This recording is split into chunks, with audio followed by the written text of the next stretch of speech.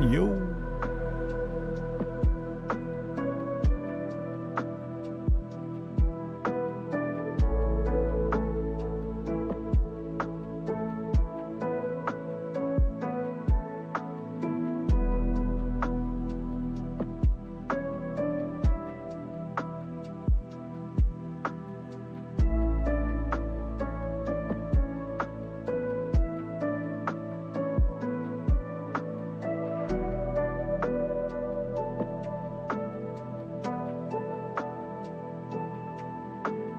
It seems much darker today. Maybe just my eyes.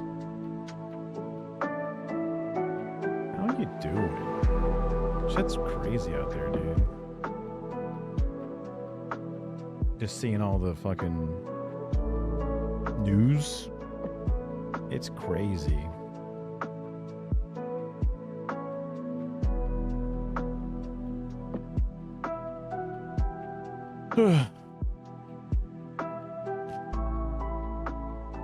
I put out a TikTok. I was watching the end of Son's stream, and he had a little section that I just thought was really good, and I was just like, "Dang, I should clip that. Dang, I should."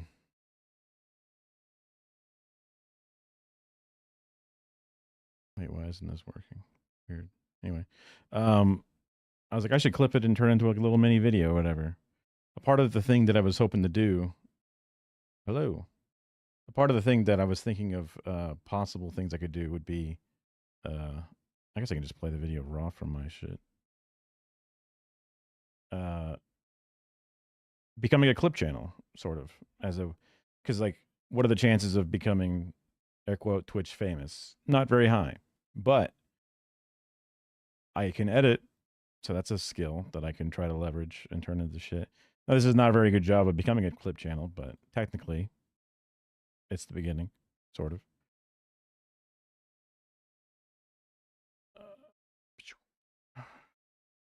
This is the biggest attack on free speech since the McCarthy era, but it also has significantly less popular consensus behind it than the Second Red Scare. It's being done on behalf of a minority faction led by the most unpopular president in modern history. Organizing against this can win. Yes, I do agree with that. That's why this is not a moment to feel discouraged or scared or fearful. The reason why they're doing this is because they're weak. If they weren't weak, they wouldn't be doing this. If they didn't recognize their powerlessness, they wouldn't be doing this. If they weren't fearful of mass discontent, they wouldn't be trying to make an example out of random fucking people. You can't cave. You can't be fearful. You can't let these guys, these bullies, these weak, cowardly little bullies, make you sit at home and worry about what comes next. Not much to it, real fast. Basically taking a 1 minute clip of a stream and then turning it into a better thing. Although I had to clip it twice because like you can download a clip pretty easily instead of a full VOD. But it was just ever so slightly longer, so I just did a second clip real fast. But just like, because it's easy to go like, fuck, man, you know, they're doing shit. They're coming after people. They're bringing the CEOs of Twitch, but not X, because they're worried that it's going to... They're bringing Gabe Newell to fucking the Senate to like talk to them about something, to be like, why are gamers killing people? Is it your platform? You know, Gabe Newell's going to sit there and go, right? It's like... But they're not going to bring Elon Musk in because they like him. So it's easy to go like, fuck, you know, go underground, go silent. But just that message there was just like, they're pushing hard because they suck and they're cowards. And if you honestly think that people won't stand up to it, if you're loud in opposition, then why the fuck are we even living here? You know what I mean? If you don't actually believe, then then it's your own fault for being here. But I do believe that there's goodness in people and that they would push against it. They're only as powerful as we let them be. The law is the law as long as you accept that it's the law, right? There's a reason why Donald Trump has not been able to even pardon some of the most, obscene criminals. Although they've pardon some obscene criminals, just not the most obscene. There's layers to how far they can push shit. So people love free speech. If they really start stamping down on it, we either gotta make an example out of it and push back, or just give up. And I'm not giving up. So I thought it was inspiring. Oh, yesterday I was A, super exhausted, and B, like my muscles, man. You don't work out for over a year, and then you do one real simple, deadlift set and a bench press by just little dumbbells, just 25-pound weight dumbbells, 3 sets of like 10 or 12, where it was, and like I guess because I was able to stretch my legs a lot, but I didn't do like crazy like chest stretches that like my chest is like incredibly like just touching it, it's like super painful. So between like fucking up my sleep schedule and then like missing a bunch of medicine, I was just zonked in that healing day, I guess. I mean, it's still sore, but I'll use that as my excuse for why I was fucking just out of whack. I could probably look at my Fitbit and see how much I slept, because I usually don't sleep that much, but I think I slept a shit ton. What else is new? Every week I have a weird rebalancing of my sleep schedule.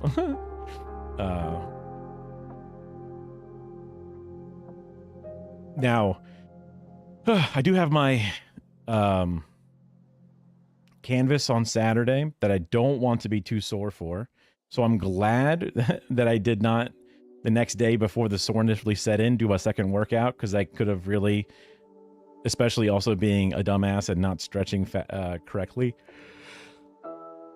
I could have fucked myself up and then made myself barely able to move. There are days where sometimes it's like I go to take a shit and I go to sit down in the toilet, and it's just incredibly difficult to even like get down to the toilet or get off the toilet, because like your legs are so like completely ruined.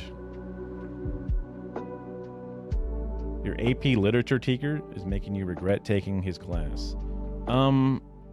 As a person who was in college and didn't read, or in high school even, and didn't read a single book, basically, I get that. Let's see, it's August, so it must be the new semester. Yeah. You must have like a big syllabus of a bunch of shit. You'll be all right. You'll get through it. I recommend actually reading the books though, because I spent the majority of my time trying to convince the teachers that I was reading the books. He's making us analyze a song called A Dance with the Devil. Oh, for some reason I was immediately thinking it was Devil Went Down to Georgia. And they'd be like, oh, cool. But like, no, it's not that. Dance with the Devil. I never heard of it.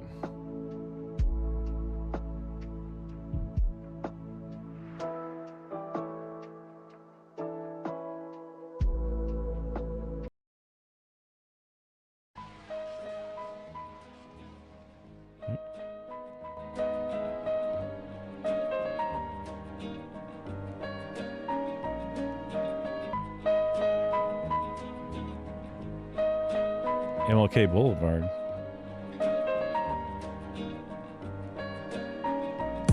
I once knew a nigga whose real name was William. His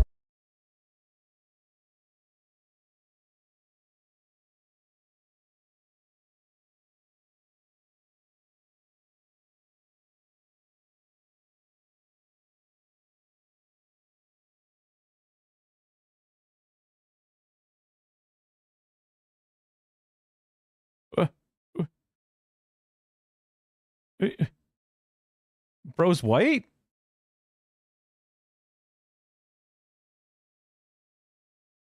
He looks white. primary concern was making a million, being the illest hustler that the world ever seen. He used to fuck movie stars and sniff coke in his dreams. A corrupted young mind at the age of 13. Okay, fair. Okay, the color grade and like lighter skin. Okay, I was just worried. I was like, like Eminem doesn't use the word. I was like, what the fuck? I was like, whoa. Nigga never had a father and his mom was a fiend. She put the pipe down, but for every year she was sober. Her son's heart simultaneously grew colder. Well, you know, it has like a yellowish grade to it. He started hanging out, selling bags in the projects, checking the young chicks looking for hit and run prospects. He was fascinated by material objects, but he understood money never brought respect. He built a reputation because he could hustle and steal, but got locked once and didn't hesitate to squeal. So criminals he chilled with didn't think he was real. You see, me and niggas like this have never been equal. I don't project my insecurities on other people. He fiended for props like addicts with pipes and needles, and so he felt he had to prove to everyone he was evil. A feeble-minded young man with infinite potential, the product of a ghetto-bred capitalistic mental. Coincidentally dropped out of school to sell weed, dancing with the devil, smoked until his eyes With weed?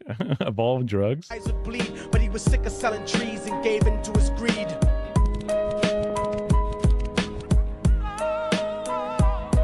Everyone trying to be trife never faced the consequences. You probably only did a month for minor offenses. I understand. I understand. Doing life if he had another chance, but then again there's always the wicked that knew in advance. Dance forever with the devil on a cold cell block, but that's what happens when you rape, murder, and sell rock. Devils used to be gods, angels that fell from the top. There's no diversity because we're burning in the melting pot.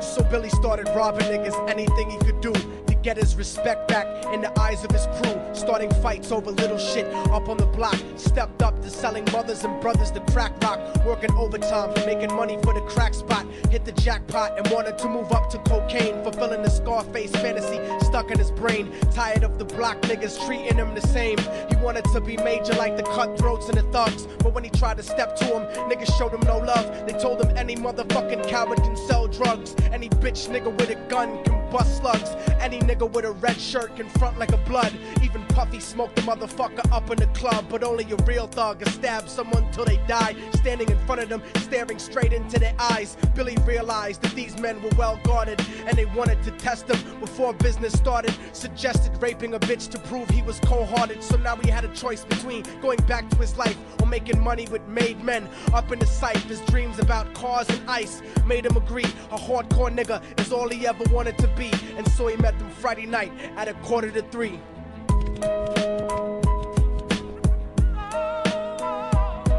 Everyone trying to be trife never faced the consequences. You probably only did a month for minor offenses. Ask a nigga doing life if he had another chance. But then again, there's always the wicked that knew in advance. Dance forever with the devil on a cold cell block. But that's what happens when you rape, murder, and sell rock. Devils used to be gods, angels that fell from the top. There's no diversity because we're burning in the melting pot.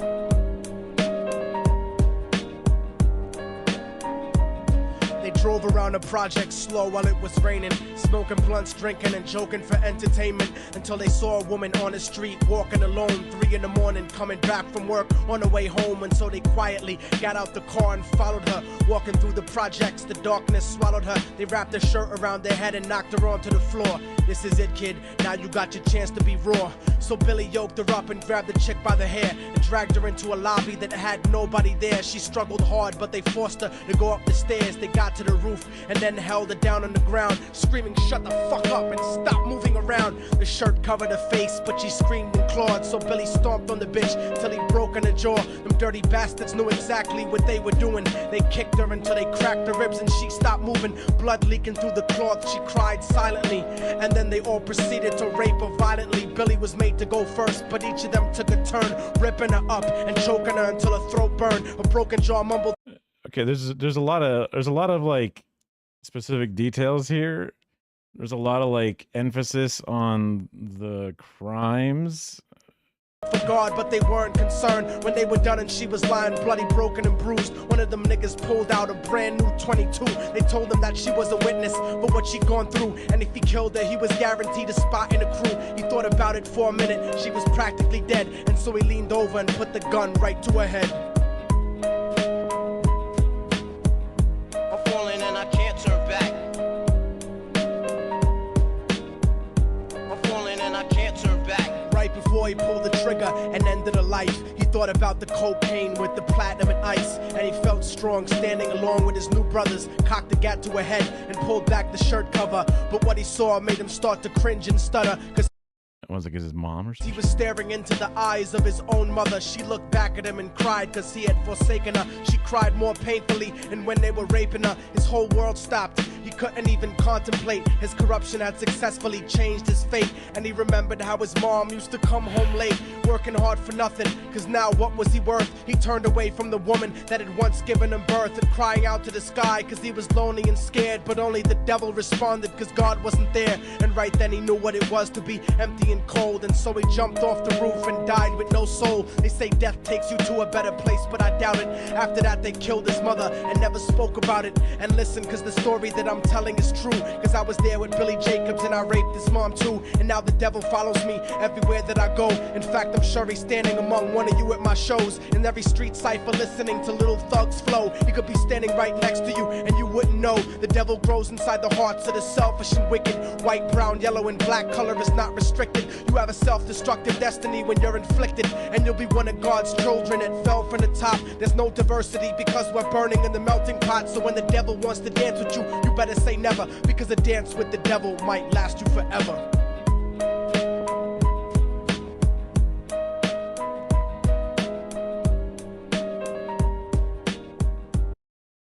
So my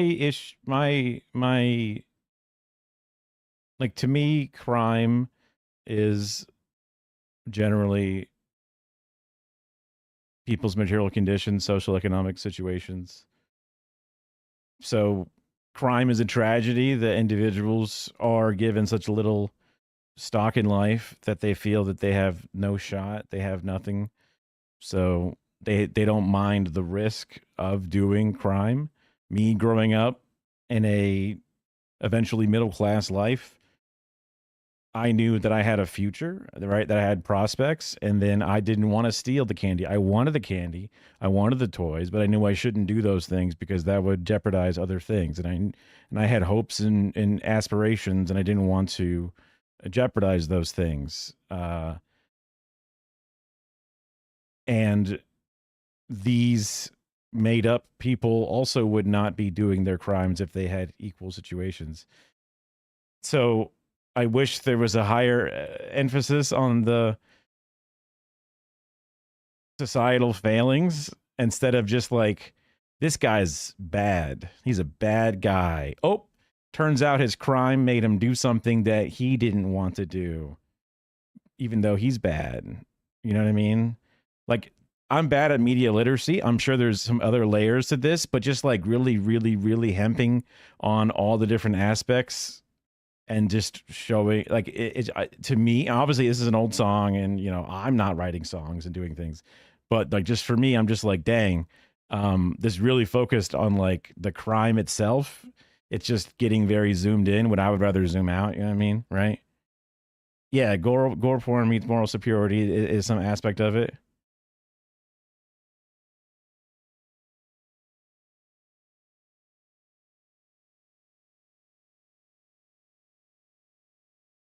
Like, I feel like,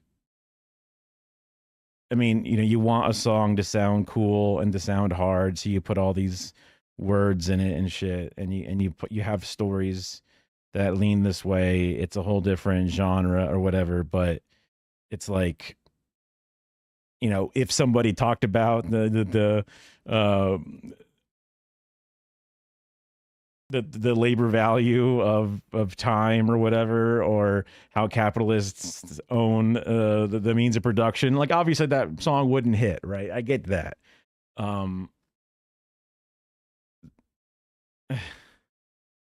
But like, going over all the bones and jaw breaking and telling her, and then everyone taking turns raping, it's just like, it's like, okay, do we need all of this? I mean, like, I guess I'm just fucking, you know, wringing my hands, but to me, putting that much of this in the song paints a negative image, and instead of having the problems of the world that had failed these individuals, it makes them seem like they're the gross people. It makes them seem like the minorities are the issue.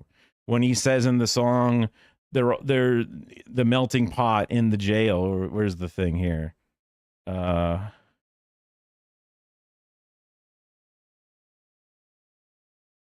No diversity because we're burning in the melting pot. Like, to me, that line should be referring to how in the jails it is not as diverse because it's the black and brown people that are put into the jails because of the over policing in those neighborhoods, right? That would be an element, you know?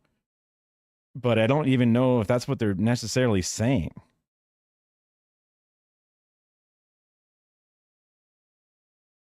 Like the burning is hell and the devil imagery.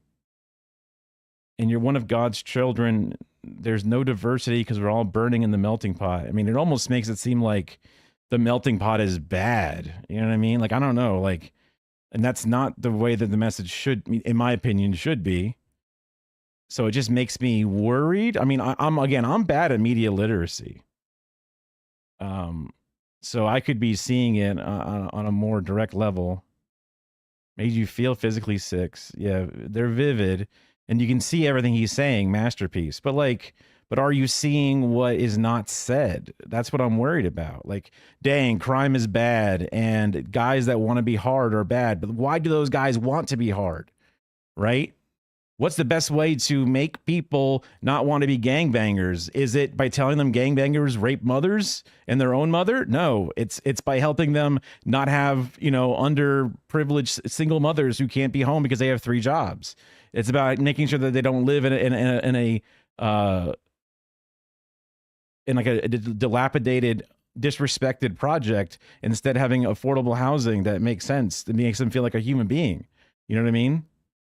That's, so to me, being like, these are animals, masterpiece. That's like, I don't appreciate that message. I feel like that makes it gets people trying to solve the problem in the wrong direction.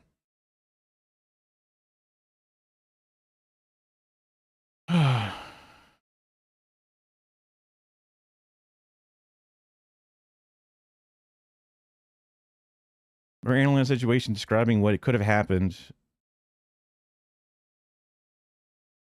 You ended up losing it all. It's more of the show is that true art at its best can come from the worst meanings. It isn't a good meaning, definitely rough listening to it, especially since we're analyzing it as we're going. I mean, I could see how people could be emotionally driven.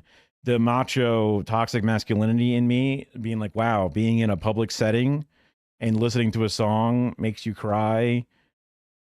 I would think that my body would try to not cry in public, right? Like that's the natural macho element to stop it.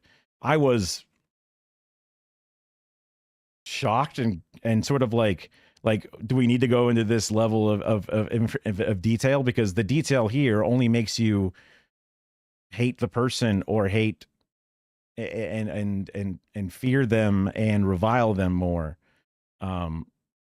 It sugarcoating, I guess, is a way of ignoring it, but it's also a way of like making sure that your baser instincts don't get distracted, right?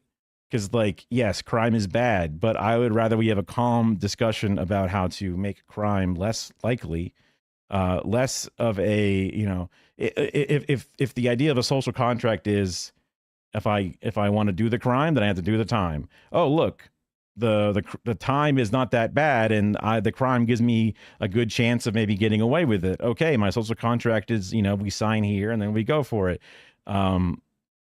You want people to be on the other side where they wouldn't want to be willing to risk it. We've tried forever to make the punishments huge so the risks get worse. But their other opportunity cost is they destroy the life they have. But when the life they have is not good, then they go, well, then really none of this matters, right? No matter how terrifying you make the punishment costs, if their current everyday status quo is also really bad, they would rather get out of this status quo.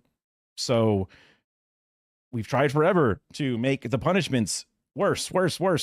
Yet we have the highest prison population, depending upon how you factor in CCOT's recent change. Yeah, AP is a high school stuff. You would think that all of our 3 strikes you're out, harshest sentences, especially for black and brown individuals over white individuals, would be the best deterrent, but it's not, and that's the issue. I have to listen to over 20 times. I mean, I've honestly, after the first time, I imagine it, diminishing returns, but still, you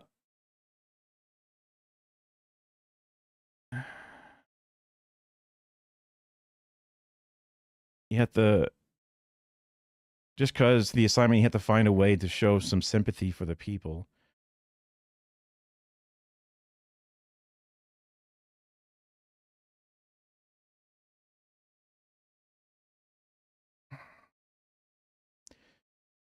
What's your vibes on the teacher? Is your teacher we gotta stop crime, I love harsh on crime individuals, I'm pro Trump going into DC with the military?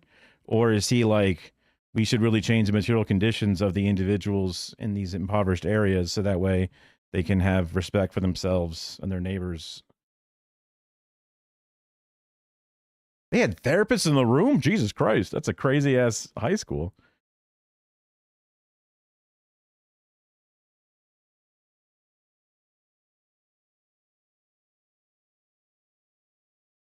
Not an appropriate topic for high school students. I don't want to infantilize high school students. Books have rape in them. Books have crime. I mean, I guess there's definitely 9th grade and 12th grade. I'm not trying to stop a teacher. I don't want to like go to a school board meeting and say rah rah rah rah rah. Trigger warnings and things obviously would have made sense for sexual violence and whatever, depending upon people's experiences. There's lots of different angles, lots of different ways to approach this specifically. I had teachers telling me the Civil War was not about slavery, right? Like, teachers are individuals, they are human beings, they are flawed. And that's just one of the unfortunate things about all life. I don't think it's expected to get through all of it without some kind of fucked up shit. Literally rah rah rah, I suppose. But you saw, maybe you haven't, but the people that go to school board meetings and yell, the Moms for Liberty style, astroturfed outrage about certain topics and things, that put a lot of pressure. So then people stop running for school board. People quit. So then they put Moms for Liberty people in there instead. It was an incredibly effective, if not expensive and divisive way to do it. But yeah.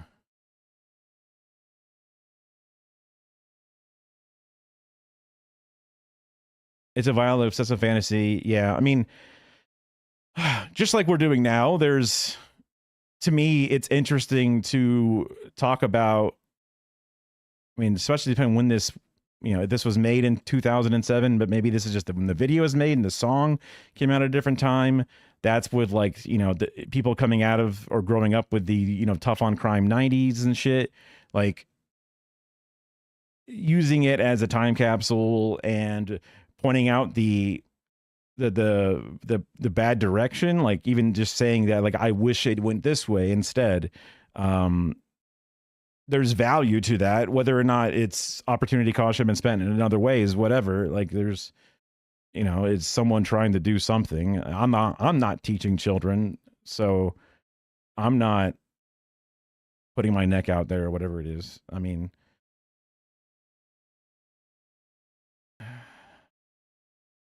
had to sign off on it.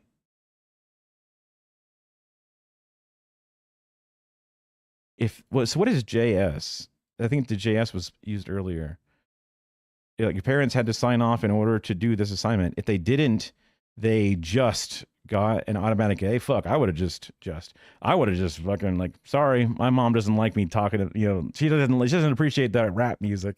Automatic A, please, thank you. So it's only 10 of you who are doing the assignment. Interesting. I mean, that you're willing to go for it. At the end of the day, this is fictional. Well, gang violence exists, right? So whether it's an anecdote or a made up anecdote, ultimately the idea is the same, right?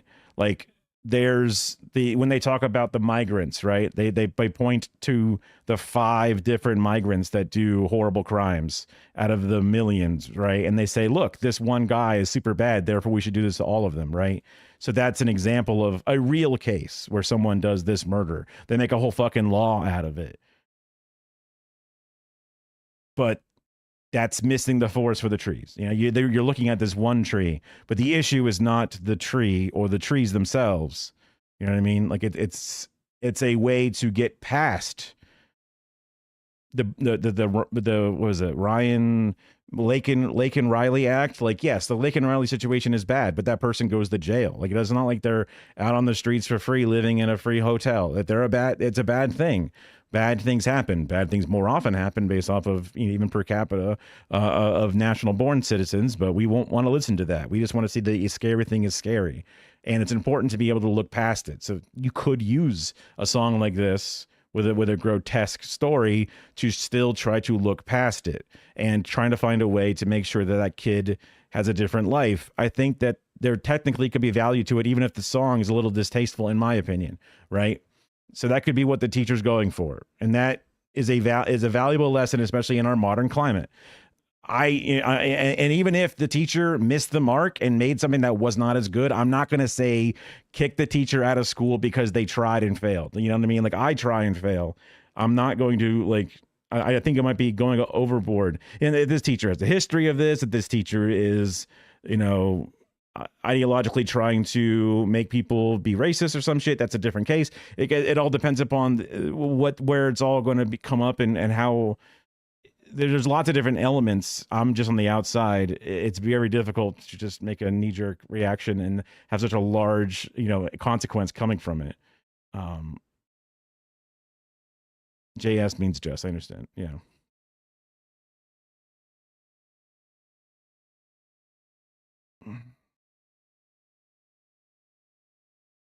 I get that, but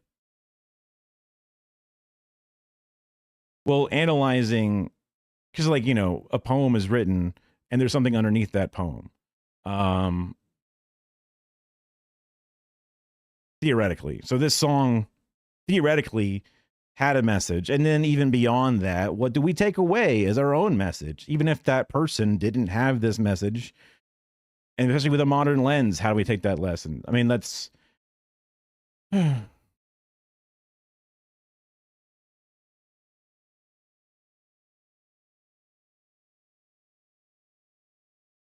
if the teacher put on a tape of gore porn and got everyone's parents to sign off on it, and there's 10 or 5 kids in the class, and they analyzed it, that would be pretty bad.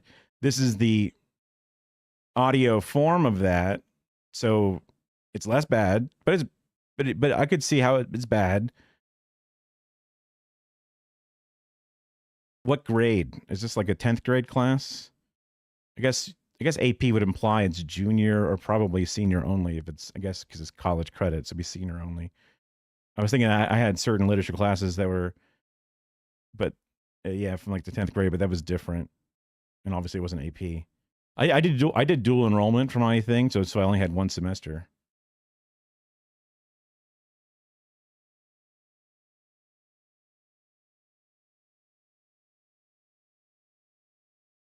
Yeah, senior class makes sense.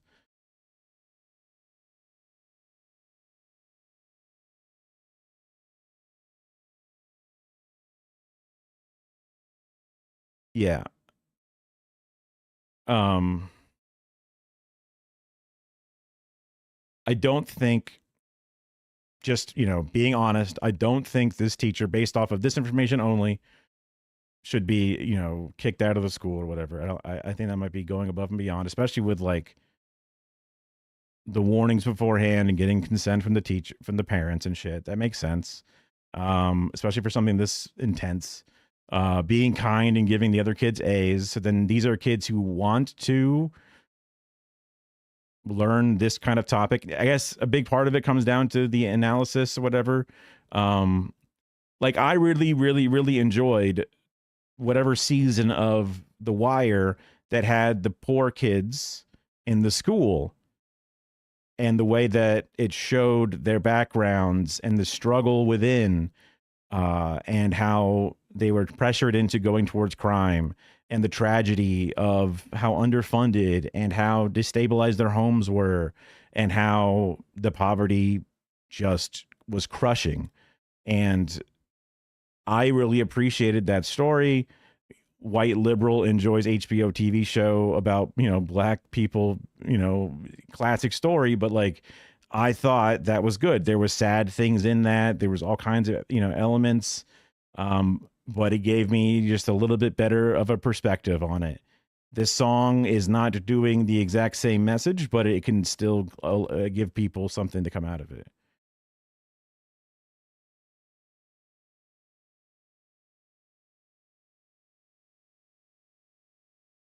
They're practically adults. They're all ready to be drafted to the war, right? You know what I mean? Theoretically. I get it. You don't like this teacher. I mean, it's not even unreasonable to feel that way, you know? But then maybe this teacher is looking themselves in the mirror and they're worried about it because they had a class full of kids crying and they're like, dang, this is something, either I cooked or I'm cooking them. You know what I mean? Like he might not, he or she, whatever, might be like, dang, this is kind of intense. Maybe I shouldn't have gone this hard. Who knows? It's a human being ultimately. Hello, Real Talk.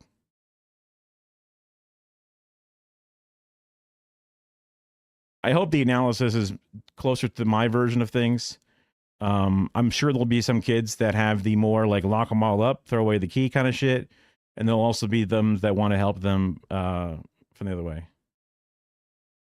Everyone's withdrawing from Eurovision.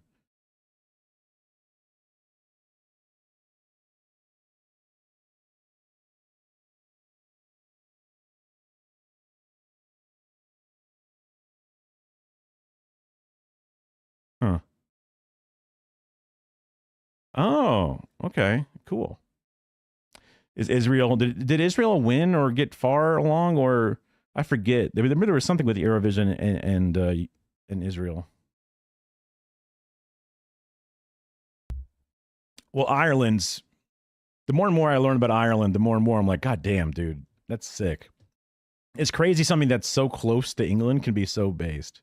It was second. Okay, got it. Yeah. The topic that we're talking about, so the real talk that we're having is kind of a gruesome inner city crime song was being analyzed by a class of high schoolers. And it's, in my opinion, a unnecessarily specific and gruesome song about becoming a rough member of a gang and then selling worse and worse drugs and then having to do bad crimes in order to get your reputation up. And then the guy ends up beating up and raping an anonymous woman. And then they find out, oops, it's my mom. And that's the end of the song. And we're discussing the needless grotesqueness of it, and then the message, and what's the takeaway you're supposed to get from it. Without a full-on genius understanding of like the Genius website that does all like the inner readings or with the author's intent behind the words, I'm worried even this song is not about like trying to help individuals and build a better social order in order to give them the the baseline of protections and goods in order to keep themselves away from crime in general. It's more like just crime is bad, kind of like words. But the analysis that the other individuals could have could be higher.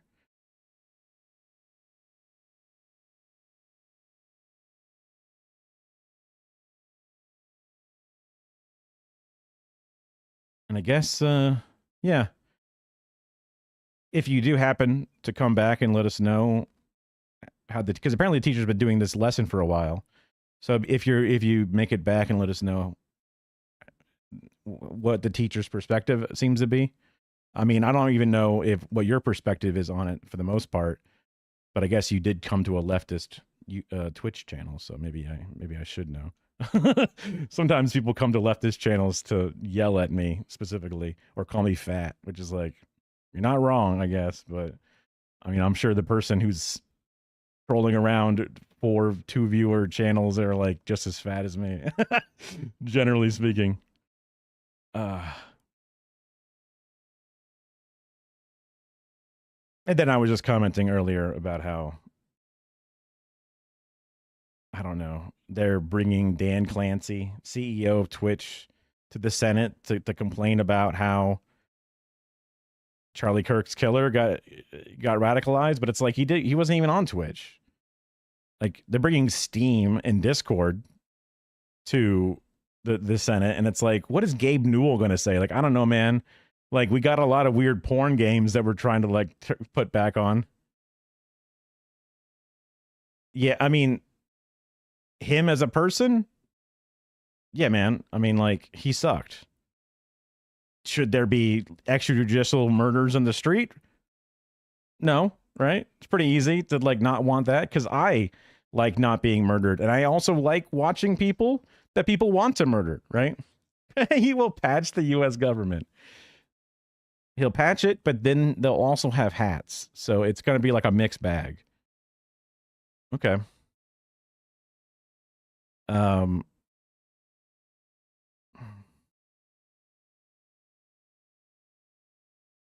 Same guy who said his daughter got SA'd. Oh, no. Yeah, I know what you're saying. Yeah. He's very pro. It's fucked up, but like one of the funnier tweets I saw was like, bro says he's pro-life, then he goes and dies. What the fuck? You know, like, it's funny, but I don't like the murder of people. I don't even like the death penalty. So like I'm a huge softie, right? If you fucking arrested Hitler, I'd be like, well, you can't kill him. Sorry, guys, I'm Batman in this situation. You know what I mean? I'm like, guys, I know, but like, just put him in jail. I'm sorry. You know what I mean? Now, it does seem that most of the time those guys don't go down. Either they kill themselves like Hitler did, or they go down in a hail of bullets, whatever. So like the chances of even getting any one of those guys arrested in the first place is kind of like rare. I guess theoretically we got, what is it? Saddam Hussein, he was arrested. Shouldn't have been killed, just like all the other things. Osama bin Laden, all those guys, I don't agree with the death penalty. But like, in a war, it's pretty easy to kill people, so. Oh my God, yeah. They're really upset about this political violence. Also, I mean, I understand the urge to say that the other side, but like they're the most, like, obviously the most political violence is from their side. Literally, our government did a study on it, and now Kash Patel has pulled it off the website, and they have people to use the Wayback Machine, and they're trying to get rid of the Wayback Machine too in their legislation. So, it's kind of full fascism in the sense of like hide the information kind of shit. And like the rhetoric of fucking right wingers is generally pretty crazy. Like a radical leftist is like, I want healthcare for all. A radical rightist is, I want to imprison and cage all black people or some shit. You know what I mean? Like maybe theoretically the most extreme leftist is like revolution now, but that's kind of a civil war, which again, theoretically is supposed to be like, once the war is over, like when you win, it's called a revolution. When you lose, it's called a civil war. But the war itself is, as long as it's handled within like the war agreement kind of shit, it's seen as like one of those, like, it's just the rules of war. And so it's not even as illegal. I don't know. I'm trying to think of like the most, because like I think of an extreme rightist, and I feel like there's plenty of examples of them, even not even the most extreme, being very violent in their rhetoric. They want to do, you know, deportations of people to places like Sikot and or to countries that never existed. Is that not violence? I mean, like, what the fuck? Yeah. Like having a police officer put handcuffs and making you put your hands behind your back is violence, right? It's a pain position. Also, like you have a daily life, you have things you do, and now you're stopped from doing it. Like that's violence. A cop stopping you for like 45 minutes to give you a speeding ticket, you know, like that's fucks up your life, fucks up your day. To me, that's well, I mean, it's probably the weakest form of violence, state violence that we have, but like impacting your fucking, you know, you got a kid waiting in soccer practice to get picked up. You got a job that you're going to be late to, you might get fired from. You got all these negative things that can then have these consequences that roll out. Ugh. So even like the most moderate of right wingers, I still see as like constantly being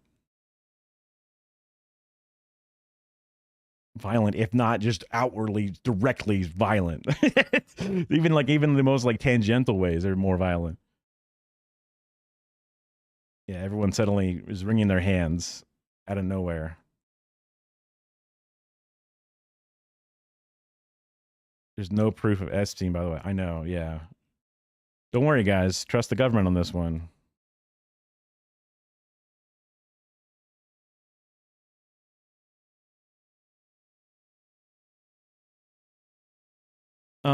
It's a tough one. I'm not. So I'm born and raised in Florida. It's weird out here. The job that I picked was a lot of young people at first, and then as I got promoted and moved along, I ended up in like an engineering department where it's like broadcast engineering, TV production. So like I worked at Home Shopping Network, QVC. You ever seen those like shows of like the fucking graphic on the side and they're selling a bunch of garbage? That's where I worked for 15 years until we just got laid off in July because they're downsizing the company. Oops, sorry guys. So when I moved to the broadcasting side, that's where I saw the most kooks. People who were like, fluoride makes you docile. They're trying to mind control you. Chemtrails are real. We never landed on the moon. We're talking to like literal satellite engineers, orbital satellite engineers that think we never land on the moon. It's almost as bad as them being flat earthers. It's not quite as bad. That would be the funniest thing if they're flat earthers and believing in satellites. But so I'm used to like doing my best to moderate my language and talk people down from extreme positions. And I wasn't always political. I was very apolitical. I just wanted to play video games with my online friends, and that's it. Right?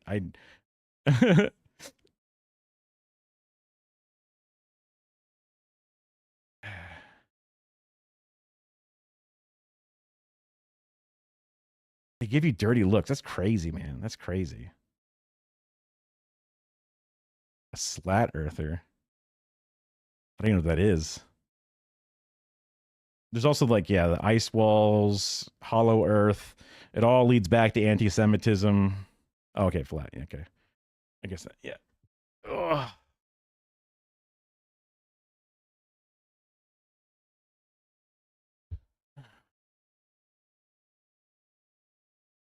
What were they afraid of? The taste, it would have too much flavor? Like what's the issue? Oh my god, this guy is a guy.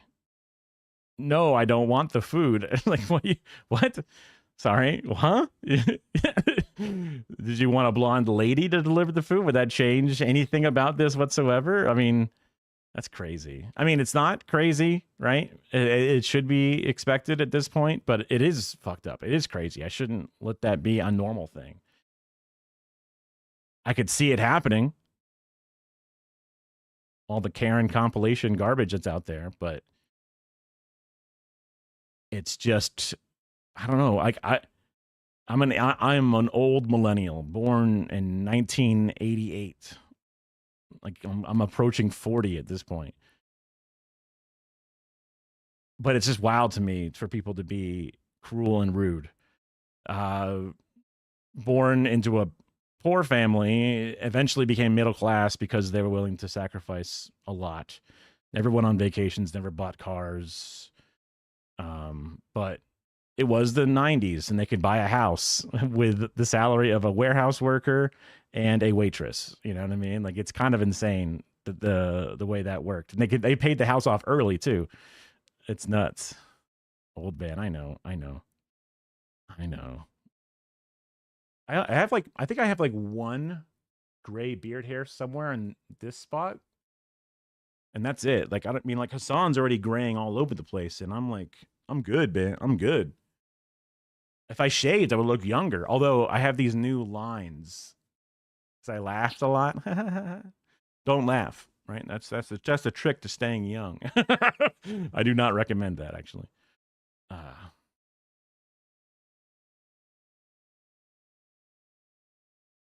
Oh, well, that person's a freak then. If they groped a hostess underage on top of that, but just groping a human being, it's insane.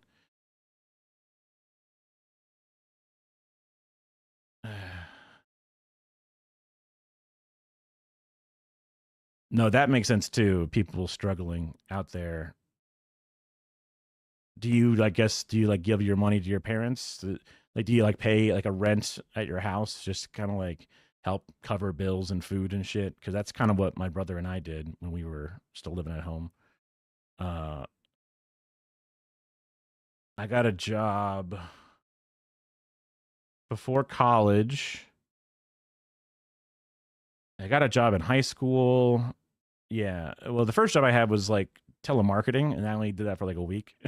Literally 1 5-day week, and then I quit before my shift on Monday because fuck that job, dude. That was terrible. And then I worked at a movie renting place, kind of like a Blockbuster, which that's not even helpful. It was technically called Movie Gallery, which used to be Red Rabbit Video before it. But yeah, I'm old. And then I ended up working at a KFC Taco Bell. I washed dishes on the college campus. And then thankfully I got an actual real job after college because I did an internship and then applied at that place. But that's my work experience. I worked at that job for 15 years out of college. Just did that and that only.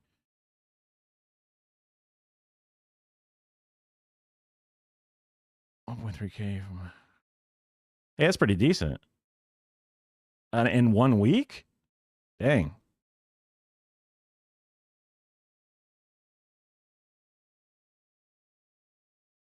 Built in 20% automatic. Beautiful. Yeah. That's good.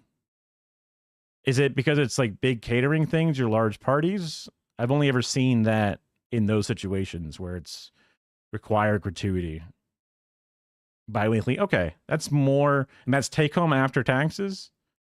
I mean, you'll get all of it back basically at the end of the year, but because you're young and not making nearly enough.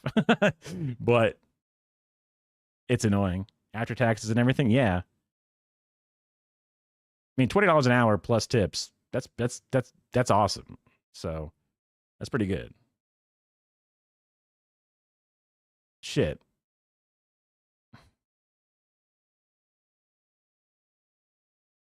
Yeah, it took a while for me to make $20 an hour.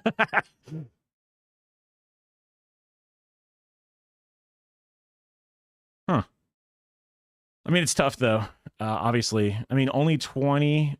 Is it full time, 40 hours a week? I mean, I don't need to get into the deep specifics. I guess it's just kind of like, dang, impressive. I'm obviously between jobs myself, using this severance as a chance to try and make a life for myself out here. So far, not so good. Okay, 45 hours is some overtime built in. Overtime you might get screwed on because I just assume restaurant work somewhere is going to fuck you. Like they've got to like yoink some of that back.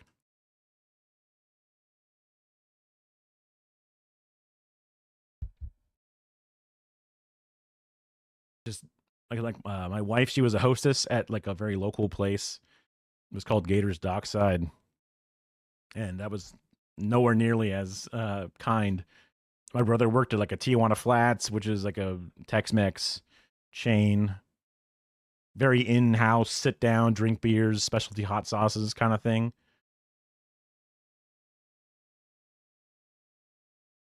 Probably. I mean, depending upon how you do, because like literally live streaming a bunch, that would be closer to like a traditional 40 hours a week job, because you have your time slot, you go as long as you can, as many days in a row as you can. It would be intermittent pay because you're waiting for the different, I guess if you have ad revenue it'd be pretty closer, but it would be like spikes and waves of people. Also, the more and more people are hard pressed out there, the less and less likely they're willing to like donate to their favorite streamer. That makes sense. So the more a recession happens, the harder it is for people out there, kind of like digital begging, like shaking their cans out there, like, hey guys, if you want this content to continue. But then if you're doing other side stuff like video editing, making fan channels, trying to get ad revenue that way and shit like that, then that would be probably better off used as a side part-time thing, because you wait for the content to come in, you do your work, your labor to it, you ship it out, and that wouldn't be something that you can probably put 40 hours into, depending upon what it is.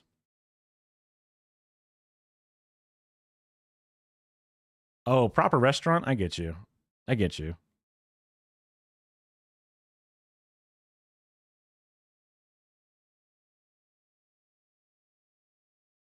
Only 4 classes out of school by noon. That's pretty cool.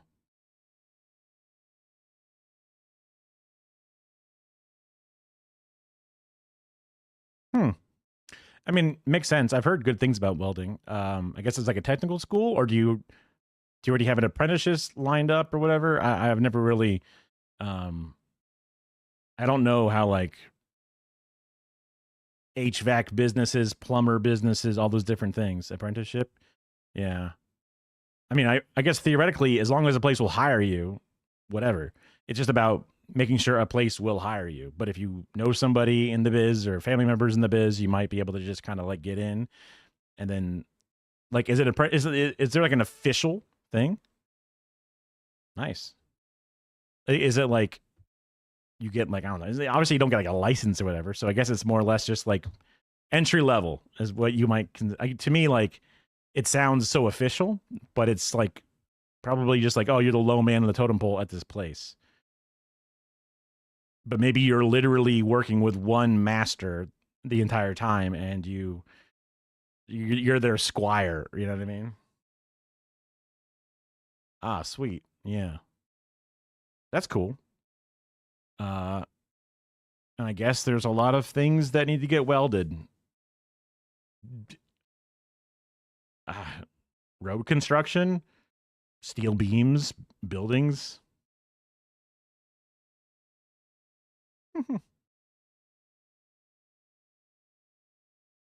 Cousins, aunts, that shit's all weird. So it there's ways that works out. Some, one older sibling had kids early, and then many other siblings in that same family, and then the youngest then has kids late. Then all of a sudden, those cousins are far apart in age. You know what I mean? Like I could see that happening naturally without it even being ridiculous. But there could also be other circumstances mixed in. My mother's family had like 8 children or some shit. So the oldest versus the youngest, depending on how they did things, cousins can be very wildly in age. I have cousins that are younger than me and older than me.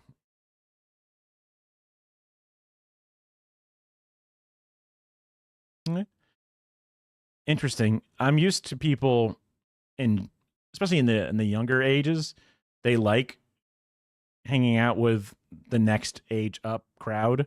Like even down to toy commercials, kids will want to play with toys they see older kids playing with because they make them feel more connected. And then like middle schoolers want to party with the high schoolers want to party with the college kids. I guess 25 is just past college. They seem like they're just kind of like disconnected. How do they go smoke with my friends? Dang. Hopefully you're not addicted to smoking. Maybe like weed smoking, but even then, it's not good for you. I would try, I guess all the way it's illegal for you because of your age. Oh, I think theoretically this channel is supposed to be for 18-year-olds. Whatever. That's fine. Hey, bud. Fellow bud. How are we? We're doing okay. We're just having some weird little impromptu conversations, but staying strong. Like this weekend, I got my canvas. My body is slowly healing from that one workout I did because I did not stretch well enough. Should try to spend $0 a month. But I mean, you get your kicks where you get your kicks, but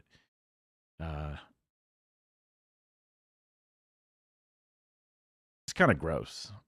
Like legit cigarettes. I felt like cigarettes were like, and do you mean vape or do you mean like legit cigarettes? Just because, oh my God. Wow. I guess that to me, that's rare based off of the fact that smoking had gone down quite a bit, but then vaping went up. Okay. Okay. Interesting. You guys still say like, I'm going to go smoke. Because I guess saying I'm going to go vape sounds dumb.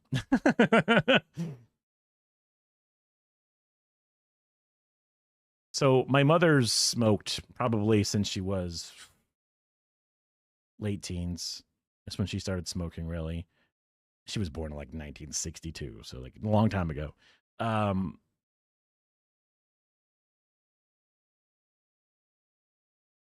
Okay.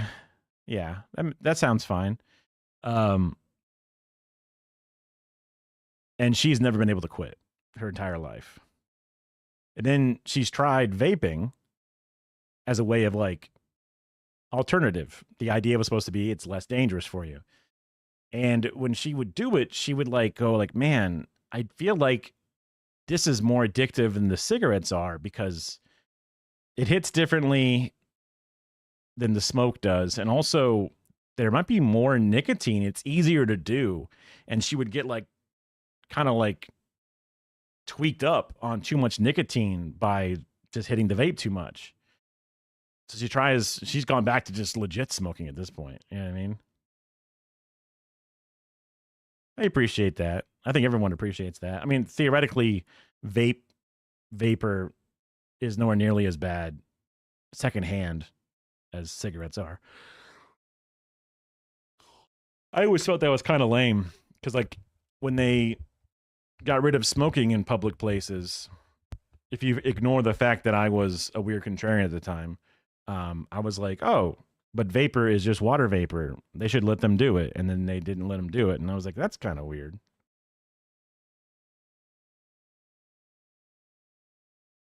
Why are they buying them from the black market? Do they just not have cigarettes out there?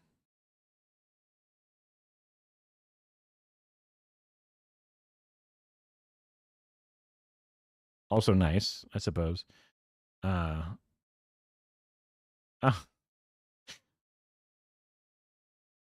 I guess it's a high tax, but like the black market would be like, all right, if you want it from me, it's going to cost, looks over at the price, 5% less. Like it's, you know what I mean? It's like, how much cheaper could they sell it because they have the easy price right there to work with.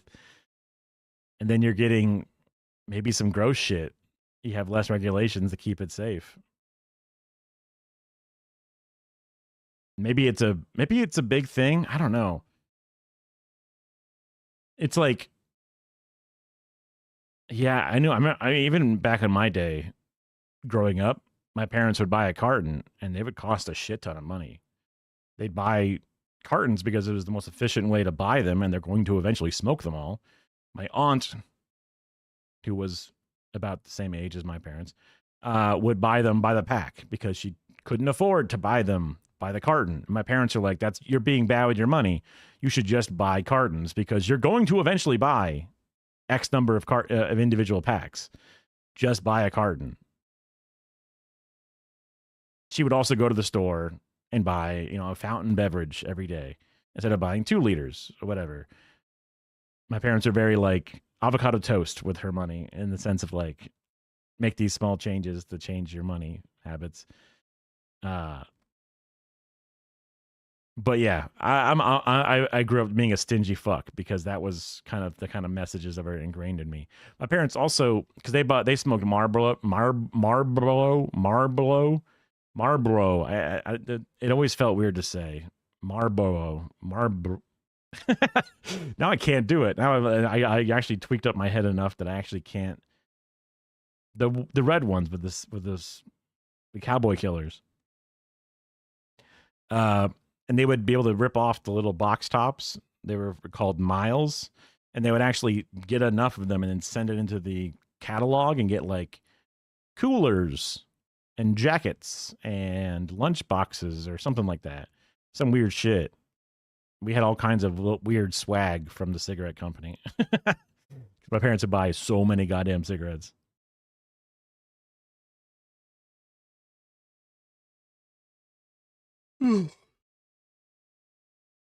Yeah. I mean, this is the 90s, so nothing was clean. Everything was intense.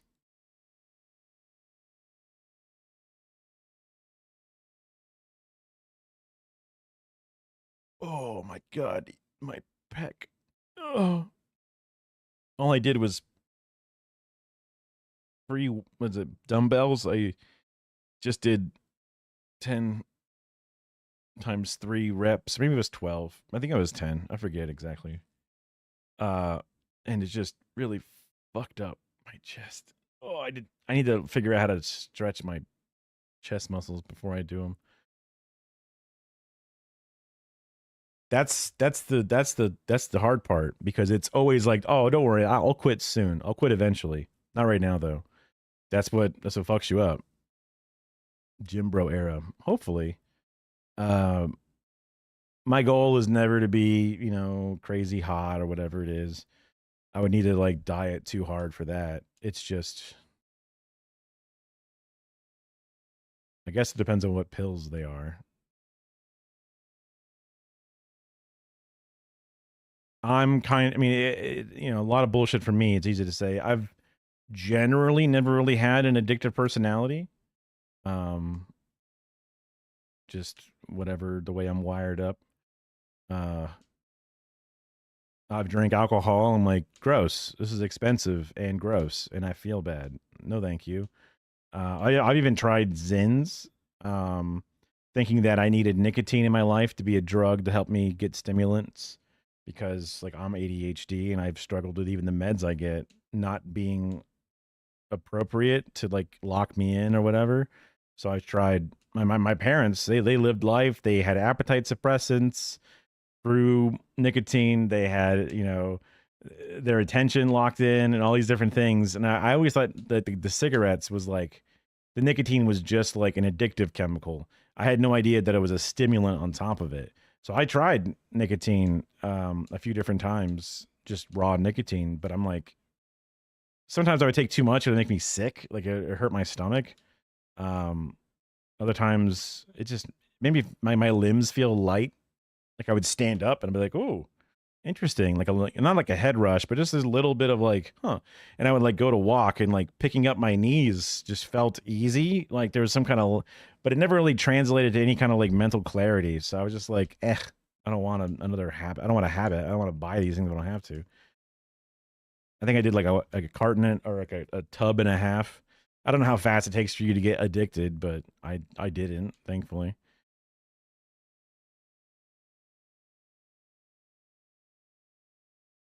You can never encourage someone to do anything that you've done.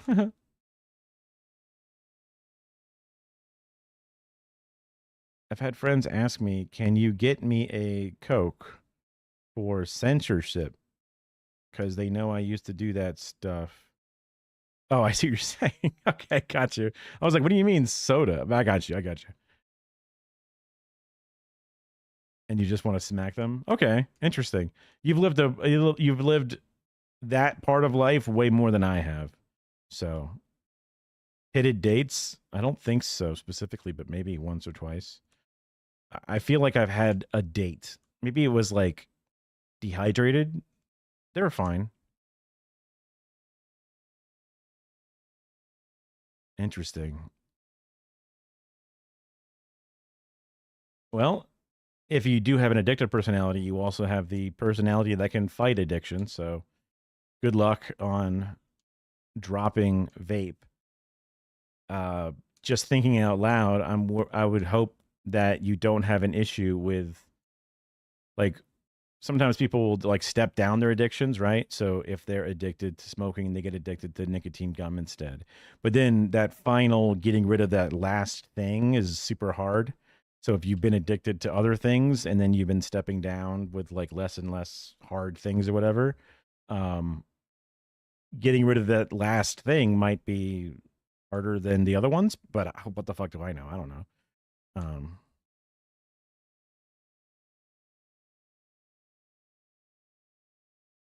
Dang, that's a lot of soda.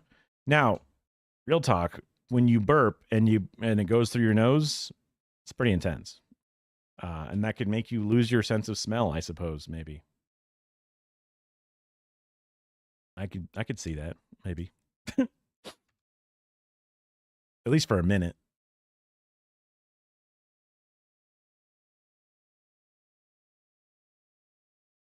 17? That's crazy, man.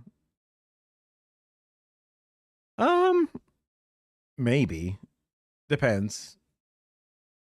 There might be one of those things where you can balance it out over time.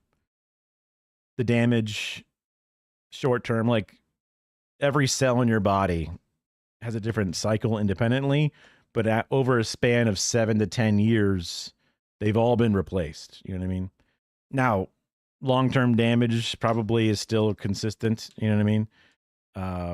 If you have cirrhosis of the liver, you can't just wait 7 years and all of a sudden you're good to go. So like, it's kind of it's probably out of pocket to believe that could like. But some people, like fucking Rasputin or whatever, probably did an insane amount of drugs and was literally killed and poisoned and drowned and shit. And that motherfucker just kept living. So, but I get what you're saying, right? Lived a hard life, taking years off your life. I get what you're saying. I don't know why I'm like debating you on how fast you're going to die. You're probably right. Sorry, bro. Ooh, I'm on. I didn't start like SSRIs and stuff until much later, but I'm a big fan. They've helped me out a bunch. I had a lot of anger issues. Um, and it's funny because I'm pretty sure most of my anger issues came from my father in the sense of like monkey see, monkey do. I watched my dad pop off with anger, and then I popped off with anger. One of the things that kind of like really made me go, "What really?" was learn that people who are deaf from birth don't make a sound when they sneeze because we all learn socially what sounds we end up making, whether it was from your friends or your parents. Usually, it's your parents. And it's possible to just sneeze without really making much of a sound or a big ah choo. Like it's, you know, when some people have a really loud one, some people have a really weird cute one. It's all just stuff that they've learned. And it's kind of like, wow.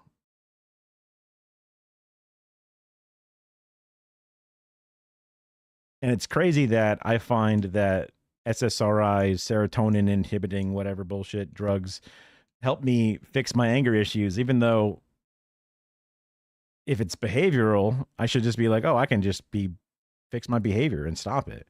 So maybe there's a bit of like nature nurture, I don't know, or like I built my fucking frustration glands in a way like when I was building my brain as a kid, and that's when I was like taught that. I don't know, man. Like it's a very complicated organ, the brain. So the fact that I'm better off with him, I'm not complaining.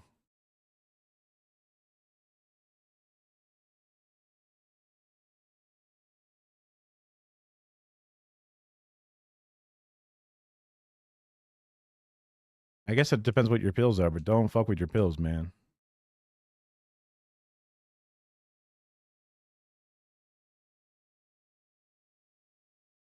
I love Skittles though.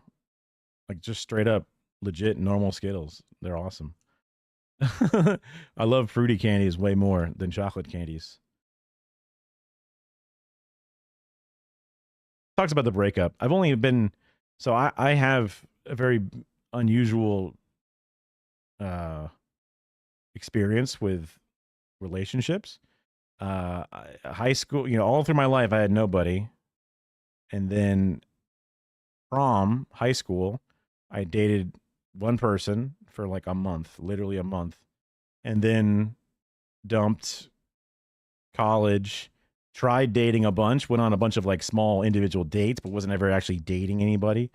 Um, and then I met my eventual wife at the KFC Taco Bell where we worked, and we dated for 10 years, lived together for a bunch of it, and been married since I guess 2019, but we've been together for fucking forever. So like I've only had one dump before. I've been dumped once before. I never dumped anybody in my life.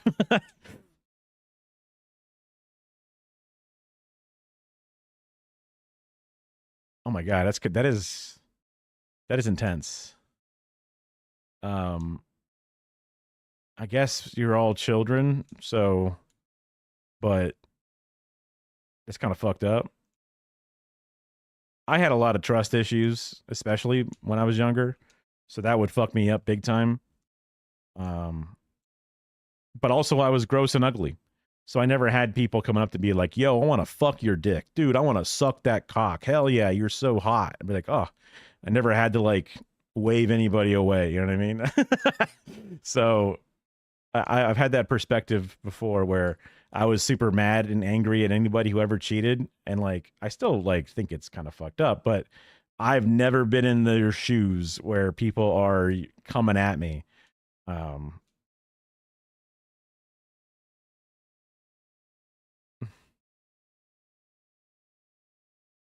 Yeah, it's been a while.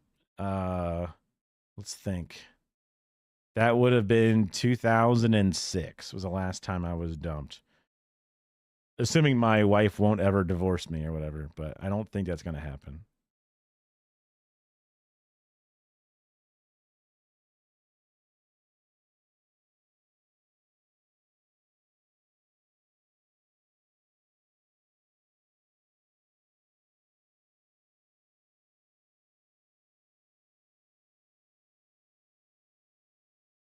She wants to end up with you in the end, but even forever takes a break. Interesting. I mean, you're like teenagers, so tough to say.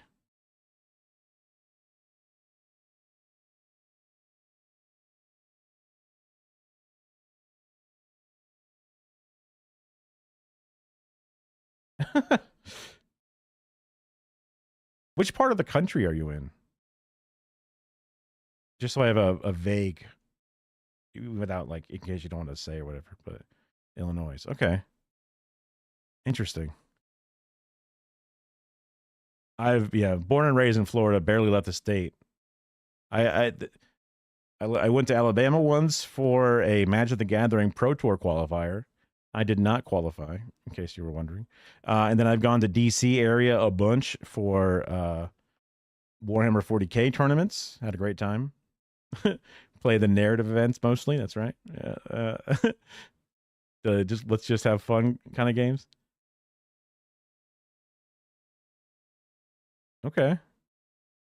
I mean, Mexican Americans in California, classic.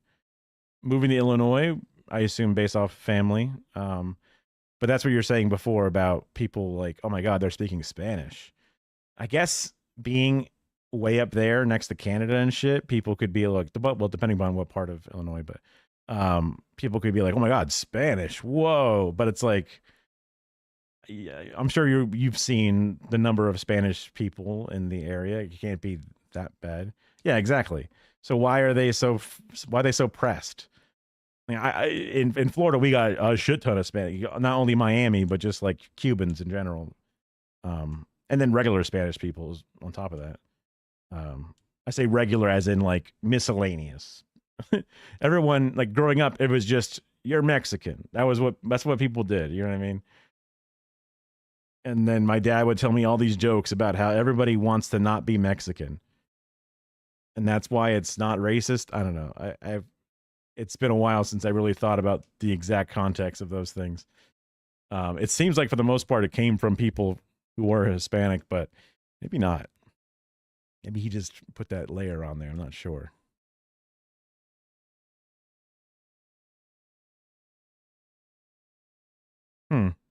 Yeah, I mean, just thinking about, you were saying like testosterone, anger, and other shit made you go nuts.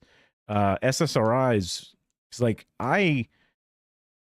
no one knows how much sex drive is too much sex drive or not enough sex drive.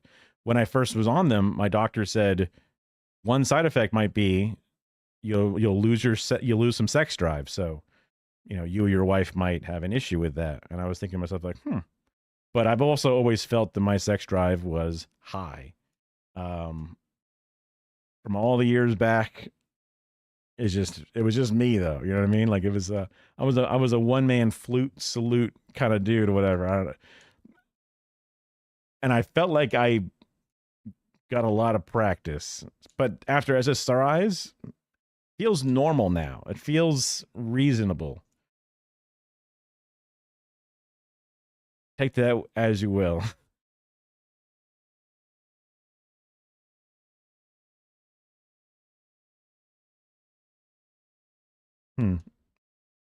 I mean, I think that's the classic live in a minority area, but then work in the white areas is like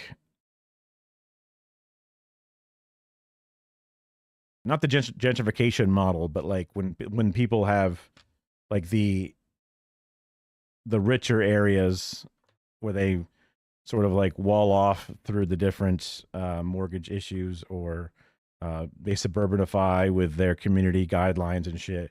But then they need people to like work at the jobs and the services. Then people from other areas come in, and you know what I mean? Like that's the gerrymandering of class in a sense.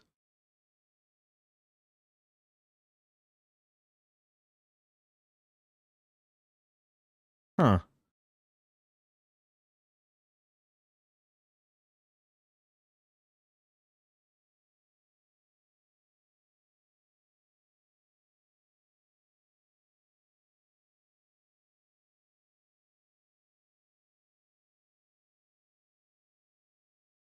I see. Yeah. I mean, crazy that the English you learned was also the English that they didn't want to hear. You know what I mean?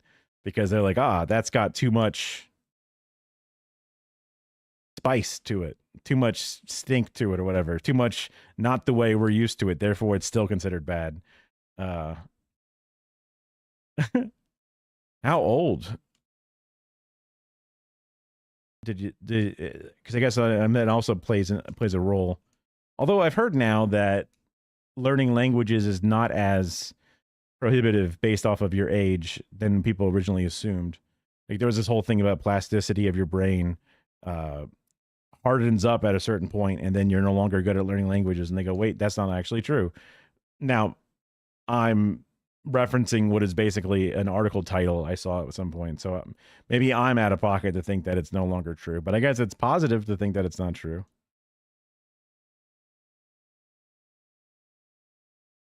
Yeah, I mean, I was thinking to myself like, I was thinking like Hispanics and the N word, and like I was like, well, I know it's not for me. but there is sometimes when I like you see like a TikTok or something, you're like, huh? Yeah, it's like, whoa, wait a minute. Is that a is that is that person Puerto Rican? Wait, hold on. Can they do they? Well, it's not for me to say, I guess, but I'm just like, ooh, I'd be careful with that. I would just err on the side of caution. Like um I mean, even like when there's like the famous white dudes that grow up in like the areas, and I'm just like, as an outsider, I'm like, ooh. Maybe their whole community is chill as fuck with it, and they've got bigger fish to fry when it comes to problems. But I'm like, uh, uh, yeah, I could definitely. I mean, it depends upon the individual, right? Uh, Certain towns, no matter what.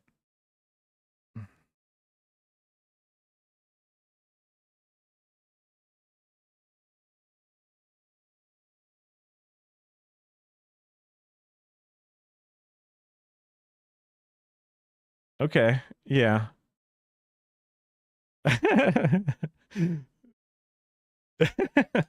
That's crazy. That's crazy. I mean, yeah. And I don't think that you're doing it in a negative way or whatever it is, right? Like, based off everything we're talking about, it's just one of those things. You're in the community and you raise that, totally reasonable. It's just, woo, outside perspective, right? You're gonna turn some necks, like when they hear that.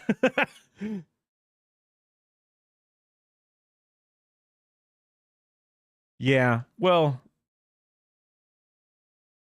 interesting topic to think about. Uh,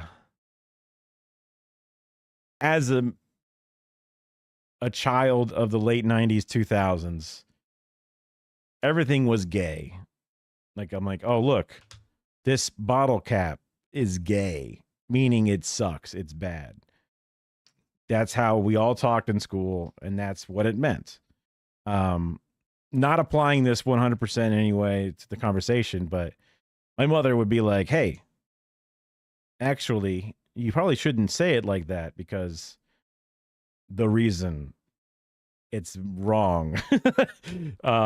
You're hurting people with that. And I'm like, no, no, no, I mean it this way. So it's fine. There was even a South Park episode, bundles of sticks and stuff. I'm pretty sure if I ever used the F slur, whatever, it would have been pretty derogatory. Maybe mildly like a Louis C.K. bit style where it's just kind of whatever, but still, great example of an even more intense version of it. And it took a while, but eventually I realized, oh yeah, using gay as a pejorative is just kind of like it's not good, and like it doesn't matter how I phrase it. If another person, if I'm communicating with my words to another person and they end up feeling negatively impacted, and that's not my goal, I should know that now and just stop doing it.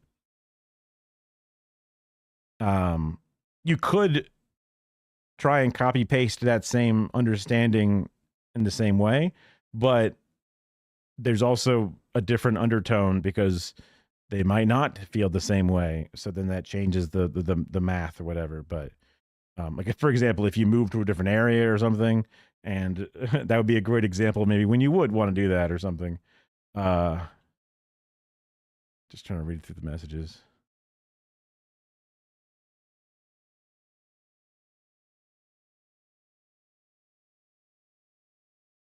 The word you learned, yeah. And but I just learned to say gay if I'm.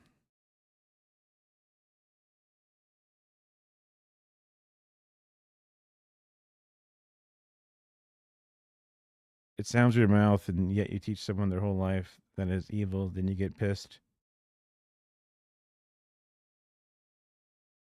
Which word is it? I still don't like how I feel about that word. Is it like it sounds with your mouth, and yet you teach someone their whole life that it's evil. Then you get pissed when they react to others saying it casually. You don't understand society. I don't know what you mean by that. it sounds with your mouth, and yet you teach someone their whole life that it is, quote, evil. Then you get pissed when they react to others saying it casually. So you're saying that the person who claims it's evil is wrong because some people say it casually? Because it's that, because you make it like it's just sounds with your mouth, which is, though, well, it's, I guess I'm adding in the just, but that's the implication, the way I read it. Because while it is sounds with your mouth, there is more to it than sounds. So it is not just sounds with your mouth, because that's also the way that all human communication works, is sounds with your mouth. You know what I mean? So it's not just sounds with your mouth. And the evil is chattel slavery, if we're talking about the N-word. And then you get pissed when they react to others saying it. I don't understand society. Well, chattel slavery sucks. That's the society understanding you need to know about that. I'm not sure why that's a question. Only a handful of people you know really know how you speak. I'll talk based on where I am. Sure, totally code switching. I would hang around a few different cliques in high school or college. But I would speak very differently around my, core family. And also I speak very differently around my extended family, like grandparents, right? Very normal.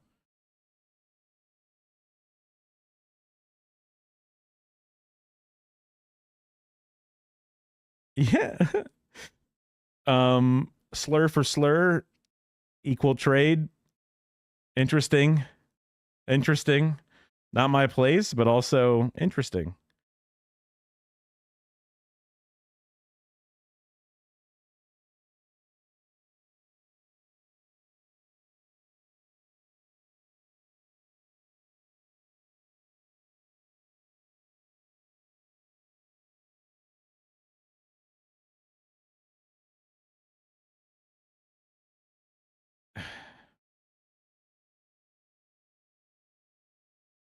I'm sure you're aware of the disparity of society and race, and the way that certain races have been subjugated and held back, right? And how those continue to this day.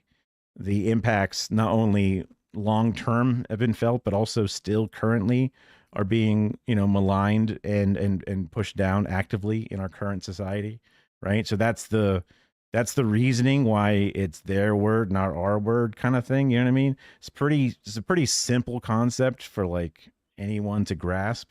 To pretend that, wait, you can say it but not me, that doesn't seem fair. That's racist. Like, you're completely pushing aside the other side of every bit of it. That seems very, very disingenuous, bad faith. Like, what the fuck?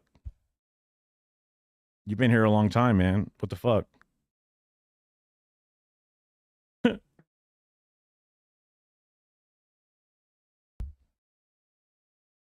It's not that complicated. And it's not that complicated, pretending that it's different.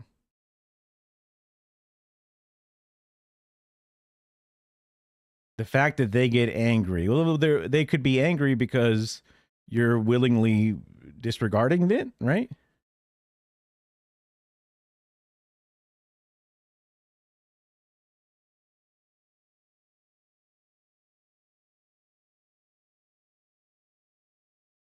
Sure.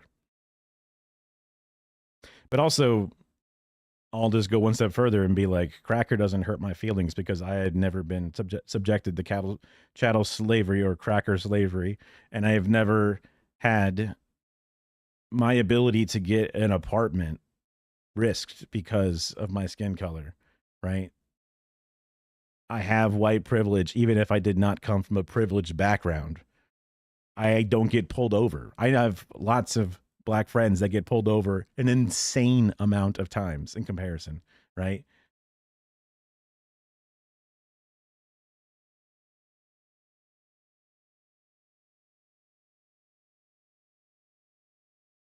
I'm not comfortable around it. But saying that you get uncomfortable around black people using it in their own group, and you get like noticeably upset at them for using the word. It's almost like you're like jealous that you can't use the word, and then you're getting mad at them or some shit, and like it's completely out of place. Like the one element of black privilege is using that historic word. That's like the one piece of privilege, and like you get up now, you're mad about it, and it's like that's kind of like out of pocket. You know what I mean? Hello.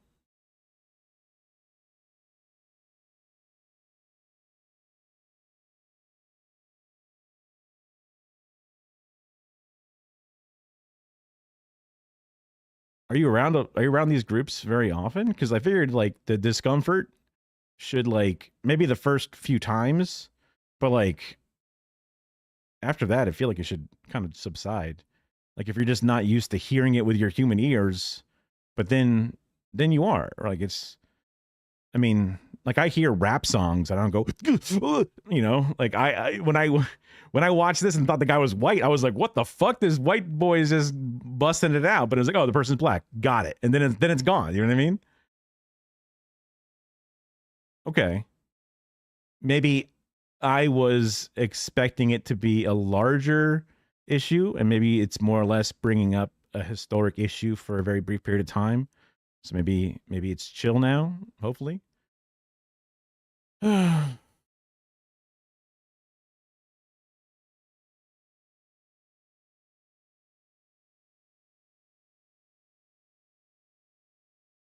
with well, I guess hard R and soft A or whatever can be used in different contexts, even in a friendly manner, among the specific community we're talking about.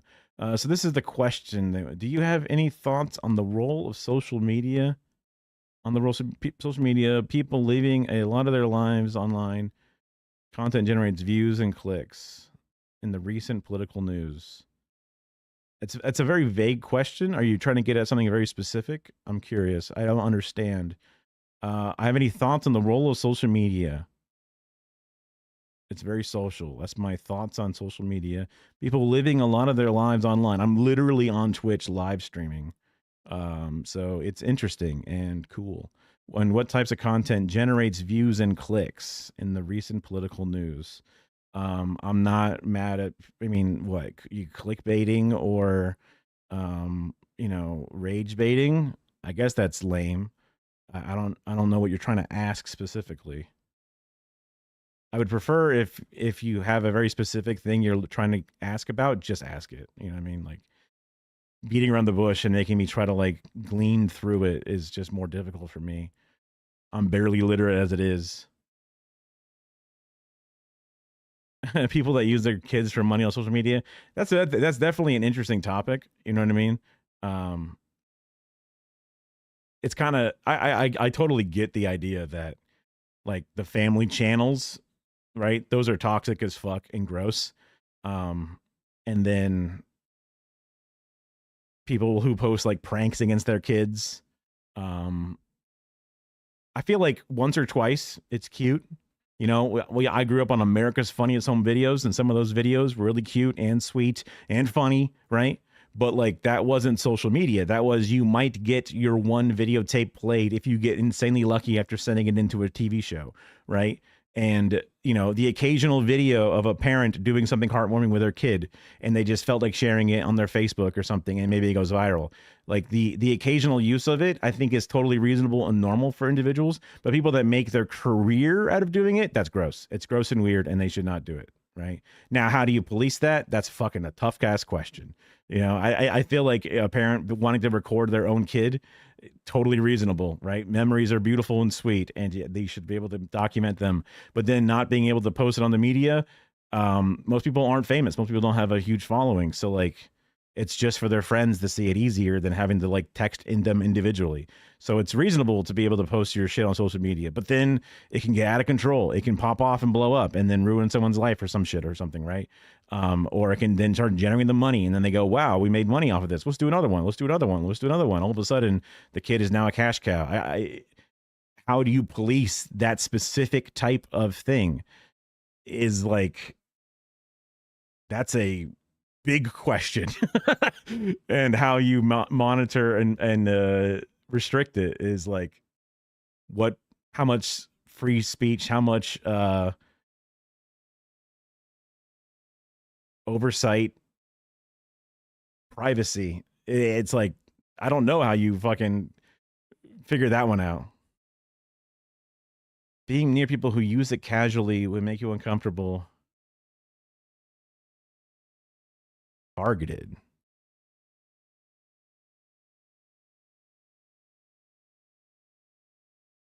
Safety. Again, I'm not liking your choice of words here. You said that it didn't take long, not as often anymore. So why is this still an issue? And also, what do you mean safety and being targeted? Those are words that have some implications that I am feeling that's kind of gross.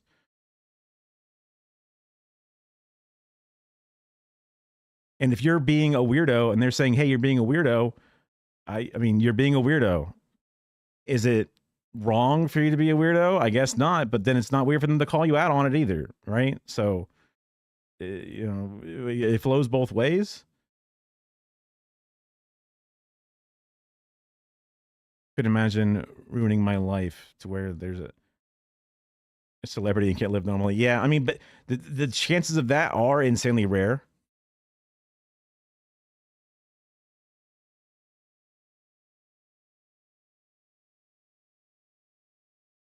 Yeah, the main draw. I mean, but how do you define when a channel is a main draw? I mean, even a channel existing at all, I guess, would be one of the places. If there's a monetization element, right? That could be, because it's not like you get monetized after your first family video. And even if you go viral off of the video, you don't get monetized off of it. So it's like that kind of protects people from that situation where like they just shared it on the Facebook and then it happened to just pop off out of nowhere.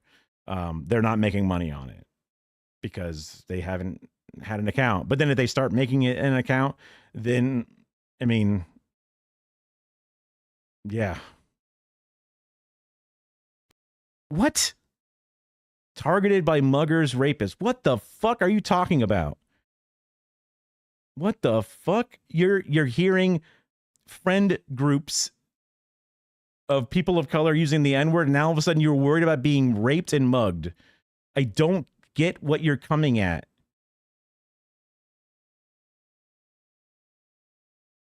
What the fuck are you saying? You're saying that groups of black people are rapists and muggers? Like, that's, you understand that's what you're trying to say, right? That's insane.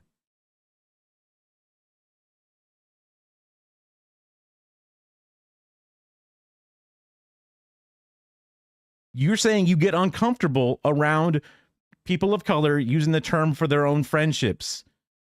And then you're worried that you're going to become a target as you're around those friend groups. You're being a target now for rapists and muggers. If you're at school and a friend pod walks by and you make a weird face while they say a word and you get made fun of for making that face, where are the rapists and muggers? Where the fuck is that coming from, dog? What the fuck? What are you talking about? Yeah, Ryan's toy review is gross. I don't know what Ryan's doing, but like, I feel like there's never been an example of like childhood acting that generally ends well. Like maybe it's like if they happen to have like their career just died off before it got too intense, and then they kind of were like, hey, you know, it's fine. I was in a Honey, I Shrunk the Kids and never really got any other roles after that, and then it's fine. But like all the other ones, especially because like also prior to like Me Too by many decades, the industry is gross and fucked up, and having kids involved in that same industry is also very gross and fucked up. The ignorance of the families that feel like they got a 1 in a million shot, I don't necessarily think that they're out of line to try it. I, as a child, wished that I was in the prequels of the Star Wars movies because I wanted to be an actor when I was around the same age. So if I had a random chance, my parents probably would have tried me as well. But Obviously, we never even got anywhere. We never even did an acting class. Like, you know, not had no shot in hell. But yeah, it's insane. He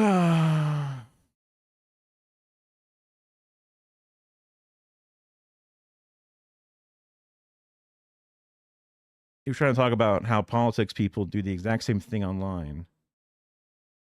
Cause a lot of modern political issues. You're replying to the Ryan thing. I thought you were replying to me. Oh, sorry. I think I missed one of your messages. I think the current political environment is so diverse, extreme, and team sports. I mean, that's how politics has always been team sports. Divisive feels more divisive because of social media and extreme, but that's just because, you know, I guess like algorithms maybe a little bit, but I would say not quite as extreme as you might, you know, historically it's been pretty similar, I would say, than more than what you think. The rapists and muggers and murderers target people who seem like they're scared. So what, you hear the N-word once and then you're scared, you have a scared face locked on, and then all of a sudden you're teleported into a dark alley middle of the night? Like, how does that make sense? What are you talking about?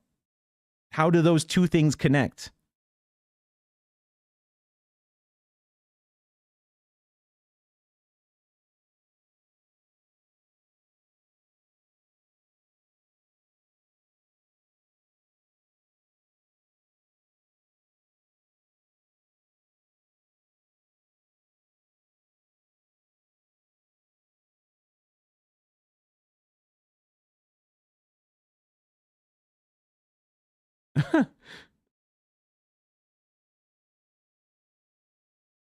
I got through school never getting, I've gone through life never being in a fight my entire life. De-escalation master.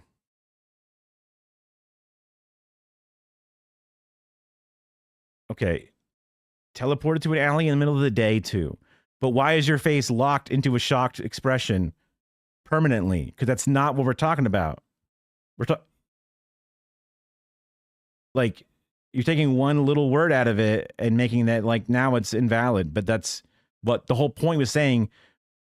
You were hearing this in a friendship walking by in school, and now you're worried about being raped and mugged on the street, which I see how those two things connect.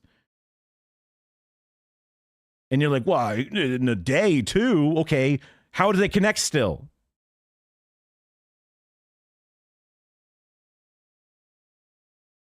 Ridiculous.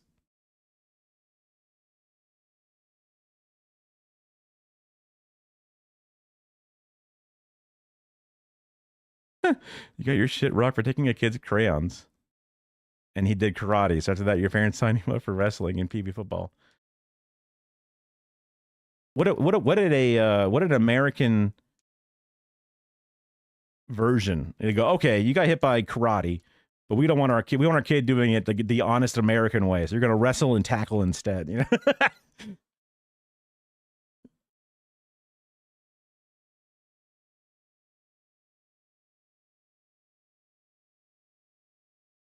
I mean, do you enjoy sports?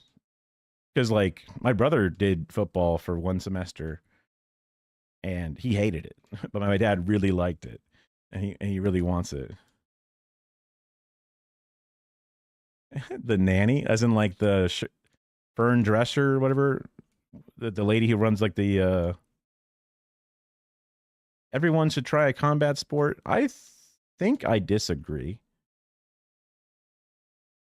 Because CTE, and also I don't know. I guess as a guy who's never been into combat in his entire life, I'm like, no thanks. So now everyone is invalidated because no thanks. But you know what? People should be willing to be able to attempt it. So I mostly agree, I suppose. I'll take the hyperbole out of your statement for you because I don't think you were meaning that directive.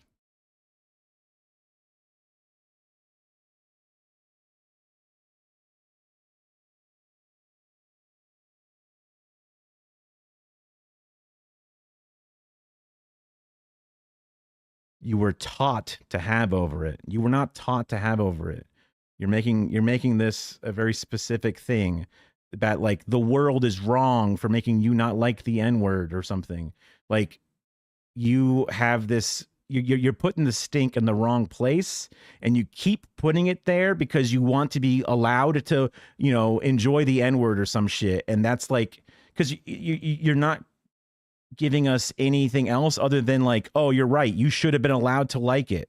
I don't know what the fuck you is your, you know, solution to this problem, but you're so mad society told you you have to not like it, but then you don't like it when the people who are supposed to use it, so now you wish you could be mad and make them stop using it too. And it's just like you're just kind of like saying a bunch of nonsense because you have a thing with the N-word, and it's like that's not a good thing to have.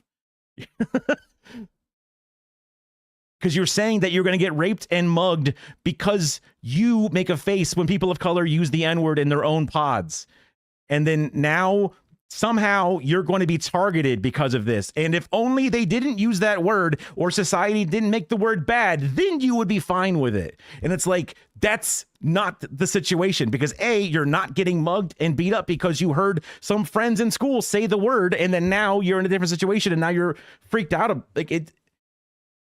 That's not the problem that's happening, and that's not the solution to anything that's happening. You're mad at society for saying the N-word's bad. Then you have a fucked up view on society. Like, what the hell?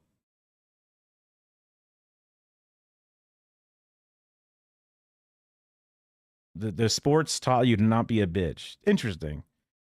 I'm definitely a bit of a bitch, but I try not to be a bitch physically, but interesting to have some appreciation, some discipline, and some physical resilience, right? You know what I mean? You can box without sparring. True. I mean, I guess that'd be more of like a hobby exercise than a combat sport, but true. Yeah, I see what you're saying.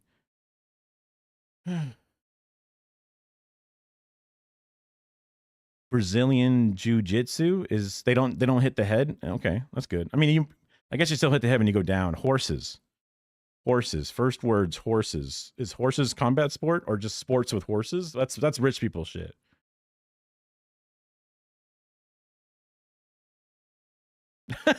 Everyone should try combat sport and mushrooms. I'm also Joe Rogan. That's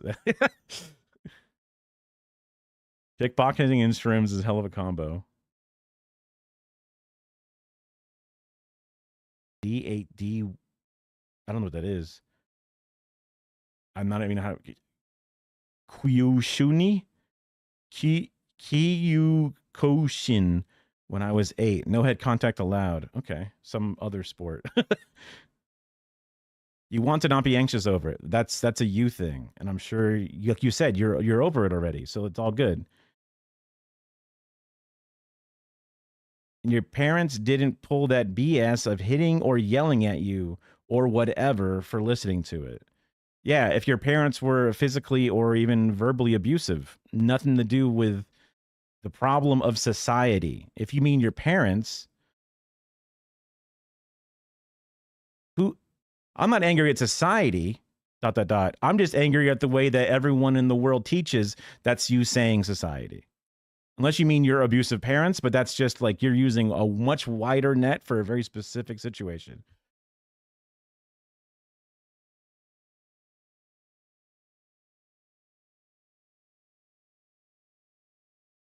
Because how people tend to teach that shit, that is society. If you think that the average disproportionate way that the people of the population all begin to teach the next generations this thing in a specific way, that's just about as much as society can be. Like we say, look both ways before you cross the street, and to say please and thank you. That's also society in the way that they teach it. Like, you know what I mean? Like that's just, you're just using a different word. Combat sports is good because it teaches you about body, it teaches you about basics, giving you the ability and confidence to defend yourself, and teaches you humility if you spar. Yeah. I mean, one of the core things of like karate or different martial arts in general is always like don't use this shit. This is for you to have a better understanding of your body and to give yourself discipline and to, you know, be at inner peace. And like, it's very rarely is it taught. I mean, you know, kids go in like, yeah, I'm going to beat up my bullies, but hopefully in the end they learn to just control themselves, right?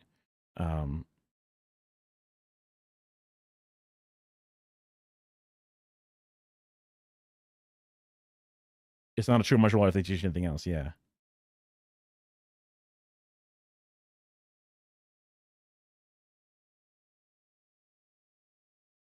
You also have done some insane stuff, Calm, by just saying the rapist and muggers when you're talking about people using the N-word, dude. It's like you still haven't addressed that element of it because those are the very specific words you brought up. At this point, I'll just 24 hours. Let's see where we go. See you tomorrow. Easy.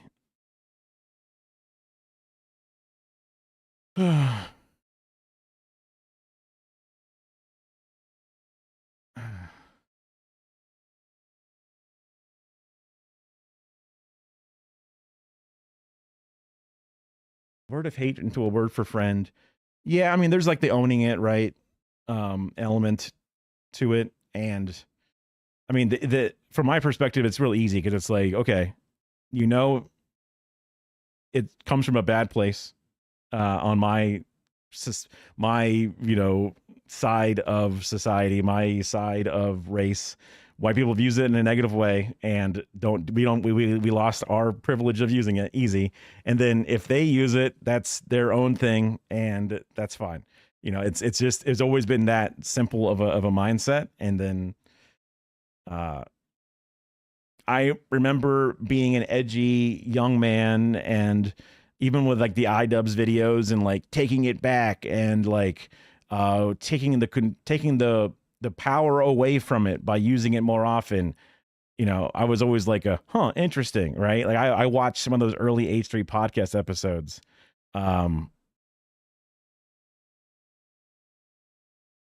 Not a good argument.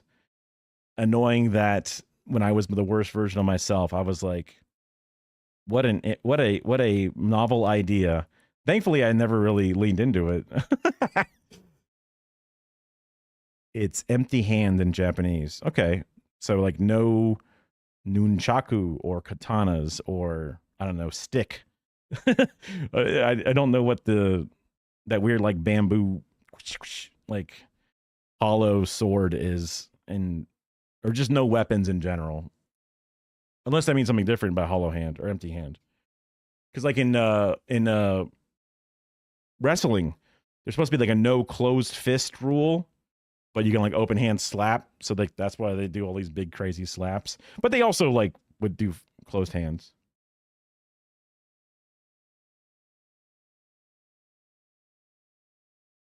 The enemy as the weapon. Oh, interesting. Is that like I forget. I think it was in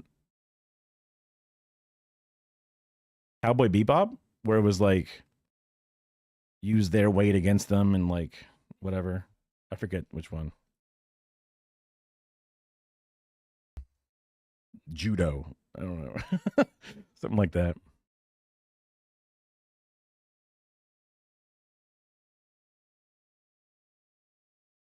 It's funny though that to learn the word as a word for friends. I mean, especially in that context, that makes sense because I never learned. I mean, I've barely learned one language, right? I barely learned English. One of my favorite jokes to do. I know 2 languages, English and facts. Boom. Yeah, no, yeah. I only know one. So being able to learn a second one as you go, immersive, I could see how that could come up. Also, it's like negro is used for black specifically, like the color, right? So like it's not even like that insane because the same way that like certain words in Spanish are easier for me when I was doing Spanish class, because the words are sort of like shared words. The words have some meanings that are understandable. So it makes sense that in casual conversation you would begin to learn it that way.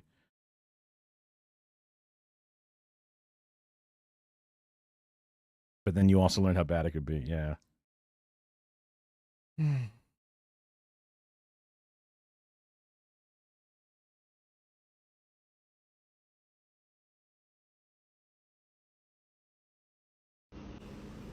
Thank you. Oh, thank you. Thank you. Thank you. Thank you. Thank you. Thank you. Thank you. Ooh, getting faster. Okay. I appreciate that. The sports I did, I had like a not t-ball. It was like full on pee-wee thing. Yeah. Hey, I mean, I don't like putting on the follower only chat because some people come in for a second if they're lurking and then they might want to say something real fast, but they never wanted to commit to a follow. I don't know. I've always had like a weird, like I'm kind of like standoffish for a second when it's follower only, just because I don't know. It's weird. Maybe it's my, natural white privilege being like, what? I can't do a thing. Oh, now I think that's, how could you? I don't know. There's this like, yeah. I mean, yeah, the sections of the stream where I just get to literally just chat because I don't mind. I mean, I love reacting and doing other stuff with videos and having videos that have an interesting sort of story to it or message, because then that can also spark other conversations or make me think about a story in my life or whatever. But just raw, just chatting is like the dream. But yeah, I don't have a follower only chat thing. I guess it makes sense if you have a huge chat, and also helps like stop bots from coming in to some degree. Although there's really good tools now for stopping bots. Like whenever they show up in here, they get like instantly zapped off. And then I also have my my own personal way of doing it, which is I pull up this and then I ask the bot to repeat the words they see on the screen, right?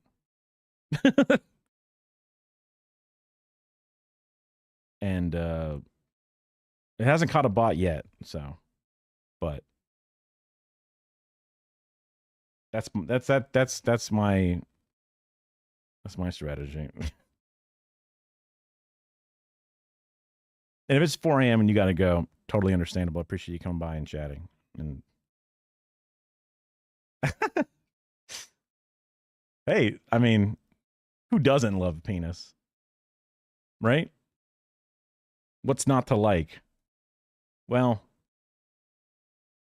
okay. There's probably a few things that are not good. Let's lighten the mood a bit. I'll throw on one of my favorite channels things here.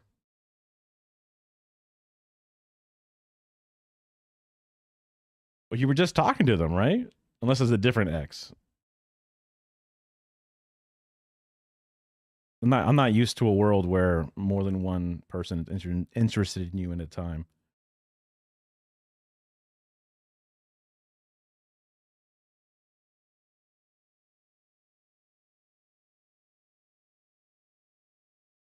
Either it's a different ex, one that you've had sex with, or the person you just talked to, you also had.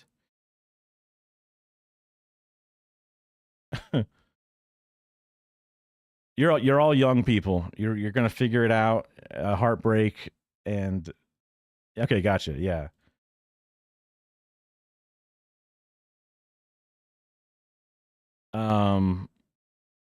I guess you're all starting a new semester of high school now.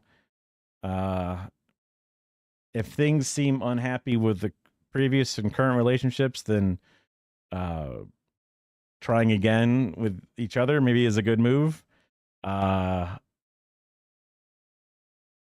Contemplate, because there's the okay, we'll get to that in a second. There's the puppy love element, right? Because like when things are new and physical and exciting or whatever, that's always going to be awesome, right? There's nothing wrong with liking that. But then also remember the little things, the fundamental disagreements down to, cause I mean, depending upon how long you were not exes, if you ever really had time.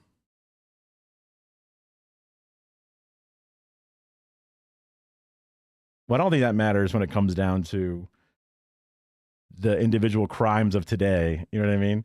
Like that is going to cause that's if you go like, don't worry, hold on, but we dated for 2 years before, so it's okay. No one's gonna be like, oh, never mind then, right? Like, I guess, like, imagine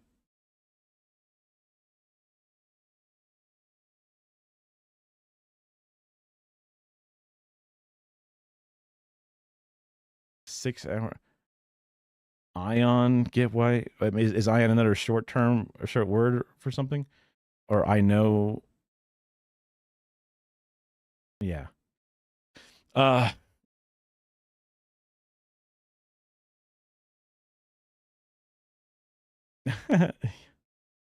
Yeah, I mean, imagine if your current I means I don't. Okay. Uh,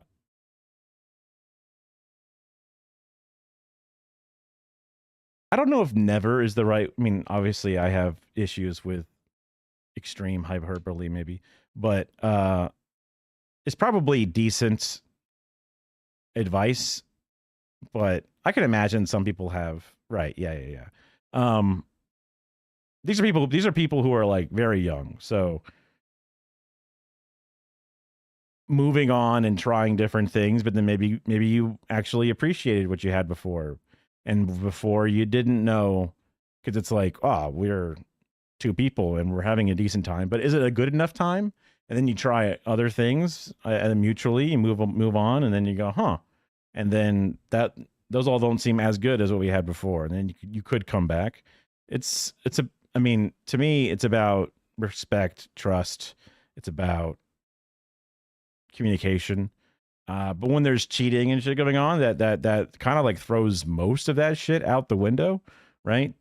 Theoretically, this is coming from an ugly fucker who's got no game, so those are really easy things for me to like prioritize. Maybe, I don't know. Maybe you're like hella hot and young, so it's a difficult game, but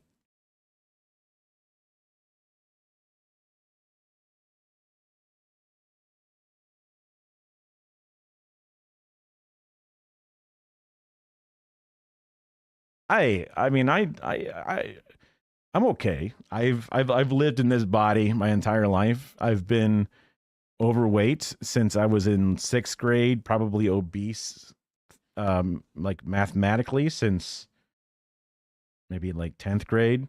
Never fixed that shit. Uh, Never had a lot of different experiences. People being like, "Hey, you're cute,"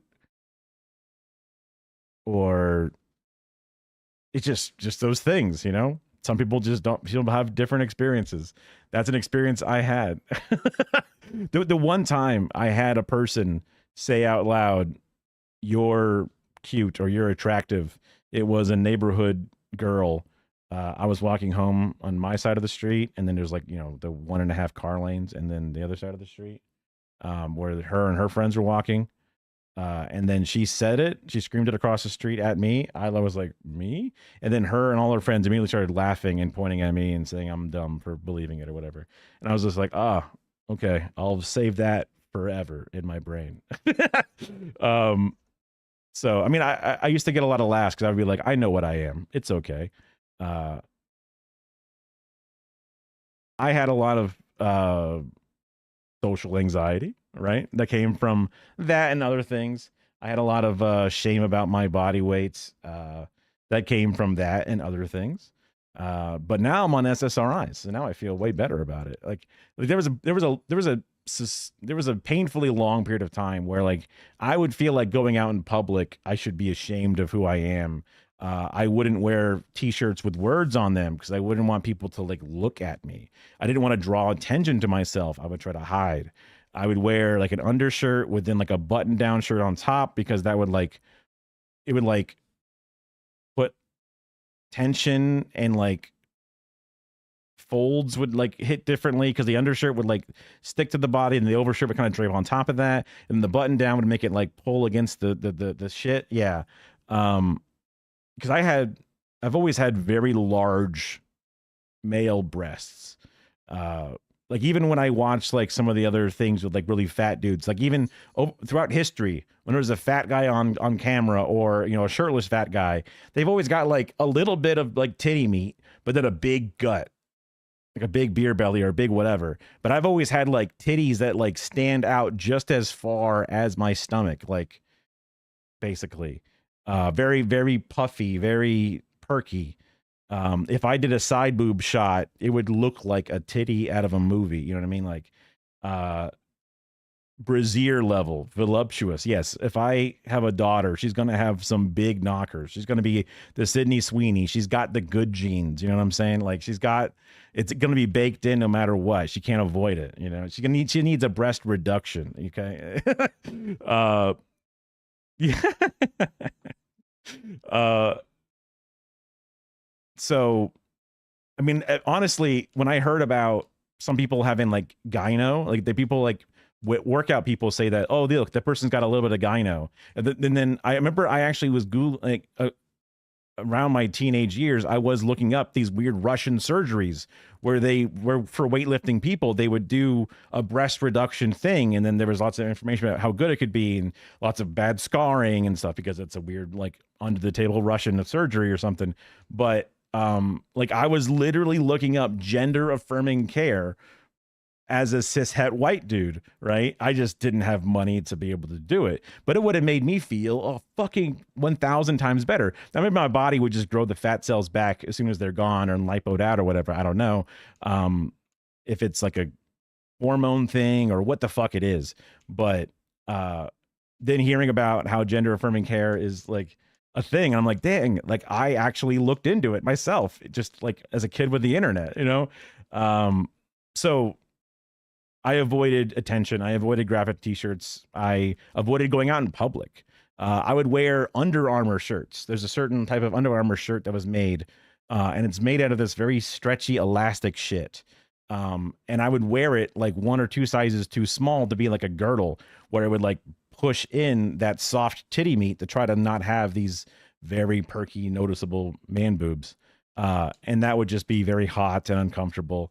But I would try to do that to, you know, also gender affirm or whatever it is. But now SSRIs, I don't give a fuck. I'll be out there. You know, I still am not like 100% in love with having big boobs, and I want to do diet and exercise and things that reduce them. But it's like, dang, I wish I didn't grow like this.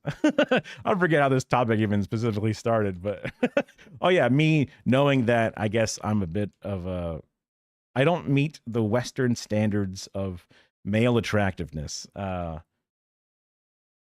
Being overweight and then having the man boob part, and then also being like a late bloomer and a little bit underdeveloped and a little bit weird and anxious also did not play into it.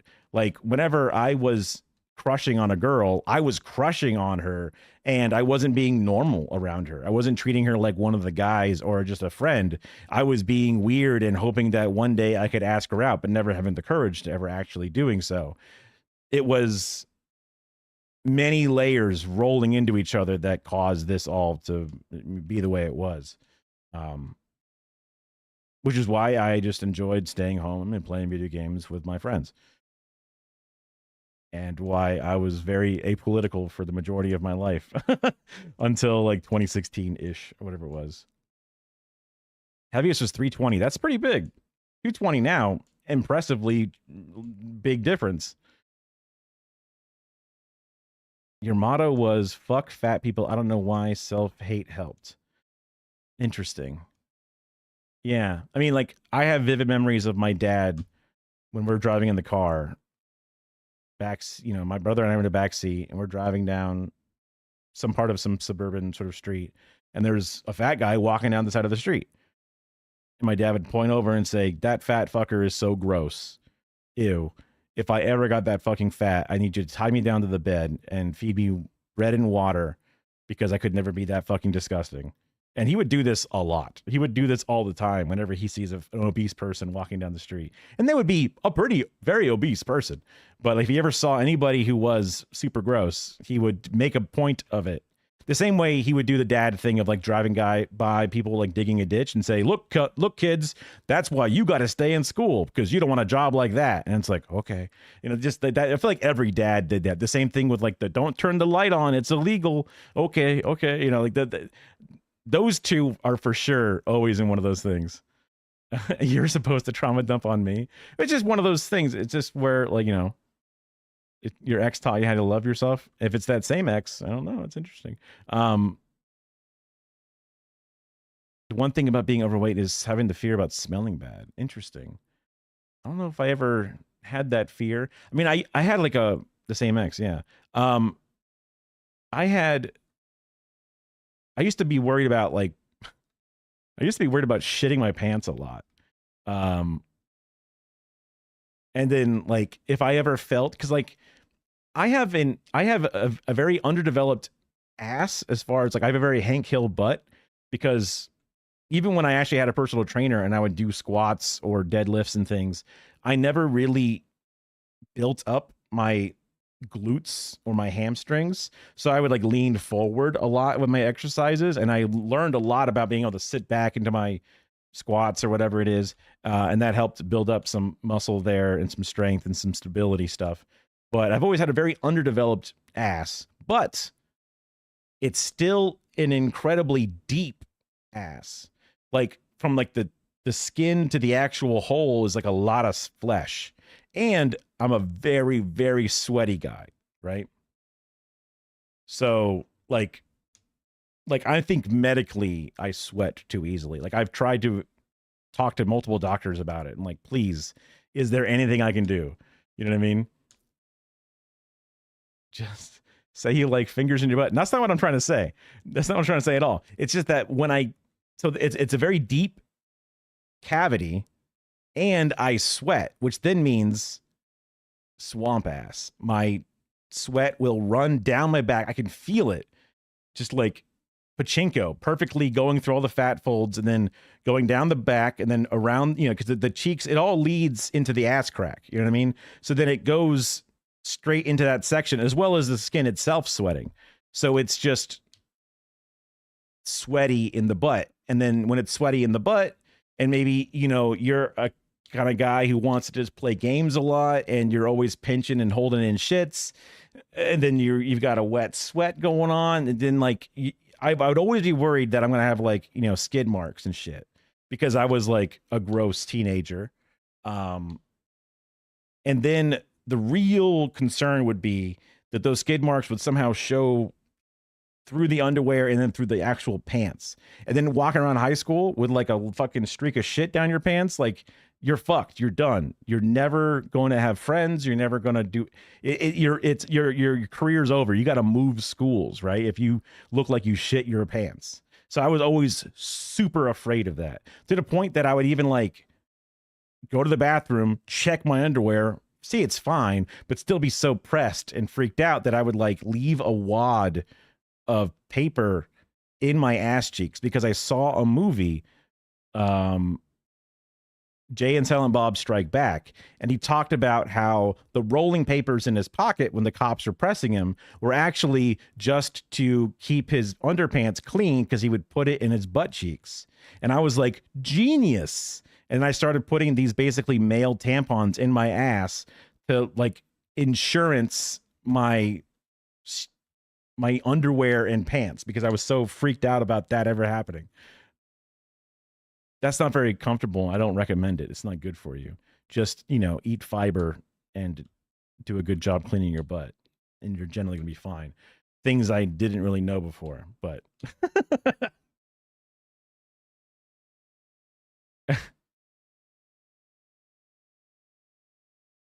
you still feel like you smell. Man, bidets. Well, bidets are great. That's my wife, Kara, by the way. She woke up early to go to work,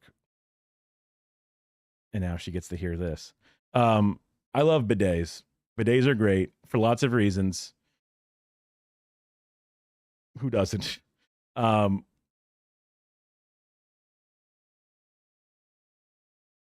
trying to think. Oh yeah, smelling. Some people have that gene where they don't smell, like they don't have this type of bacteria that makes them have like BO. That's kind of bullshit. That sounds like one of those things like with, whenever they make designer babies, they should just that should be one of those like default ones, you know what I mean? You got cologne collections just because I got to smell good. See, like that was one of the things that I never went for. Um, Axe body spray was new when I was a young man, and people would be in the locker rooms just hosing themselves down with this crazy ass deodorant slash cologne mixture, and I would always start sneezing. I hated the way that that had such an intense smell. My dad even wore cologne and shit, but I just never got into cologne. I figured I would rather just smell like nothing. I don't want someone to be like, I can smell him coming. I recognize that smell. I want to just smell like nothing. That seems like the best of both worlds. Um, yeah. Also, I was lazy and cheap, so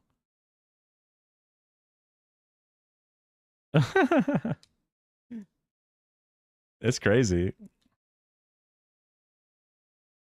You stink, and you've never been overweight. Just take a shower, man. Like, just.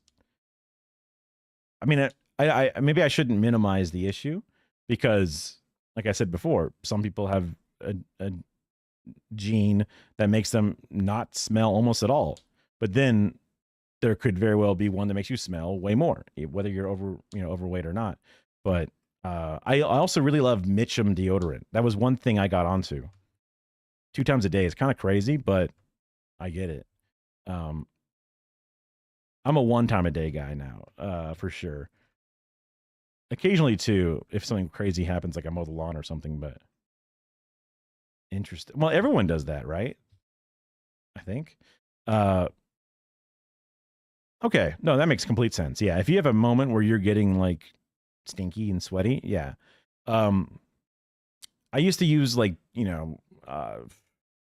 Right Guard and all these other like Dove. I tried all the different like deodorants, and then I had a childhood friend from my neighborhood just got me on Mitchum. It's this green thing. It's like prescription strength or whatever, and that's the only thing that would make me, because I would cut through different deodorants with my sweat. Like it would just, no matter how much I put on gel, roll on, whatever, it would just literally pierce through, and then stink. I could like smell my own armpits and stuff. So Mitchum was one that like I could put it on once and it would be a 24-hour. It would actually keep the sweatiness down for the most part, but it would just keep the odor off. So I would give that a shot. You have 2 livers.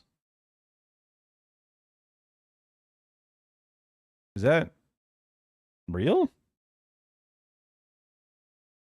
What?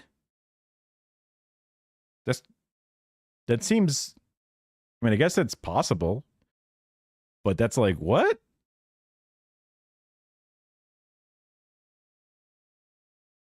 Thoughts on witches?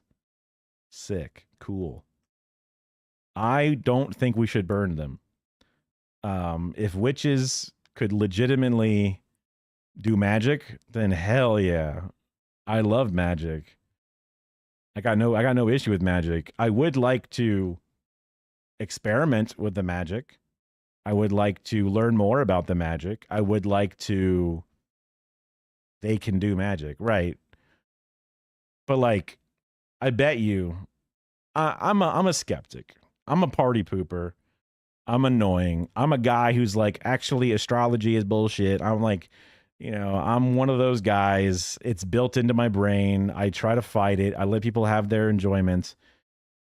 If people honestly think that they're magic, I do got smoke for them. You know what I mean? Like they can't honestly think that they're actually magical. Like that's the like I'm special kind of bullshit taken to the extreme. When I was a child, I thought I have a superpower because I thought I earned one or deserved one. But like there ain't no fucking way I'm going to be an adult and be like, "Actually, I have super hearing." And it's like, "No you don't, bitch." Okay?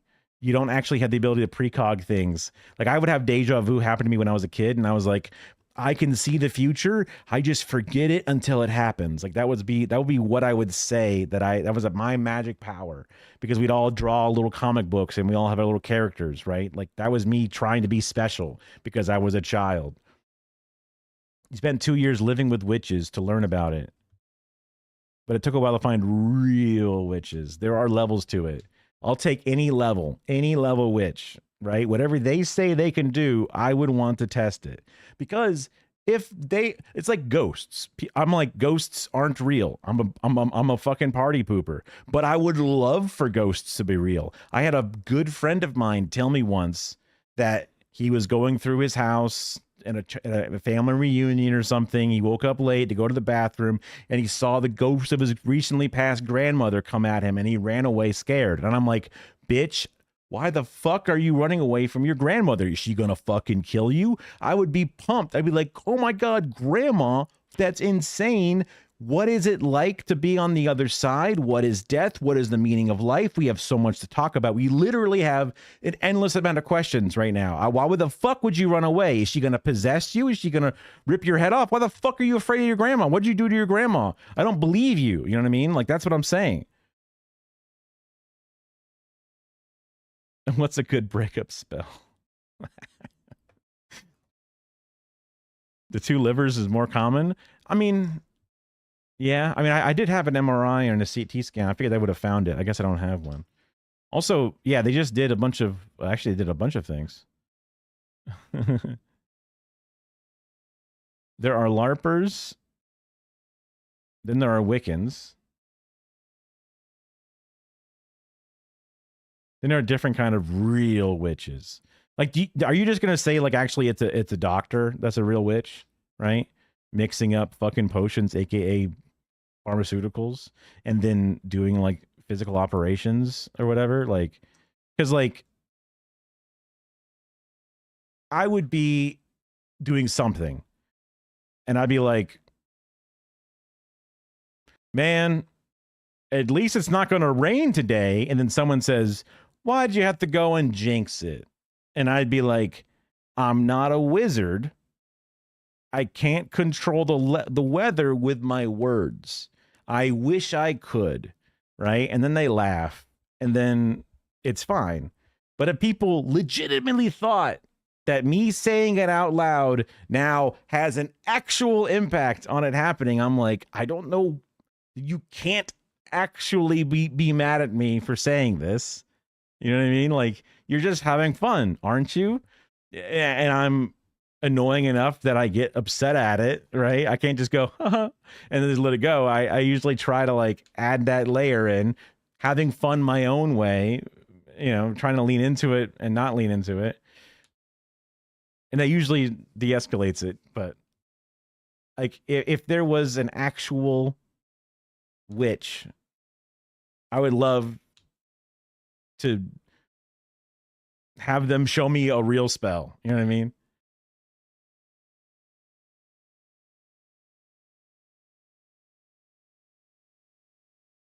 Yeah. Coffee at 4:30 in the morning. I mean, if you have a day ahead, but if you need sleep before, then that's tough.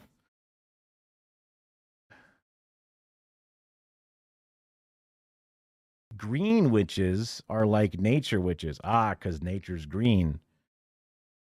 But all witches are nature witches. Oh. That like not a real thing from my knowledge, but witchcraft is energy based. And a witch can sense that energy shift. Sure, bro. Today your day off? Hell yeah.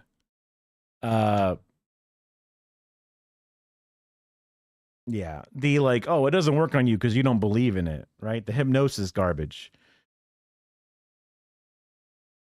I never a couple of times in my life I tried being like a coffee guy. Mostly when I was at work, because they had a big thing of free coffee at work and like powdered creamer and whatever, and I just wanted free stuff. So I tried using that coffee, but it's like dirt coffee, right? The hospitality blend, you know, whatever that they would get from these big things. And that's one of the only freebies my company would give us. Funny that they would give us a thing that was just basically go juice to make us be better workers, and not so much as like, you know, food or better pay or better benefits. It's just like go juice while you're on the premises only, right? It's like, oh, thanks for caring so much. Interesting to think about in that lens. You just had someone ask if you want coffee. Am I on speakers? Oh shit! I be careful. It's hard to use a spell on another witch. Why? Thankfully, I ain't no witch. I'm just a bitch. Okay, hit me up. Shoot some fucking energy into me. You know what I'm saying? Like, let's see. I got fucked vibes. My energy is nothing. You're okay. Phew.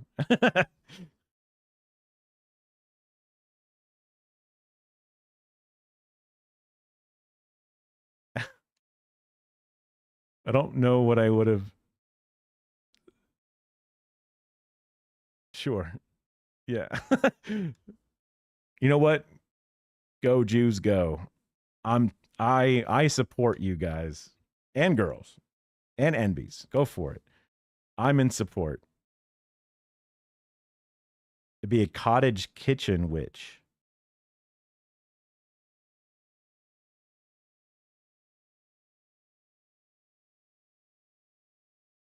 Yeah. Like they bake things. You know, you got a butter churn, but like, I don't know, with Eye of Newt in it or something. I mean, I would love for witches to be real. I'm a hater because I'm a nerd, but like, sorry for witch baiting. Well, no, I mean, it's an interesting topic. I would like, there's some like psychic store or psychic reading place nearby. Every time I drive by it, I'm like, that's fucked up, man. Because like anybody that's going to a psychic, I'm sure they might even have a disclaimer that says, hey, this is just for fun and you have to sign it. But I'm worried that they go, this is just a legal thing we have to do, but we all know it's real, as they actually sign the paperwork. Because I mean, like, I understand that there's like some value in placebo effect and shit, but like a lot of times psychics are about people with like loss of family members or, you know, huge problems upcoming in their life. And these people that try to give them like a connection to it, it just seems to like help them not move on and not have the air quote healthy way of dealing with their issues. And they're just leaking them for money because they are, you know, in pain. And that seems fucked to like specifically lie to these people who are under duress. It seems fucked. Like there's something about me where like, whether it's like the conservative upbringing or whatever, there's something like I could never scam somebody. It's just one of those things.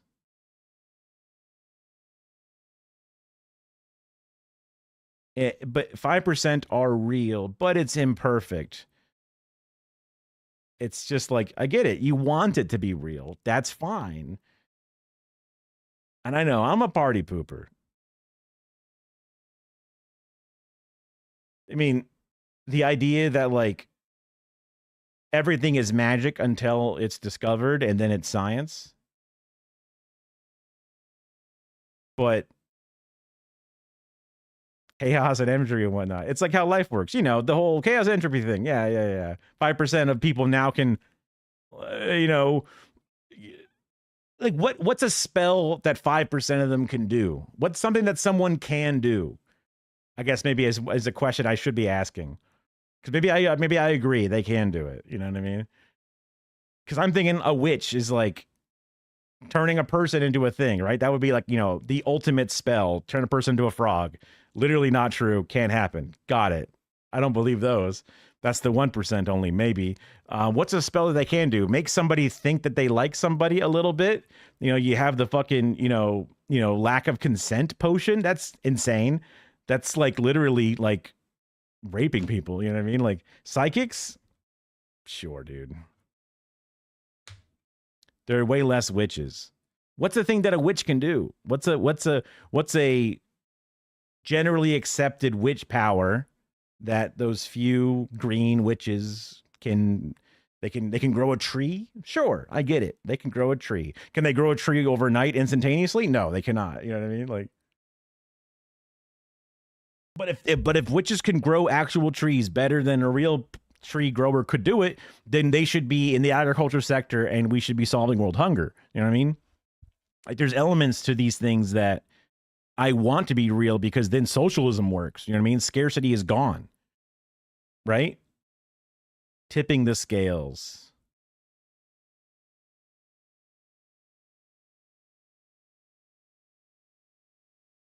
Okay. I mean, even if when a green witch works over a garden and it has a 5% extra growth pattern, that's a provable thing. The scales are tipped 50% better, whatever it is.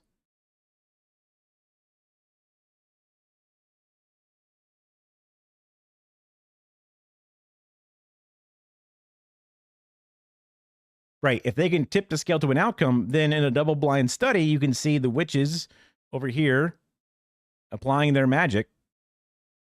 Then they can have a noticeable impact. That could be studied. That could be seen. Taking the energy from one place and put it into another. Then you can see two gardens. One garden getting the energy sapped from it, and now it underproduces, and this other garden next to it is gaining even more. They don't want to be studied. You don't even theoretically have to ask them. You can just look at their gardens. Making it a proper control group would require the same steps that are done to one, like the amount of fertilizer, water, etc. That would make it difficult.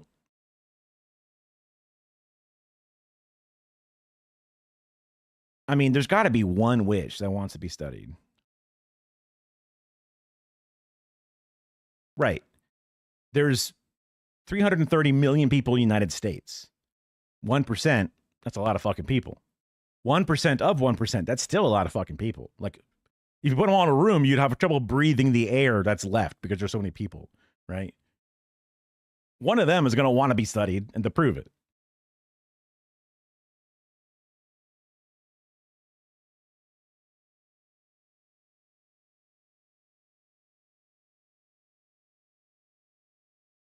It just seems like when I ask for what they can do, what they can really do, everything is basically they can't do anything. Because all of them are fake except for a couple. A couple are real, but you can never really know which ones are the real ones, and they don't really do that much to it, but they can do something to it. And it's like, are you trying to convince me that they do stuff, or are you trying to convince yourself that they do stuff? Because it just seems like you're just saying they do a bunch of fucking nothing. Because they don't do anything, because like powers aren't real. It's not real. You know what I mean? Oh, they don't want to be studied. These 1% of people that we don't know that have an incredibly marginal impact on things. It's just like, huh? I'm just trying to bait you into talking about witches? Yeah. Well, bait successful. That's the real magic, is being a fucking nerdy ass loser like myself. What's this? Kara's got something for me. Oh, it's like a hoku. What is this yarn? What is this website? Party pooper. Party pooper. That's me. I am a party pooper. Wait. Oh, okay. I already watched that one. Oh, now I don't know where I put my thing. Here we go. It works like 9.1 times. To get random streamers to discuss witches? Oh, you mean like 9 out of 10? It's a fun topic. It's fun. People like shit.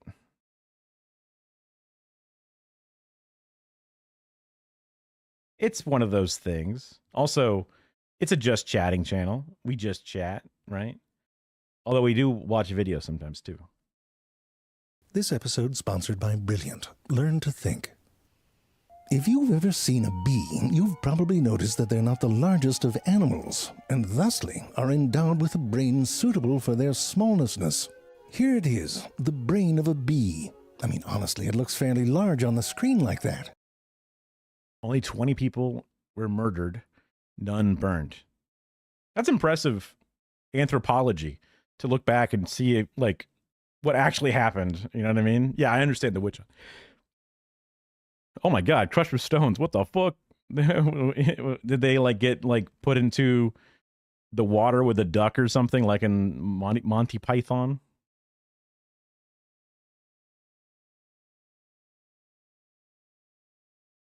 I got you. I knew what you were saying.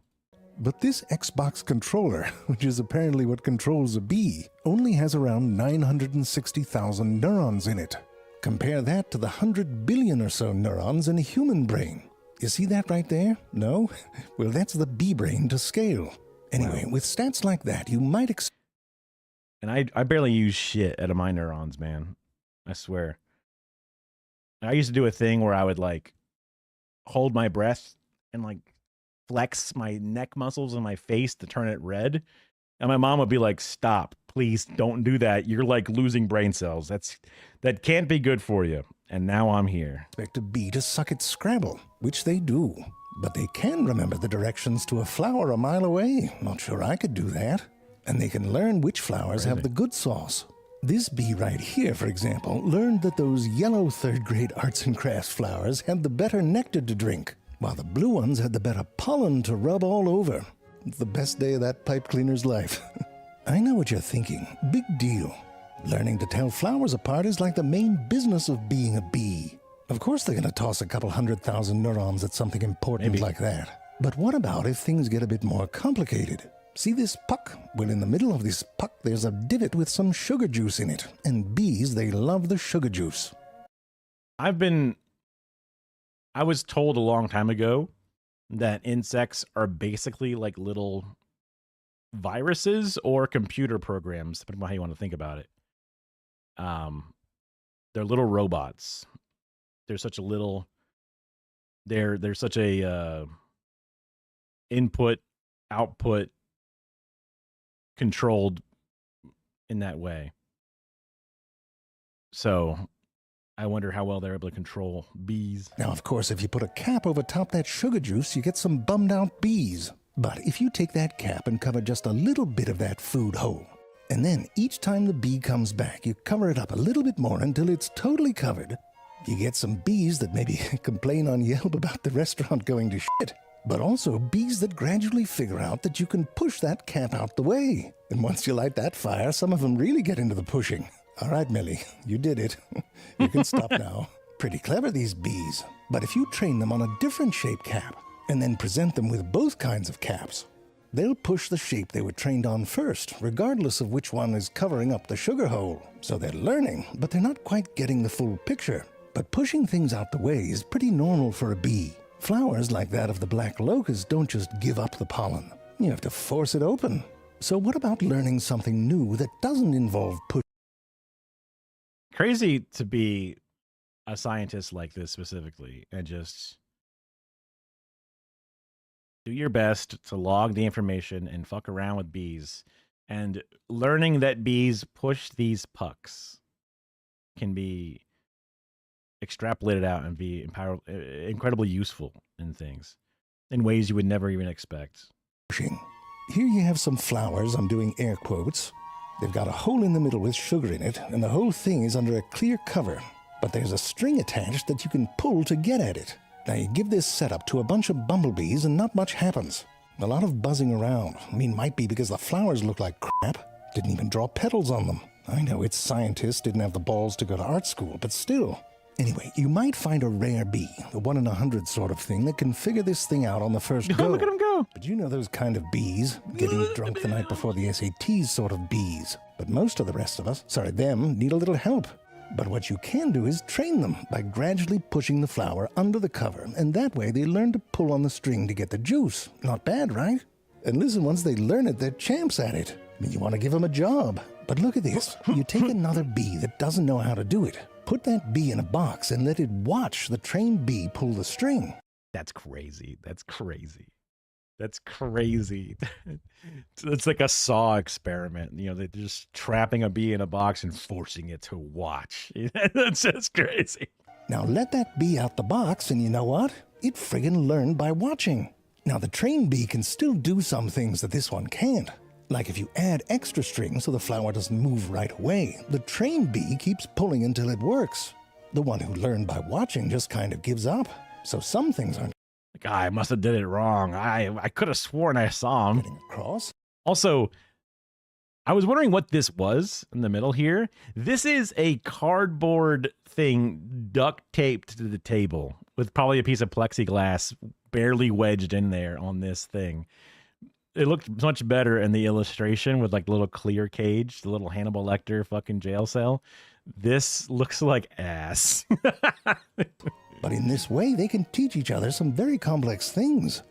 Here's a bee trained to do a two-step puzzle where you only get the reward at the end. And again, another bee can learn just by watching. Looks like a bit of an annoying student. Like it's right up in there. Oh, now he's gone for a vape. All right, I'm back. Blue thing, red thing, got it. I know what you're thinking. What about balls? Listen, what you've heard is true. Bees love balls. Like before I even show you stuff about how smart they are, you should know that bees really love balls. If you make a clear path from a bee's nest to food, nothing in the way. But to get there, the bees have to walk past what is essentially a bee-sized Chuck E. Cheese ball pit. They stop and they play with those friggin' balls. Not for some reward or anything like that. They play. Oh yeah, Zay Frank is really funny, and at their like, they take like legit nature footage, and instead of doing the David Attenborough or the Morgan Freeman, they just make it fun. And I'm a sucker for infotainment because that's how I learn, or I choose to learn so many things, because it sticks and I'll retain my attention through the entire thing. ADHD stuff, I guess. Hey, with balls. So it's not surprising that you can train a bee to play one round of mini golf. And look at how they train them, with a little bee puppet on a stick. And when they put the ball in the middle, they get a sugar snack. And they eventually get the hang of it.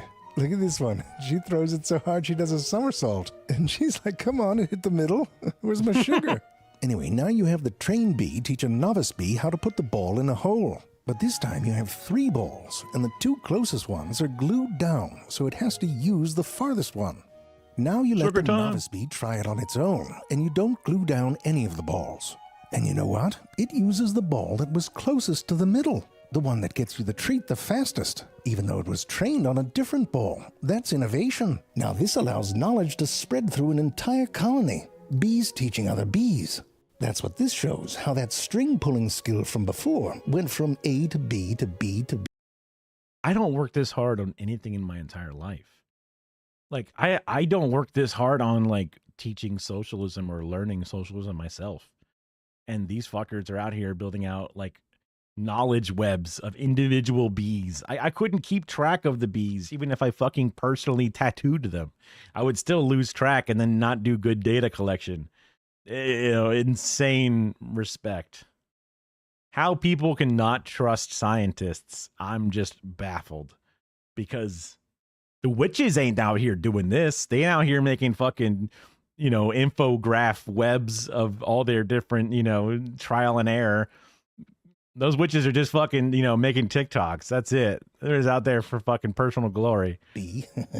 If you like this show and you like for example, there's lots of choices being made for you.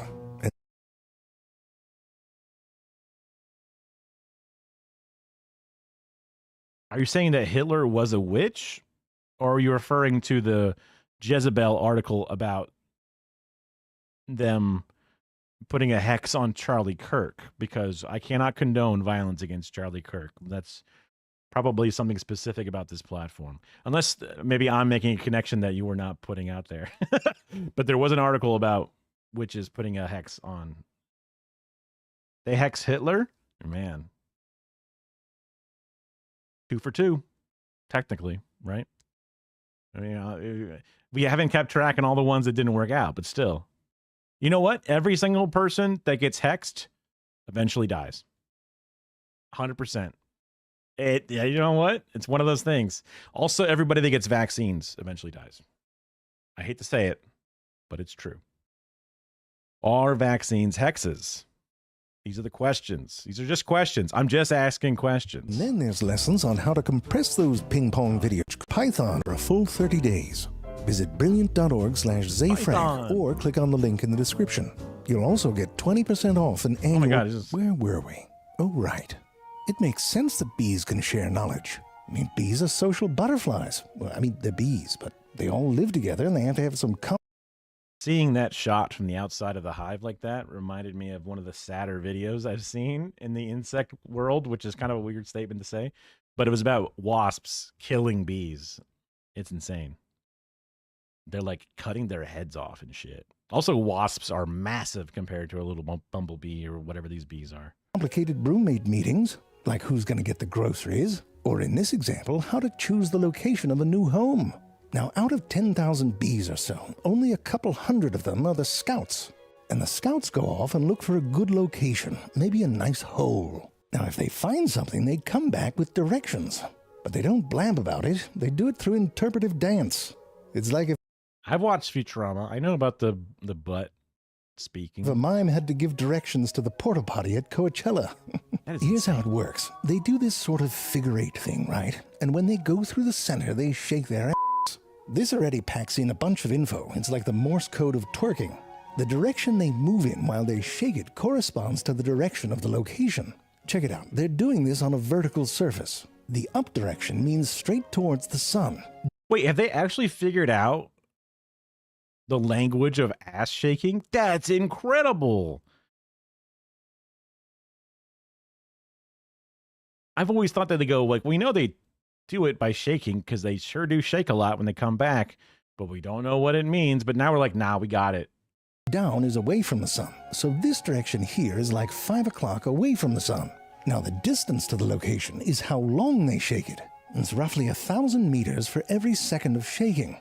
Apparently they bought into the metric system. Bullshit. Now you might be thinking, how the hell do these bees know how far they flew? Well, at one point they thought the bees were measuring the energy that they used to get there. So they put tiny weights on the bees to see if it changed their estimates. And you know what? It mainly proved you shouldn't put weights on bees. Now there's a bunch of bees with muscular calves walking around. Another time they put these tents up as landmarks on the way from a hive to a feeder. And then they changed the number of landmarks, which seemed to confuse some of the bees. So what now? Bees can count? Well, it seems they can, especially lower numbers. Here's one avoiding 4 and landing on 2. Here's one they taught to tell the difference between 11 and 12. You can give them 2 scenarios and train them to pick the larger one or the smaller one in this scenario. Look at it go back and forth just to be sure. Perfectionist bee. And if you train it on picking the larger number, it won't just pick the one with more shapes.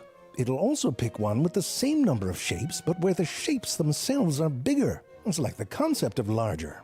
And look at this. If you train them to pick the smaller thing, they recognize that nothing is smaller than something. I mean, that's the concept of zero. In this one, if the bee sees yellow shapes, it's trained to go inside and look for the panel with 1 less than the number of shapes outside. Friggin' subtraction. If the color of the shapes is blue, the bee knows to add 1 to the number. I mean, they can do math. You probably only knew about their spelling. Kill me. But discrete counting doesn't seem to be the thing that helps them judge distances. Instead, they seem to use something called optical flow, which is kind of like... Wait, I've used optical flow a bunch in video editing, which is how you do frame interpolation.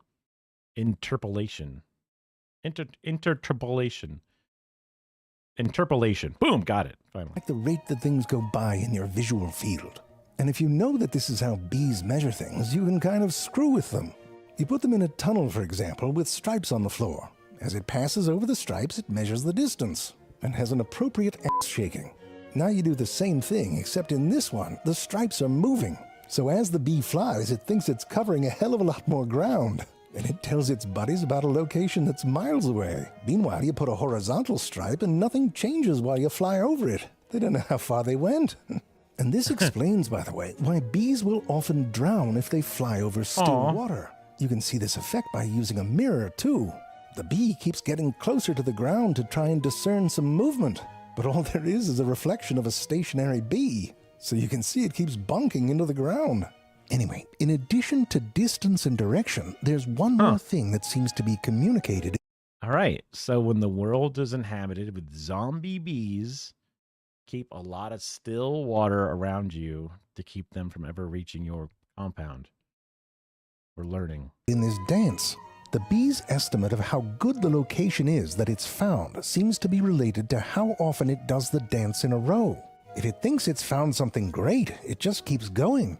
And then there's bees like this one that don't seem very enthused. It flew like 3 feet and found a shoe.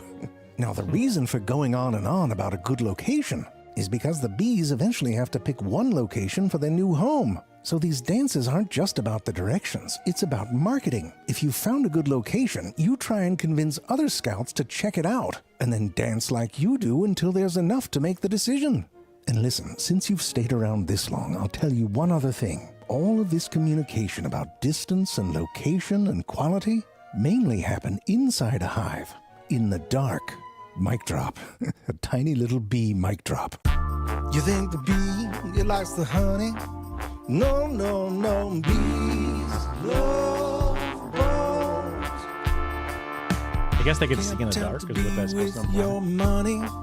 No, no. Bibis. I love Z Frank's videos. Good stuff. Yep. Okay, I can mark this one off of my to-watch list. We'll definitely go through at least one per day for sure. Podcast interview, that could be boring. Here's something.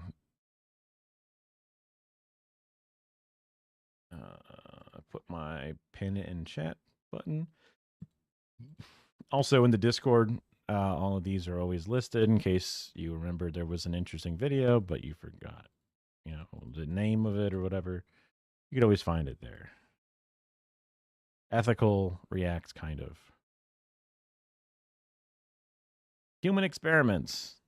Hooray. We love human experiments. We tested shit on bees. I can watch them from your list after this. Maybe. If it's a good one. But now I'm going to test things on humans. Evil human experiments. Whoa, now they're evil? Come on. All right, fellas, let's start things off a little easy. Back in the 4th century BC, Greek civilization was reaching new heights. People were getting more and more curious about the world around us and began asking really important questions. What does that do? How does that work? Should I do a Did I leave the oven on? How do magnets work? Will she call me back? Is this real life? Or is this just fantasy? Does the shrimp really fry the rice? Or not? All pretty valid questions for people just wishing to learn the workings of the natural world. While many focus on the mechanics of the universe, others chose to focus on the inner workings of humans themselves, and not only from a philosophical standpoint. Sometimes you just want to know what makes us tick. That's what Greek physician Herophilus wanted to find out and document in detail. After getting his education at the Hippocratean medical school in Greece, Herophilus turned his bulging eyes towards the city of Alexandria, Egypt, with its big, throbbing library chock full of scrolls just begging to be read. Time to go to Egypt, he said. And so he did. After getting himself established and taking on a student, a young physician named Erasistratus, they got to work. Together, the two men would This is a history lesson. I just wanted to see fucked up experiments. begin to carve out a new branch of science, anatomy. But in order to do so, you need some bodies to cut open to start slopping their guts around. And what better way to obtain fresh bodies than to use condemned criminals, captured and supplied by the Alexandrian rulers. Little Hero and Era were like kids in a candy store with a hopeful glimmer in their eyes, excited to begin their wondrous experiments. But surely the criminals put under the knife were already past their expiration date, right? Nope.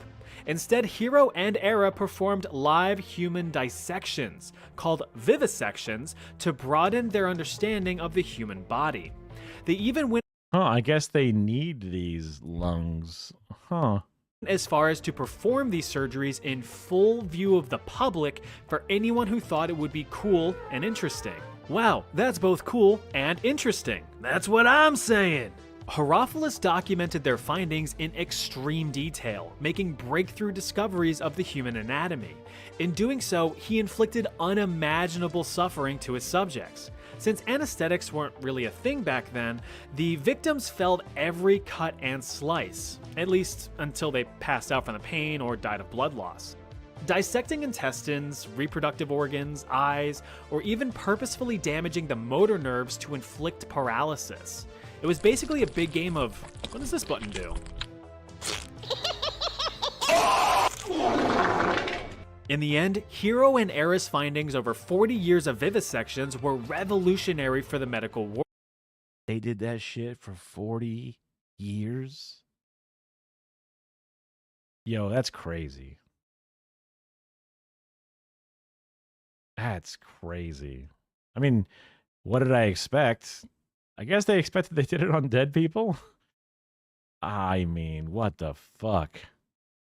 World, especially since human dissection would be outlawed shortly after their work was completed. It wouldn't be until 1800 years later that performing human dissections would be a medically acceptable practice again. But like, you know, on dead people? Their work was stored in the renowned Library of Alexandria. There might be a witch in here somewhere. They were lost in the Great Fire a few hundred years later. That sucks. Project 4.1 was actually a side project proposed immediately after the deployment of Castle Bravo, a high-yield thermonuclear bomb that was dropped in 1954 by the United States. Bravo was part of Operation Castle, a series of other high-yield nuclear tests with the goal of establishing superiority over the Soviet Union. The Marshall Islands, a remote Pacific group of islands, served as ground zero for the detonation of the nuclear weapons. Castle Bravo was the strongest detonation and surprisingly produced 2.5 times the expected explosive yield, resulting in an Objective isn't persuasive.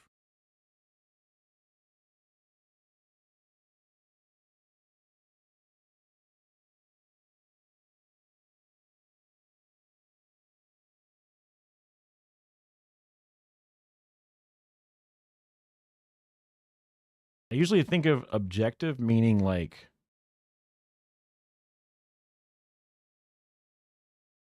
I guess based like I guess technically the word means like based in objects, like an objective fact, like objective.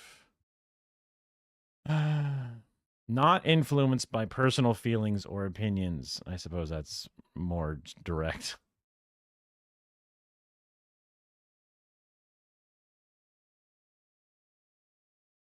A thing aimed at or sought a goal. Achieved its objective. Okay, that's different. I think you were referring to the first one, right? The adjective of a person or their judgment. I was trying to think of like the raw etymology of the word where like it was based in objects specifically, but I guess it is literally just feelings or opinions. I mean, I disagree that being objective isn't persuasive. It all depends upon the situation. You know what I mean? Also,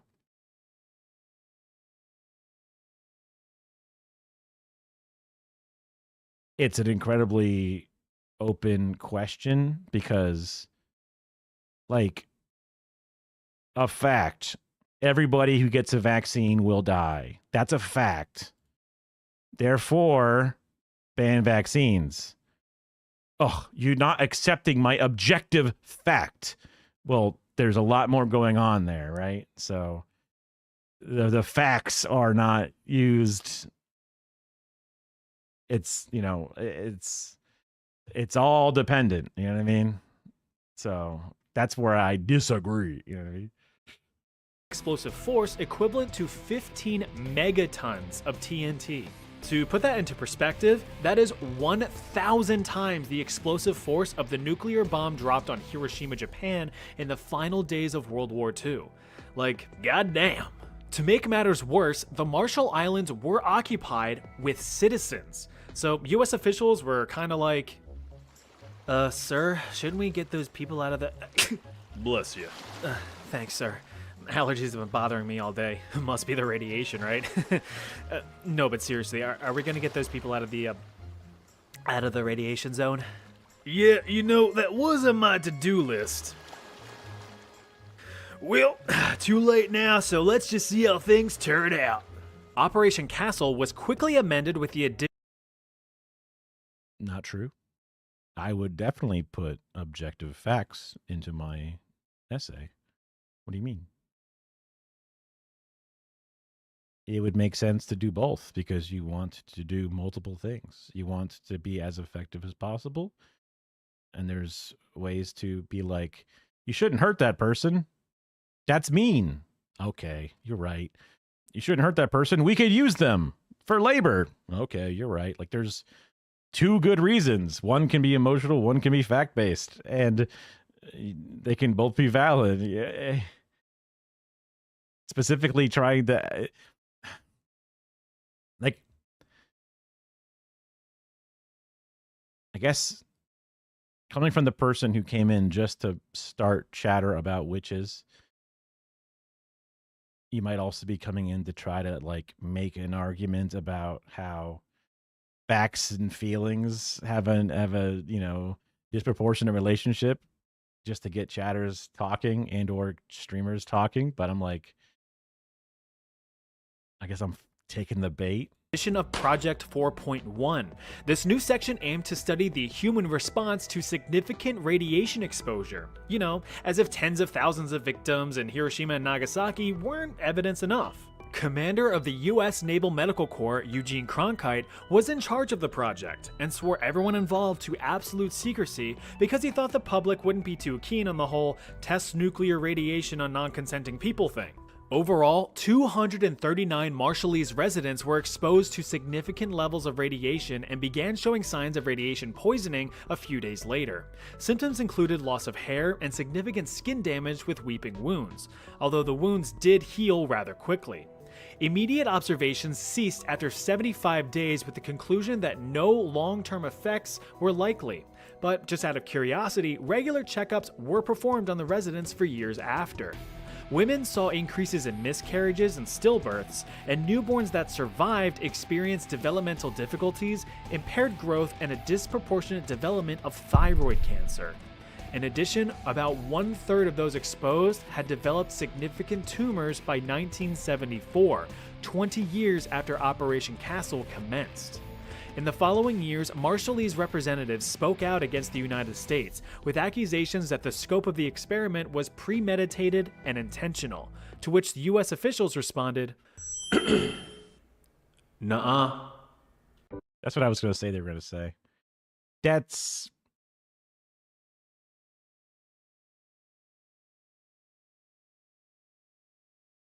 upsetting. It's upsetting.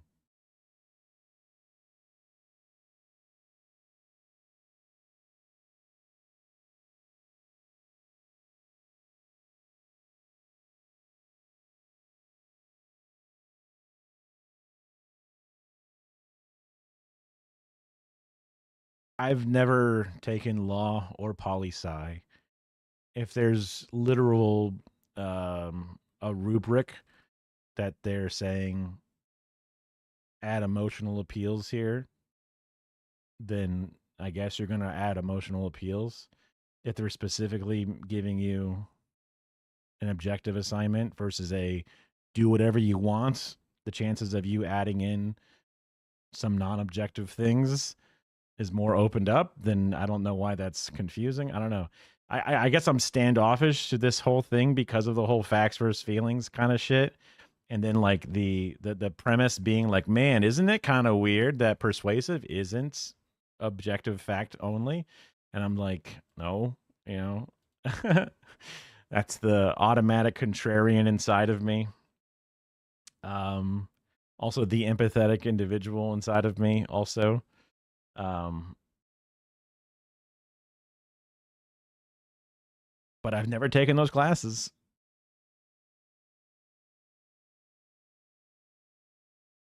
What's the fact versus feeling argument? Well, that's just the Ben Shapiro bullshit, is all I'm saying. And like that seems like a very obvious bait kind of shit. Ben Shapiro is like, Ben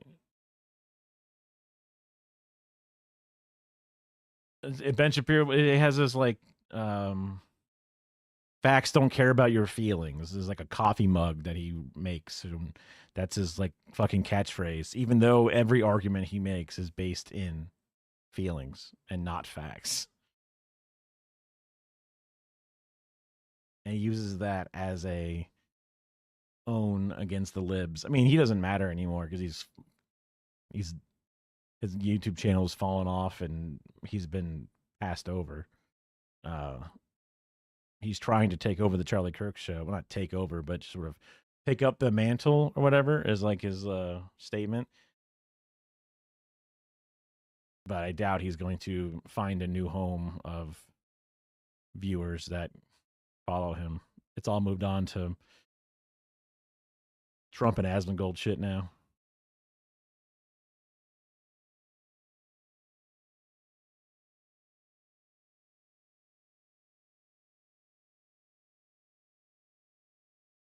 Sometimes it all depends upon the specifics. I mean, if you're thinking of one thing in particular, I could see how that could come up, but other things it doesn't really come up, you know? I could try to imagine examples. Some things are pretty clear, stop sign versus not stop sign. No, it's all things. To varying degrees. Well, then in some degrees it's basically almost nothing, so then it's not all things. You know what I mean? Like if the degree varies all the way down to nothing, then that thing doesn't count. And if it's basically nothing, then it basically doesn't count.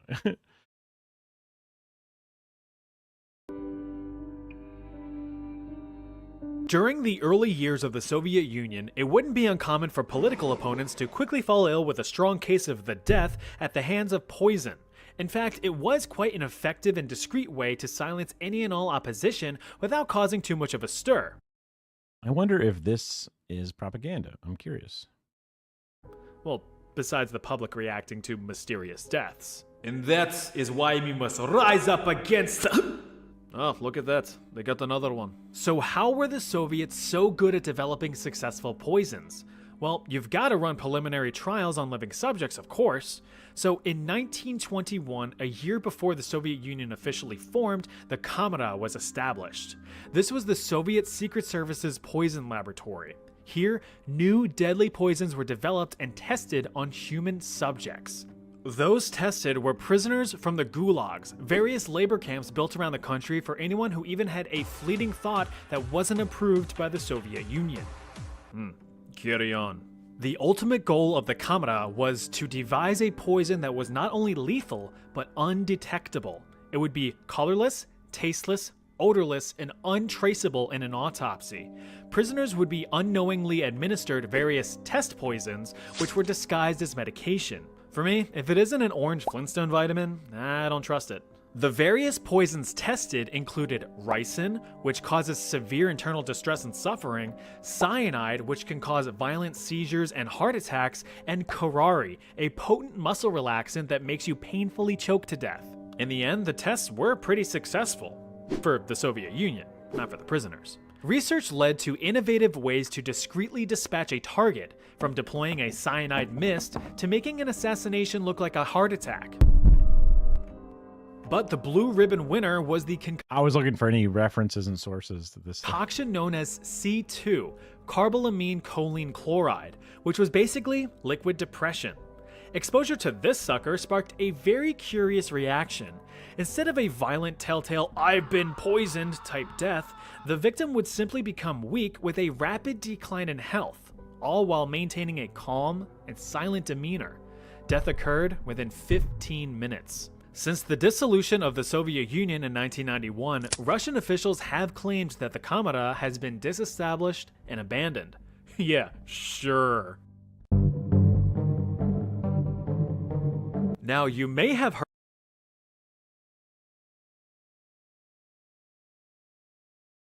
Et-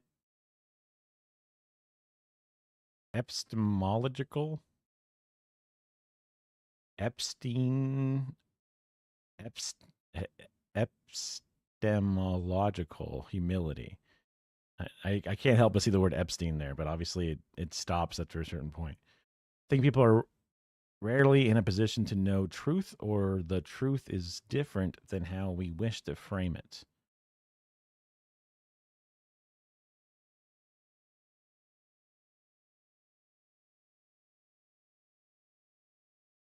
This seems like some philosophy shit, which, sure, whatever. I mean, in practice, philosophy doesn't really work.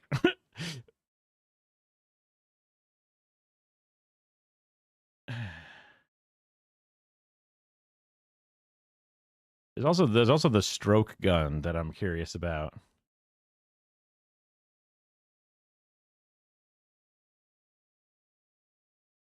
Your personal experiences. So that's like people trust that the earth is round. Personal experiences don't factor into that. You know, people trust that gravity is a thing, even though personal experience. We watched the apple fall. Everyone watched the apple fall before Newton came up with that bullshit. So it's like, I disagree with a lot of this. Also, it just seems like it's trying to. It seems like it's like, to me, it seems like it's trying to find this. Gee whiz, people's emotions sure do get in the way of our raw facts. Let's find a way to make it that idea true, you know? And it's like frustrating because of that weird, let's take emotions out of things element, or see like the vehemently hating emotions and like, see, this is why slavery's good, you know, like kind of shit. That's just frustrating. And like the idea behind hating, I don't know.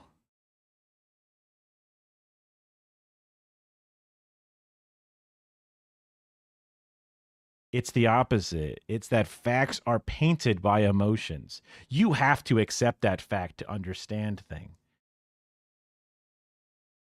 Are you saying that I had to accept something? Or are you saying that it's a part of your sentence, as in like this person in this example, the facts are painted, so then the person has to accept the fact to understand it? I don't know what that's trying to say. And like the idea of creating this whole tension between the two only serves what I find are dissatisfactory conclusions, that it's just trying to convince themselves that it's okay to be kind of evil about shit. I don't see any benefit coming from this, really. I wouldn't think too much into it, that a persuasive argument in a class can include emotional appeals. There's nothing wrong with that, if that's where it's all coming from. But then it's blowing up into this bigger thing about how facts don't care about your feelings, and that's just historically based off of my lived experience that shitheads are shitheads about it, you know?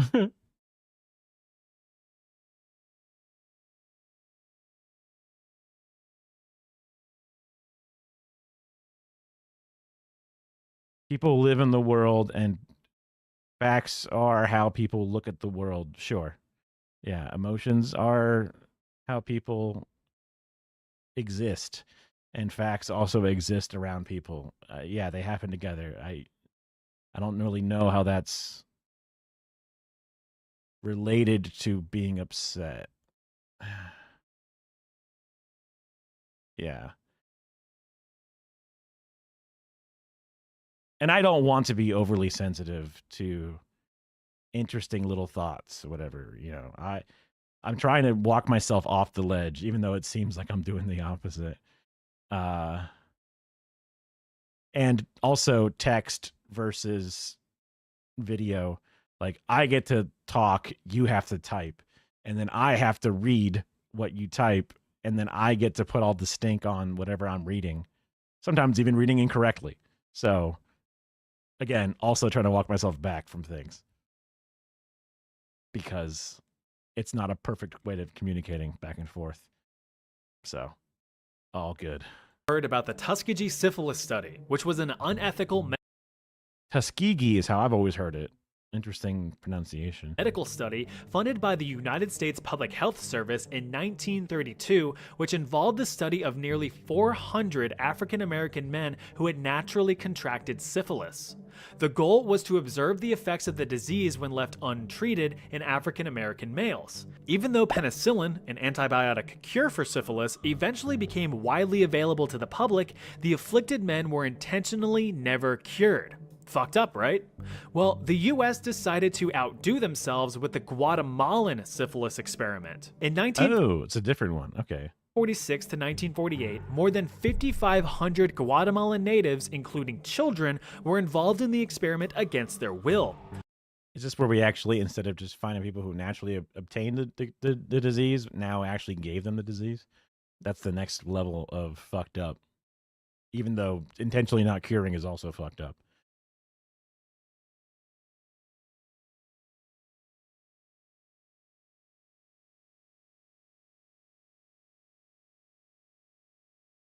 With the Guatemalan government granting access to the unwilling patients in hospitals, mental institutions, and even orphanages. Around 1,300 relative But maybe an element of this is not looking at who established that government, right? Unintertwined. Okay.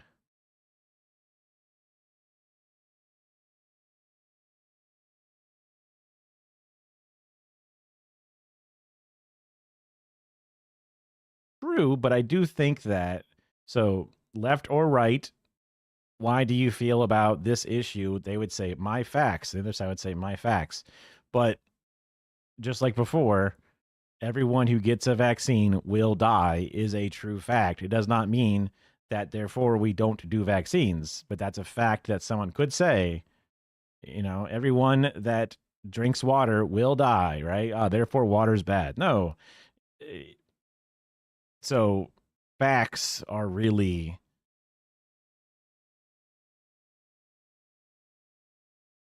fuck aroundable. I'm trying to think of like they're malleable, right? The same way statistics are malleable. You can be like, look, this thing has 50% more potato chips. Or you can say that it has 33% more, depending upon when you're referring to the difference in the chip amount. Because going backwards from the 50% more can to the regular can reduces the original can, the new can, by 33%. So it's like, if the chips went up 50% at one point, but then they've only gone down 33% later, but it's actually the same amount of chips that's going up and down, but it seems like it's two different numbers because stats and facts are fundamentally just a nothing, and like facts are emotions, like depending upon how you phrase them, how you position them is an emotional appeal. So, but then when you're writing an objective paper in your original statement, you would be doing emotional appeals. But you were saying that you don't. But even when you make a factual appeal, you're still applying an emotional effect to it, because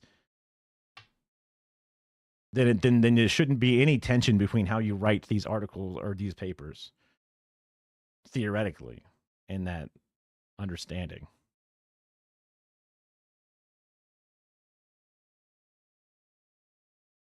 Perhaps even in the persuasive one, you could be, more honest or whatever. But you were saying that you had to do them differently.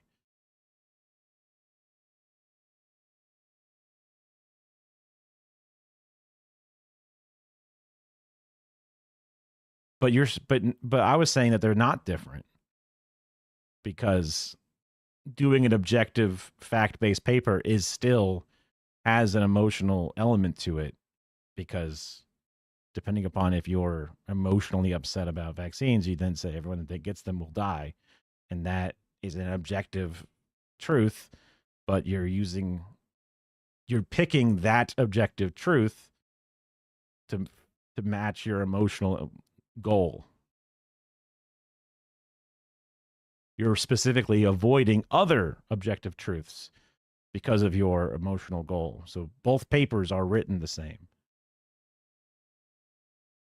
So it isn't different, is what I'm trying to get more at.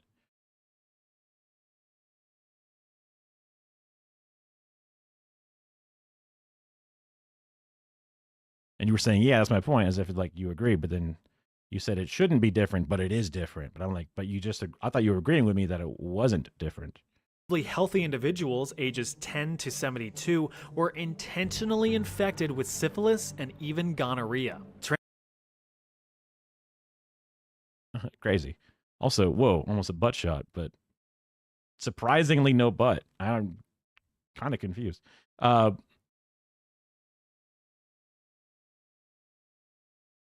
mean, I'm saying that when you write an objective paper, even if you don't put it down in words, the emotions are still there. So the teacher just says, like, just don't put it in the paper because we're a law class and you're not supposed to do that because law is very black and white, precedent, whatever kind of bullshit. So it's just getting, just the facts, ma'am. It's just like the raw calculus of it all. So that makes sense in that context, because when a judge does a thing or a lawyer does a thing, it's supposed to happen in this certain way, because that's how those things are written, because that's how they are, right? So they just want you to follow the path of how it is structured. That doesn't seem that, like, I guess maybe I'm sensing that there's some sort of I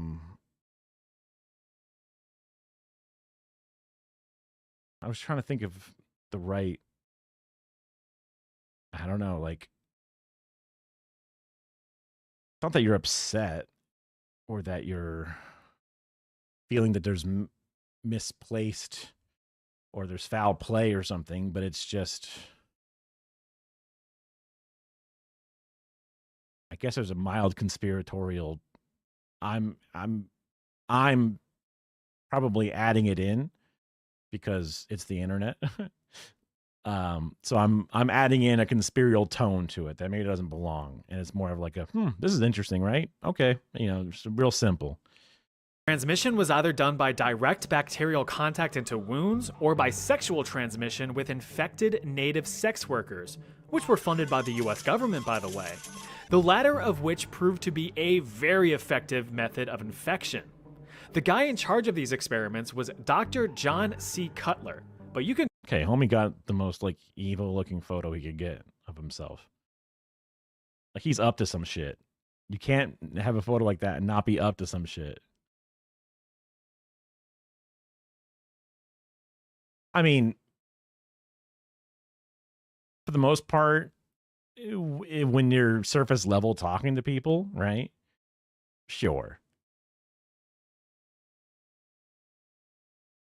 And depending upon the circumstances, if somebody is trying to make a case, they might think the emotions will invalidate themselves. So, like, if a person is trying to prove to his boss why he's not in trouble, he should not be in trouble for being late to work, they will provide facts in their emotional way, and they just want them to be just facts. So of course they're not going to leverage the emotional part of it. It's not my fault there was this big backup on the bridge. But that's just one fact. And maybe they actually knew that there was a backup on the bridge and they were happy to just sit in traffic instead of going. So then instead of going a different way, they got caught. Oops, but didn't actually get caught. But they said, it's not my fault there was this thing. Because it's not their fault. That's a fact. But there's more. Whatever, right?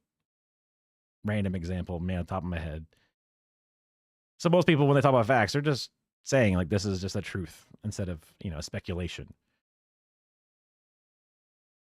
Thinking about the emotional level of, is not normal to just sort of like talk about that part of it, especially when you're talking about politics and shit. I can see that for sure. Thanks.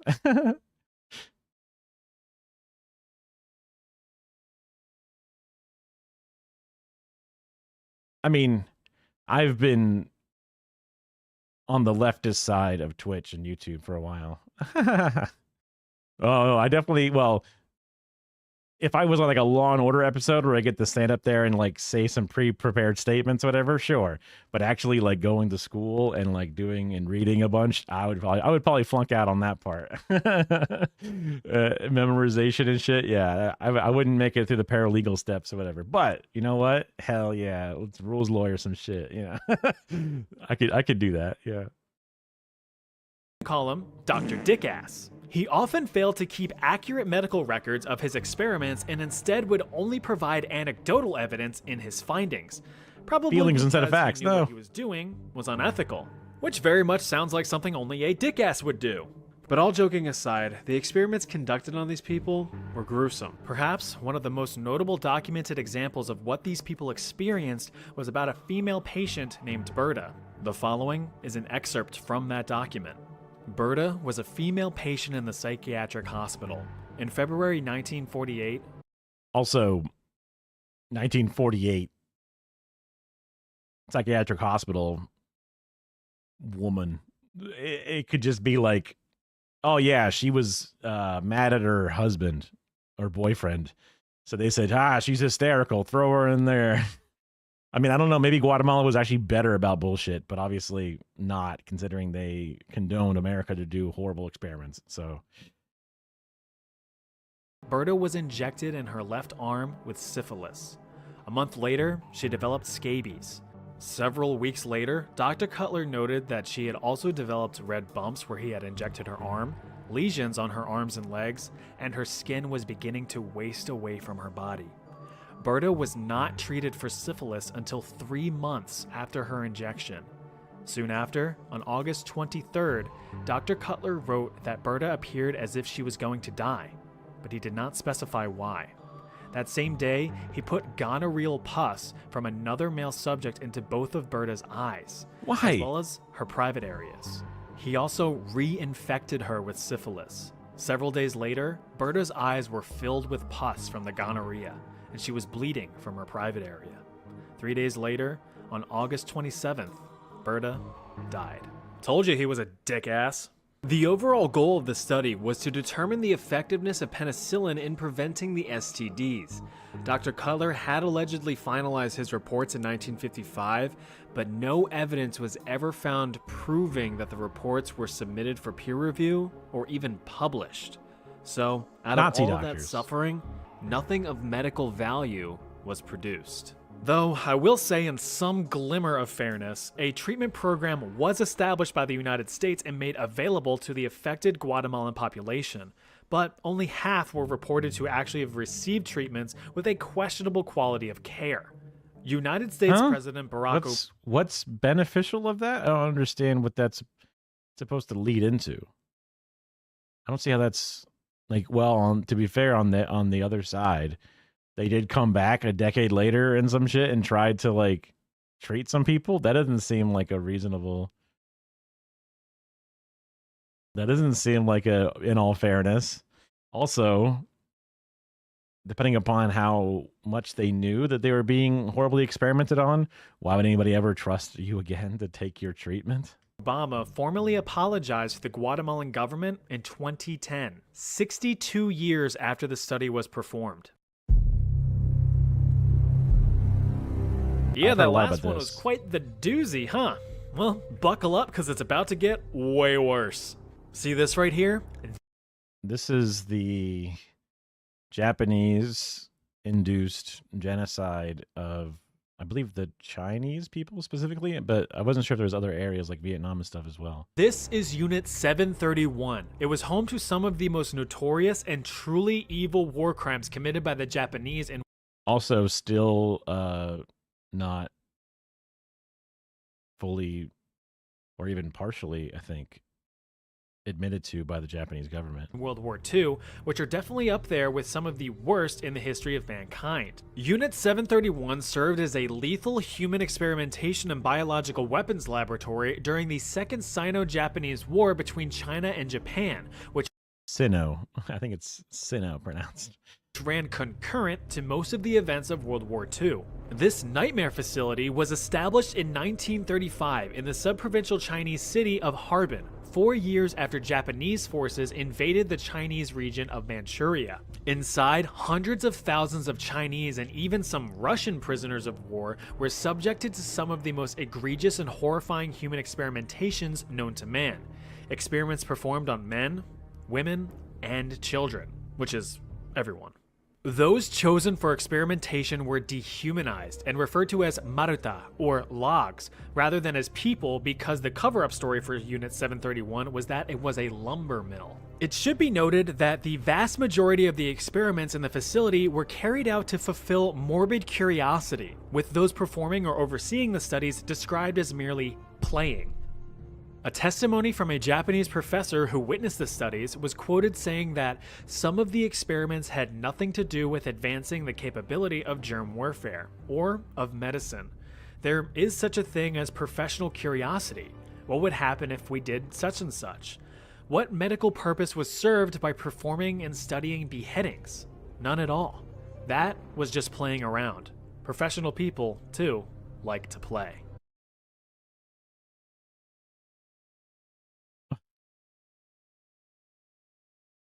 What? It sounds like he's like saying like, hey, it's all chill. So basically experiments were like, I wonder what would happen if we just hucked a grenade at a guy. Bang. Oh look, he exploded. Hey, can I go home now? Gee, I wonder if this large heavy object will crush this guy. Yup. Will this guy freeze to death if I freeze him to death? Wow, who would have guessed? A lot of these experiments were designed to test the absolute limits of the human body.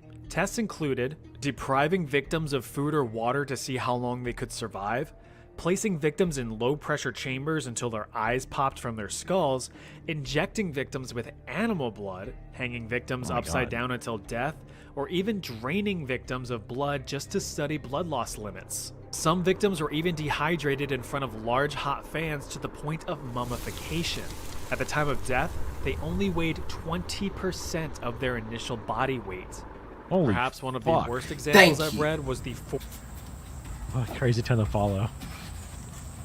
Thank you. But Thank you. Thank you. Thank you. Thank you. Thank you. Thank you. Thank you. Thank you. Just- Thank you. Dehumidifying somebody to the point of raisoning is wild. forced pregnancy of female victims. The mothers were injected with various diseases and drugs just to see how they affected the unborn child, sometimes performing a vivisection, cutting the fetus out of the mother for examination. There's honestly so many more gruesome experiments that I just can't get into here, so if you are curious, I would encourage you to look them up. But it's like legit really bad, so you've been warned. By the end of the war, as Soviet forces were closing in, Japanese officials had all remaining prisoners executed and the entirety of Unit 731 hastily demolished to destroy any remaining evidence of the program's existence. The United States had discovered trace evidence and pressured Japanese And we kept it under wraps so we could gain all that juicy scientific knowledge of nothing. officials into spilling the beans, under threat that they would be handed over to Soviet officials for trial and punishment if they did not cooperate. Once the US learned the full extent of the horrors of Unit 731, all of those involved were swiftly brought to trial and executed for their crimes.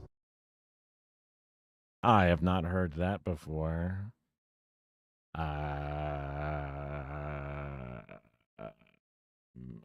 Except, no, they actually weren't. In reality, the United States claimed that the data collected from the inhumane atrocities was actually pretty valuable, since it is otherwise ethically unobtainable through conventional means. As such, many of those involved were granted immunity and freedom in exchange for the data. The deal was struck, and the United States kept everything under lock and key. The Soviet Union, however, pursued trials against the top military leaders and scientists from Unit 731. In the end, only 12 individuals were tried and sentenced to several years in labor camps, although the United States repeatedly denied that Unit 731 ever existed. Oh, that was a bummer. Here's something to cheer you up. This guy does a lot of human experiments videos. Okay, that wasn't as good as I thought. I guess I don't know what I was expecting in retrospect. But they covered 731s. That's didn't cover how Japan still denies it to this day, though. That's a shame. Oh yeah, I wanted to look at Kara's lists.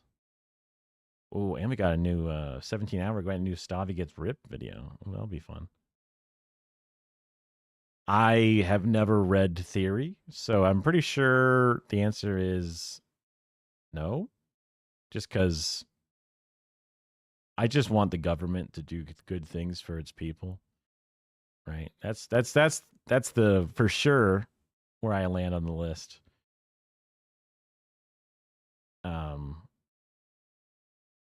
Medicare for all, all the other good stuff. A lot of basic, simple things for Americans to do.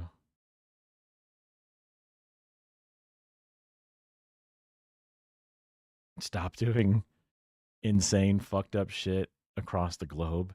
Like, there's just so much shit that we've done over the decades. Like,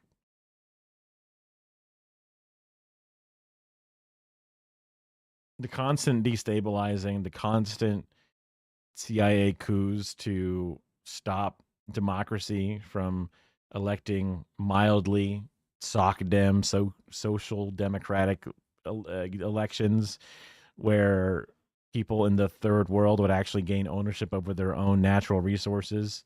Countries that are rich in some of the most valuable elements in the world are now considered some of the poorest because we put in destabilizing forces and or puppet governments and then allow our corporations to come in and take from them, and they have nothing, and they don't even have the rights that they would have had under a regular government. And like, we as members of the world all fail and miss out on those humans existing. Like, even in America today, we miss out on the lung cancer vaccine that exists in Cuba because we have an unjustifiable blockade against Cuba. Literally every nation in the UN votes against it except for Israel and Ukraine abstains. But everyone else is like, stop the fucking blockade against Cuba. And we're like, no. We get to have 800 military bases all over the world, spending all that money, pain and suffering. Like, we are the enemy of the world because we do fucked up shit all over the world. And it doesn't have to be that way. Instead of having money for our own citizens, we spend that money fucking with other citizens in other places. And then they hate us. And then we have blowback. And we're like, what? Who could have seen this coming? People in Israel get free healthcare off of the American taxpayers, and yet we don't have it.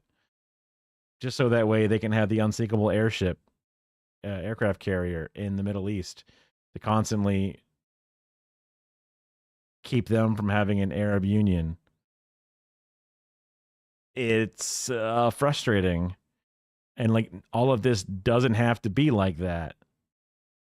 It could just just stopping it, not even trying to make up for the damage, but just stopping doing that saves us an insane amount of money and makes the world a better place basically overnight. Nah.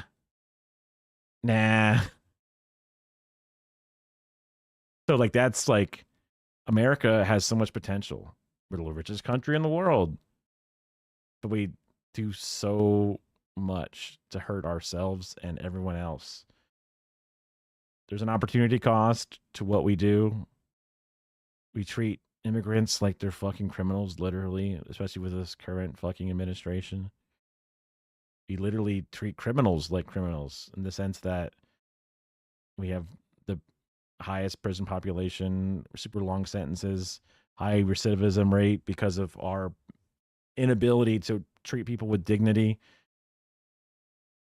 It's just, there's so many things that could be better. Like China did a giant thing by pulling out the most number of people out of poverty in a certain period of time, whatever it was. But America could do so much improving of life if they turned over a new leaf. And that's what I try to push for. I joined the DSA locally to work with, I live in Florida, Tampa Bay area.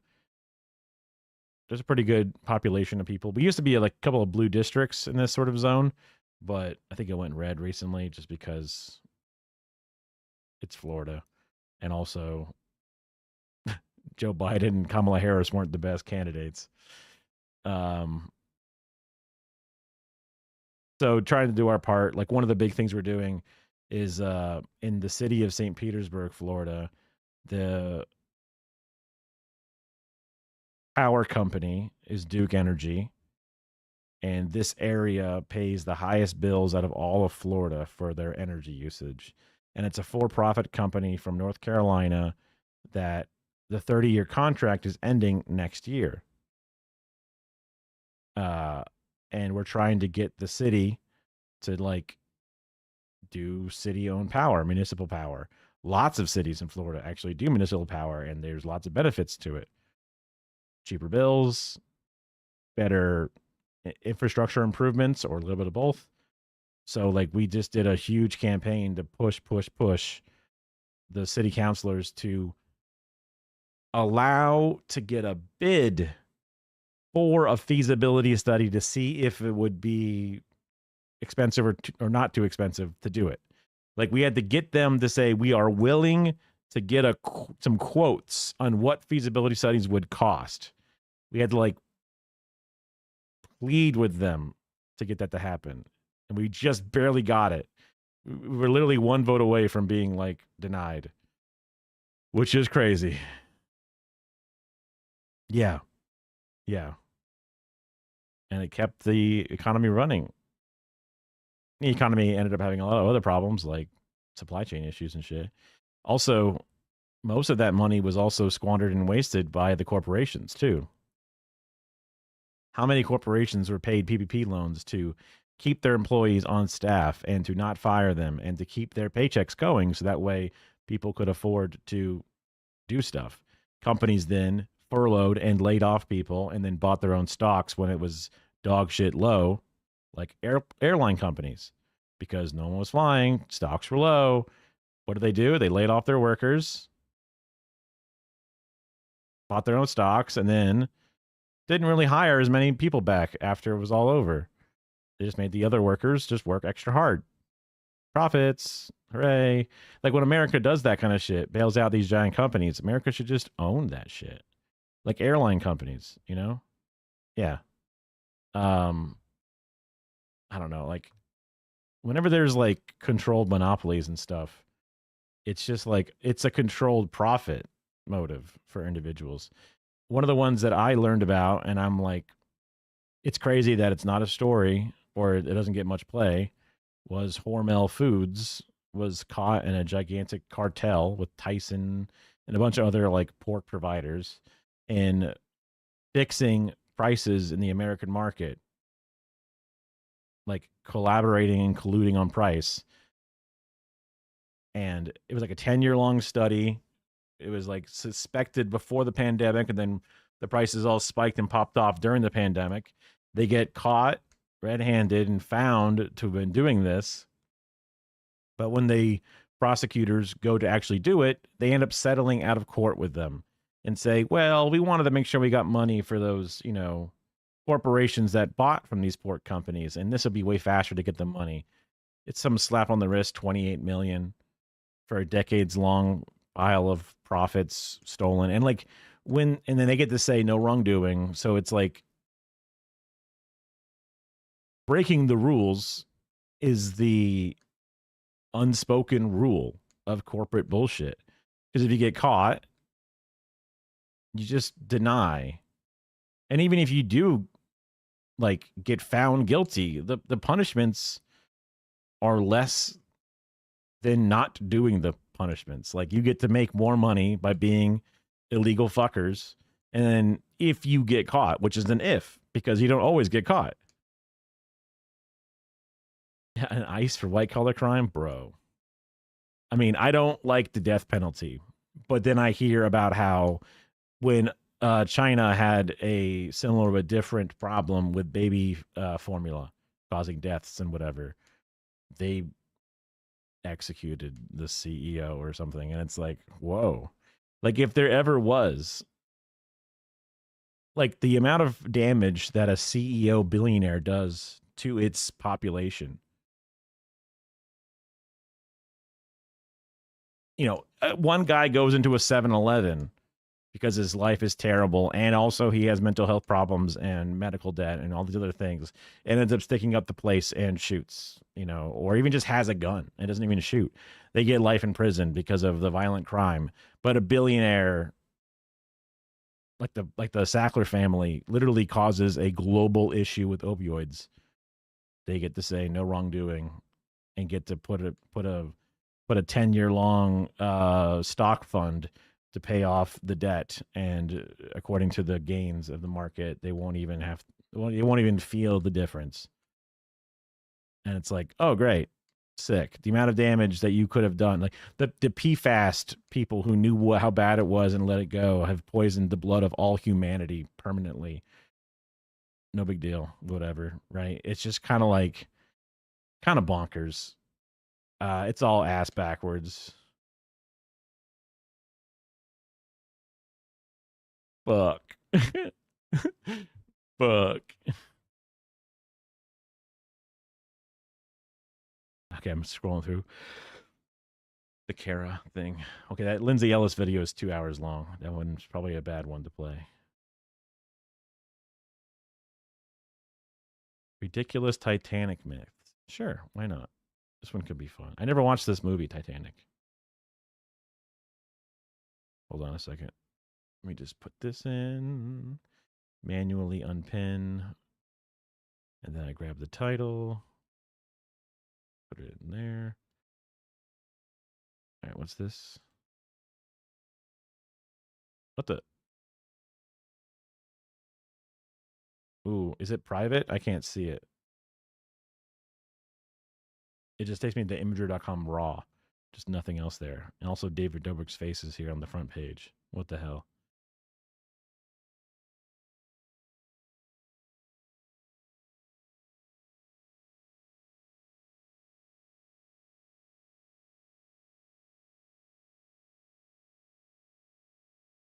What? What's wrong, Kara?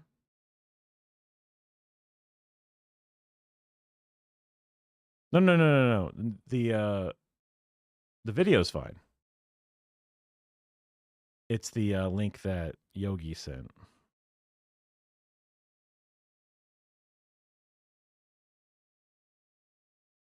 If it's is it from like a personal gallery or something?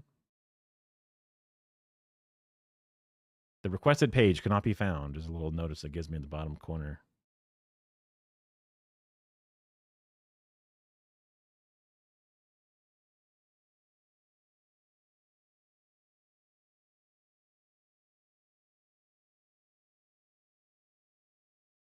No, yeah, it's good.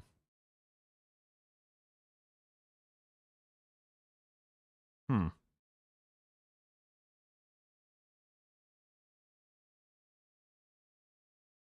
Hold on, I want to copy the link.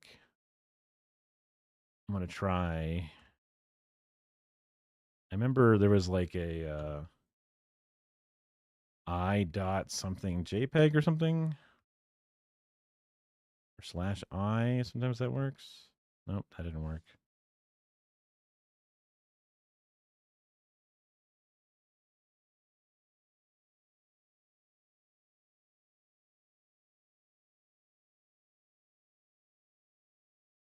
I don't know. I can't make it work.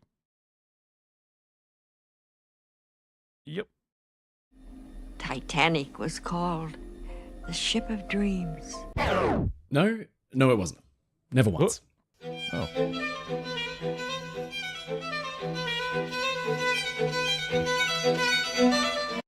This is about Ocean Gate? We all know the story of Titanic. Or do we?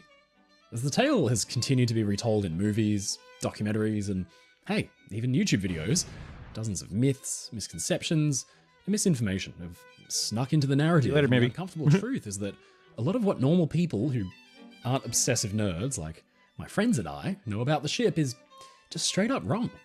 I call them zombie myths. They've been busted before, and they should be dead. But as new generations of Titanic enthusiasts enter the fold, they're immersed in a rabbit hole of books and films and docos. That's Australian for documentaries, by the way. And they learn all of this garbage all over again, and the cycle continues. Zombie myths.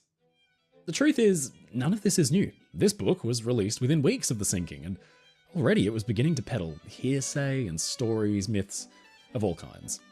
But as AI has kind of begun to take over online discourse around historic events like Titanic, it just means that fake facts can be spread quicker than ever. So today, let's look at 3 of the most annoying, persistent myths that refuse to die. From the infamous missing binoculars to the Titanic's attempted speed record, and the tiny rudder that supposedly doomed it all.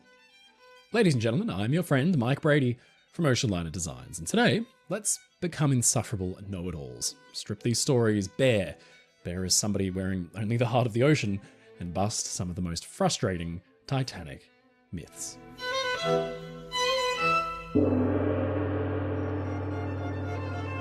One of the most common myths about the Titanic disaster surrounds the ship's binoculars, or glasses, as they're also known, and whether they could have enabled the lookouts to spot the iceberg early enough for Titanic's officers to take evasive action and avoid the collision. Now, this was certainly the viewpoint of Mr. Frederick Fleet, the lookout who had first spotted the iceberg on the horizon and insisted in his testimony before the subsequent inquiries that glasses would have made the difference.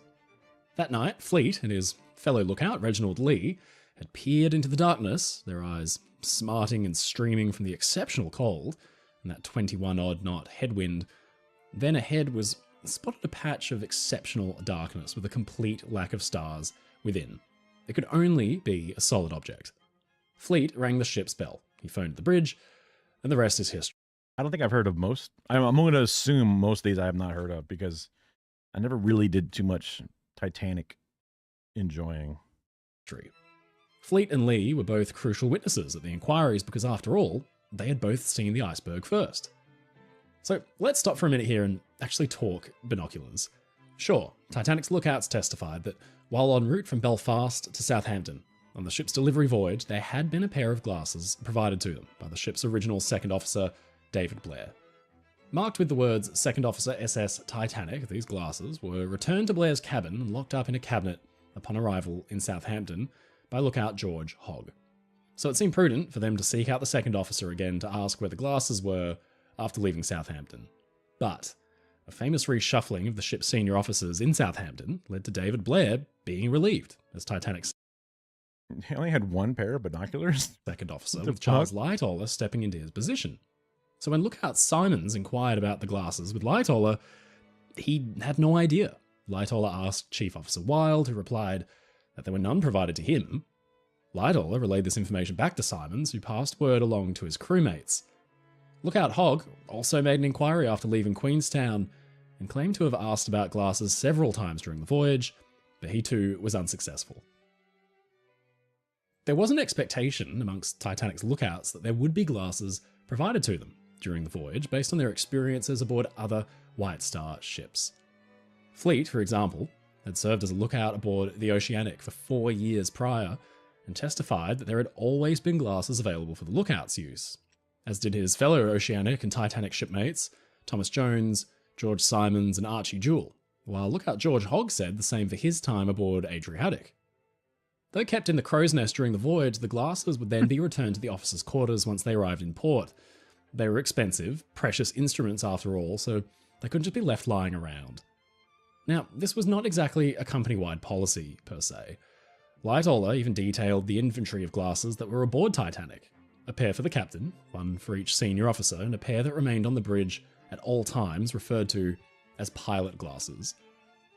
J. Bruce Ismay, chairman of the White Star Line, said that it was up to the captain's discretion, but a set of glasses would be provided for the lookouts if a commander requested it, while Lightoller stated that the officer on watch could also make that decision. Now, it seems common logic that lookouts should have access to binoculars, but the truth is that they could actually prove to sometimes be more trouble than they were worth. In the testimony of one captain, Richard Jones, of the Dominion Line's SS Canada, he pointed out that the glasses were difficult to focus, and if not properly done so, the lookout might as well be looking through, quote, a blank tube. On top of that, Master Mariner Edward G. Cannons said that in his 25 years of experience on the North Atlantic route, he found binoculars were terrible because they easily blurred. So, what were binoculars actually used for? Well, a ship's lookout's most valuable tool was his eyes. In fact, unlike other contemporary shipping lines, the White Star Line actually had dedicated lookouts who were even paid extra for their work. In the days of sail, ships' lookouts could spot a small white... I feel like they probably got a pretty bad rap after that. To be like, I work for the one company where lookouts are specifically hired and paid a premium, and then that ship sinks. Or one of that company's ship sinks, you're like, oh man, they're gonna fucking fire us all. Fuck. Blur over the horizon and almost immediately determine if the sailing ship over there was a friend or foe, what country it was from, or even what ship it was specifically just from the canvas it had set. The lookout's role was to spot hazards. That could be done with his eyes. But if something was spotted and he didn't know what it was, then binoculars could help define it from a distance. But scanning the horizon with binoculars for an entire shift, or a watch, was not a good idea. Well, I mean, I would assume that they would look and then go, huh? And then pull up binoculars occasionally, but not like just live in the binoculars. Be limiting your field of view immensely, and as Captain Jones said, to essentially a small tube, which is the exact opposite of what you'd want a lookout with keen eyesight to be doing.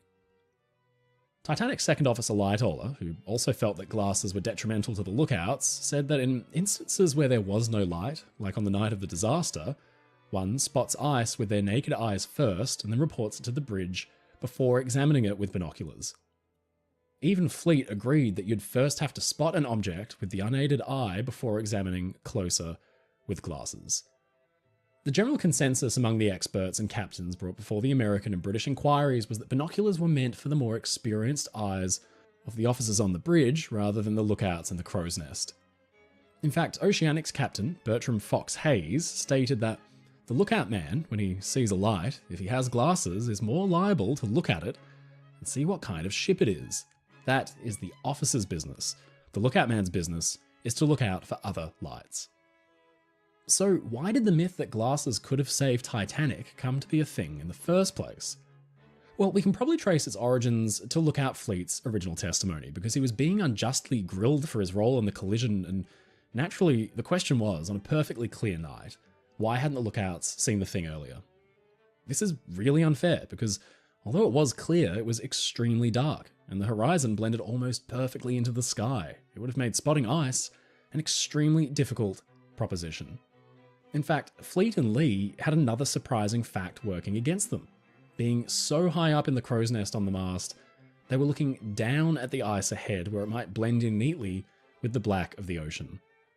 If lookouts had been also posted to the prow, the very front of the ship, they would have had a better chance at seeing ice against the horizon.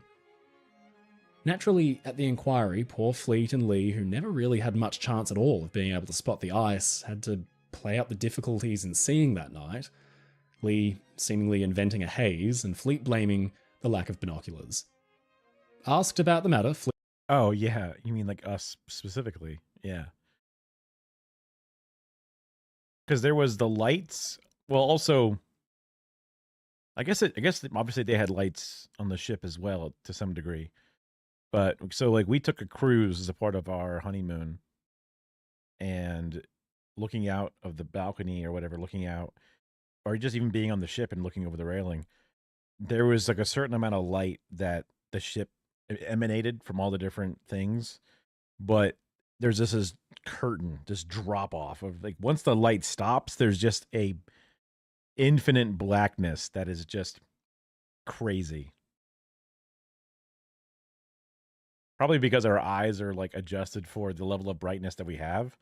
I wonder what it would be like if you were on a completely dark ship and the full moon is out or something, and like the water was illuminated enough to see the endless waves at night. That probably been pretty cool. Yeah.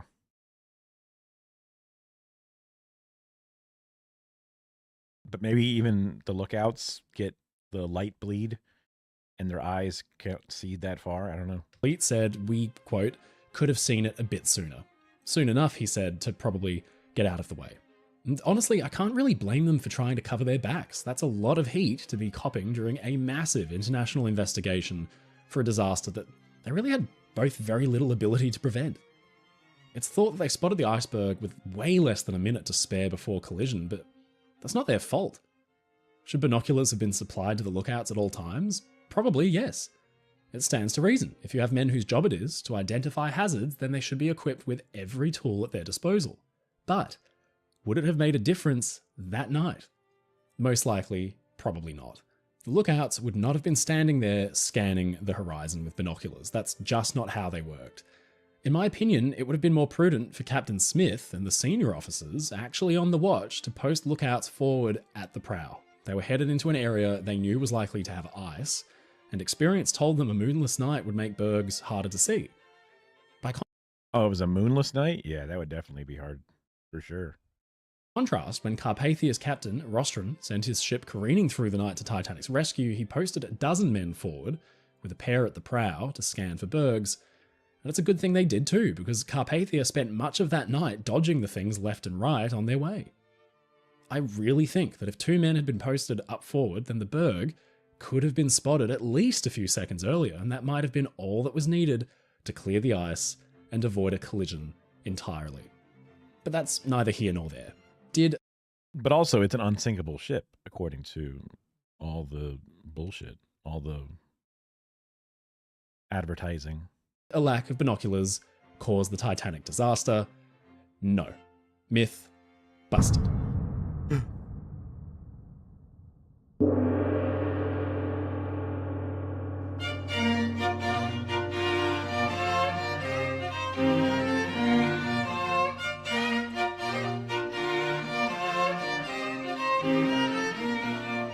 This next one is so integral to the Titanic.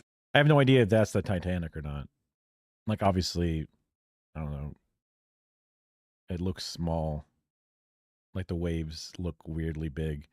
But that's supposed to be the Titanic, like a model Titanic. Legend, it's basically entered the public record as fact. They were trying to set a speed record on Titanic's maiden voyage, recklessly traveling at full speed in the vicinity of a massive ice field. Well, let's start with the first part of the myth, that Titanic was trying to break the speed record. Now, this is pretty well known, but it has to be stated flat out that neither Titanic or Olympic were ever going to beat the speed records set by their competition, the 26-knot Cunard liners Mauretania and Lusitania. Harland & Wolff naval architect Edward Wilding said that under peak performance, Titanic could possibly have attained a speed of 23 and a... Okay, yeah, this is a video game. quarter knots. Like, just looking at the wave animation, wave breaking, it's a game. Now, this is pretty impressive for a ship with triple expansion steam engines like Titanic, but the fact is, Cunard just had faster ships, and the White Star Line was okay with that. Titanic's surviving officers, of course, denied that they were attempting to set any records, insisting that the maximum speed Titanic reached during her voyage was about 21 to 21. What the fuck? It's like the same three guys. Like, huh? Huh? Then the guy, it's like the stands at a Madden game, you know? They like this copy paste the same couple of dudes left and right. Insisting that the maximum speed Titanic reached during her voyage was about 21 to 21 and a half knots. Now, the American inquiry concluded that Titanic's speed reached at least 21, but no more than 24.5 knots. And for his part, Bruce Ismay only expected Titanic to match Olympic's 22 knots, never thinking she could exceed that speed. But an infamous, supposedly overheard conversation between Ismay and Captain Smith in Titanic's D-deck reception room on the Saturday afternoon, April 13th, would only add fuel to the fire. The conversation was described in October 1913 testimony by first-class passenger Elizabeth Lyons during the limitation of liability hearings. She recounted how her interest had been piqued as the men began to discuss Titanic's performance and the ship's run, or how many miles she'd travelled over the course of a day, as there was a daily pool where passengers bet on the ship's progress over the previous 24 hours. What? By her account, Ismay God damn it. dominated the Gambling always happens. conversation, commenting positively on Titanic's performance, which had been getting better and better with each day. Without ever asking Smith questions on the subject, he stated confidently, apparently, that Titanic was performing better than Olympic during Kara just shared this. Titanic. Symphony of the Seas. Is that a particularly big ship? Largest ship in the world. 100 years later. Currently the world's biggest. Okay, so it's a pretty big one.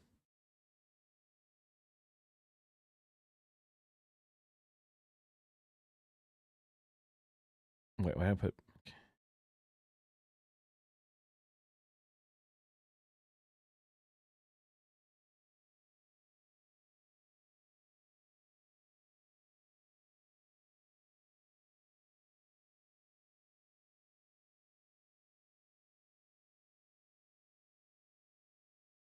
I was wondering if an aircraft carrier is bigger than a cruise ship.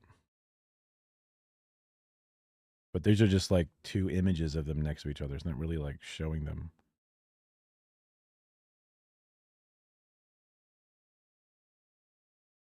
I was told that aircraft carriers are basically like a city in the water. And I wondered what that meant. But none of these seem to be like an infographic showing. Maybe this?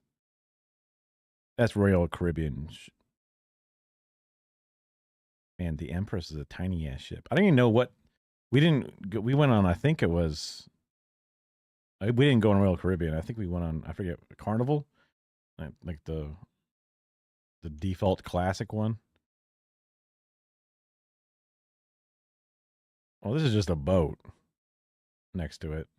I guess it doesn't look. I guess they don't look that big because it's just like what, a bunch of planes, but that's like that many planes, you know.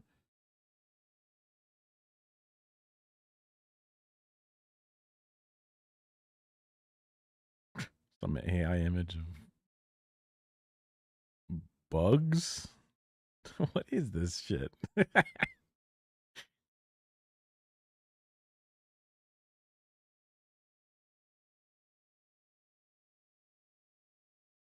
These are just clip art of boats. Boats.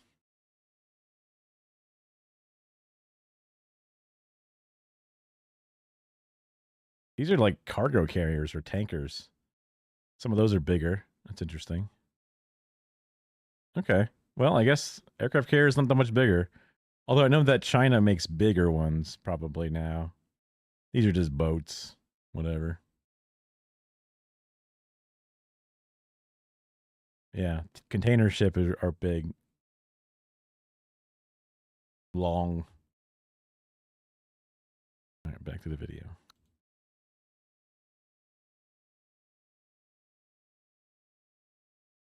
It was here. her debut the previous year. This culminated in Ismay dramatically bringing his hand down on the arm of his chair as he declared Titanic could beat the Olympics maiden voyage run and get into New York on Tuesday night, as opposed to Wednesday morning, as had been planned.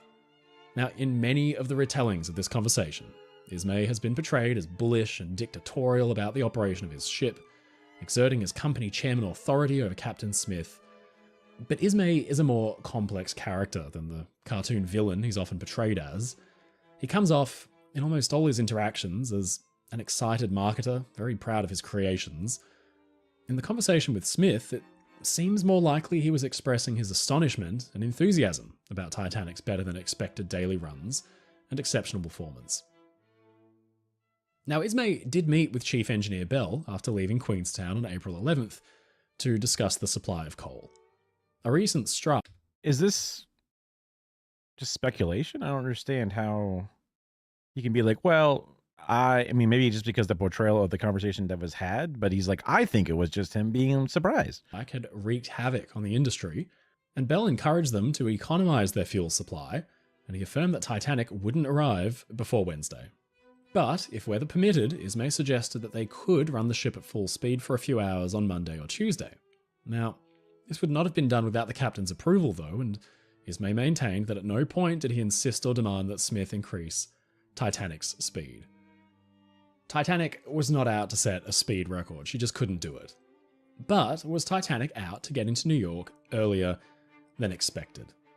Well, calculations by researchers maintain that an average speed of 22 knots could have put Titanic in New York before 9 PM on the Tuesday night.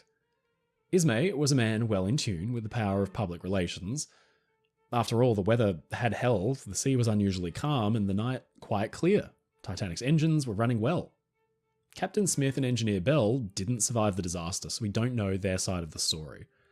But it's not outside the realms of possibility that the pair had discussed the progress their ship was making and planned to pass the Ambrose lightship on Tuesday evening.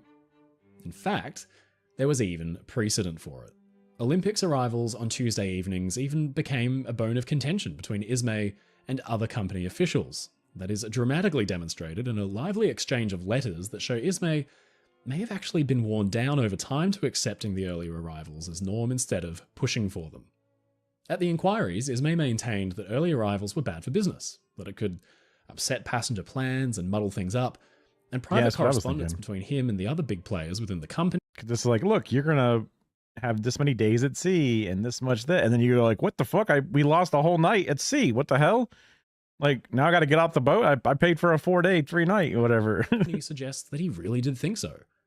But over time, others might have worked hard to change his mind.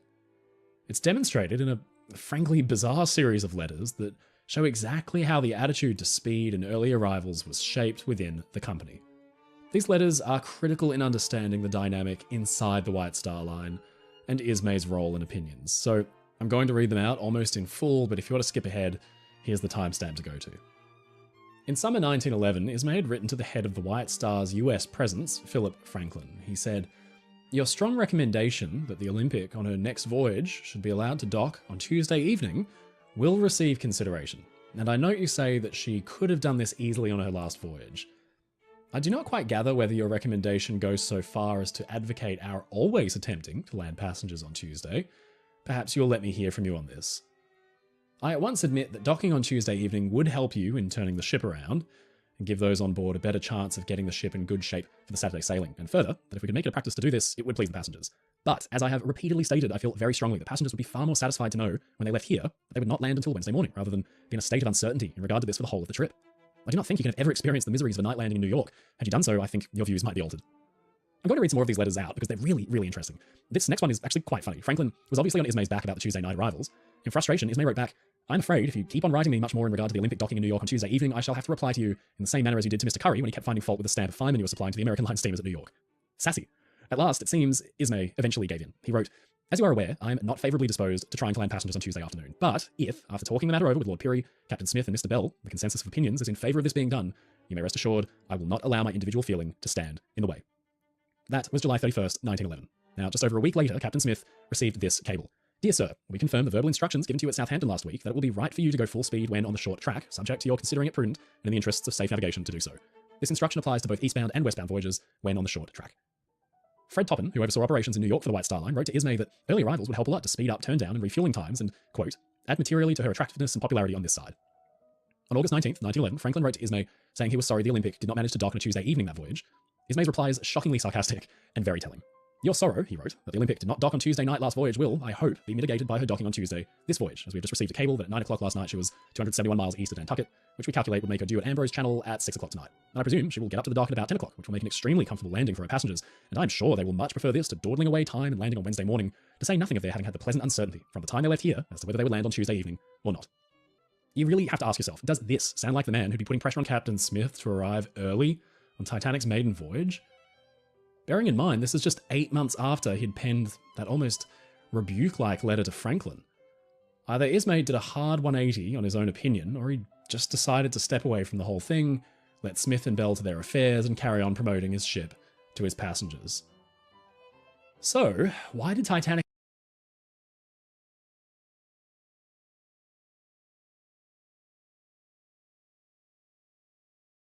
Nurse told the patient she's on until 7 a.m. It's currently 9 p.m. 10 more hours from now. Is she at the end of her own 10-hour shift and about to do another one? Or, like, this could be the beginning of a 10-hour shift. Like, because I think 12-hour shifts are pretty normal for medical professionals, at least in America.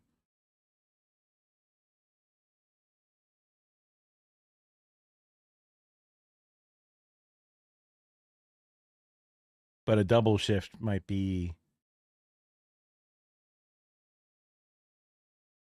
different. There's also sleep rooms that they have.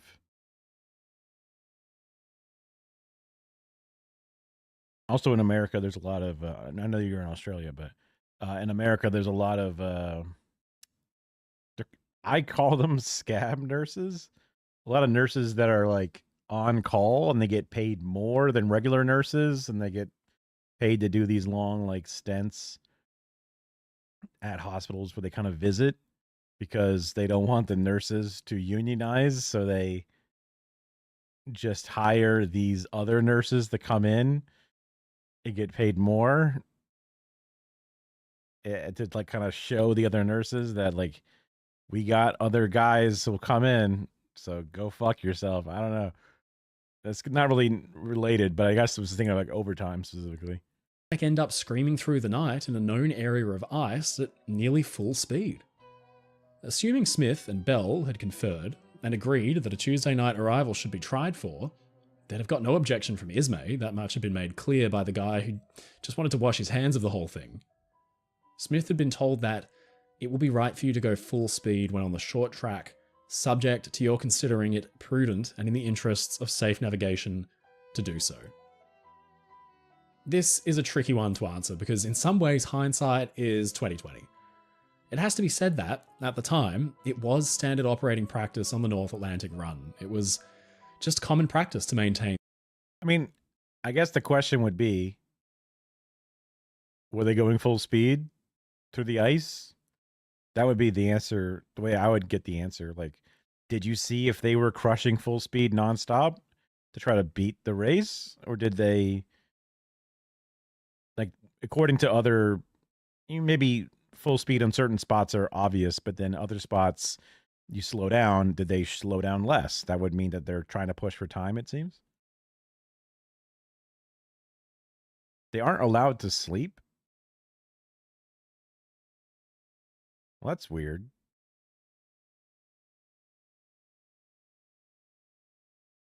Speed if there was clear weather ahead, and while extra precautions could be taken, whether it be posting additional lookouts like we talked about earlier, or maintaining extra alertness for hazards on the horizon, there are a few reasons. And I'm sure it's a tough shift in general. I don't know if a double shift is literally back to back, because that would be over 24 hours, which would just seem like you would end up with poor quality care, but I guess better than no nurse.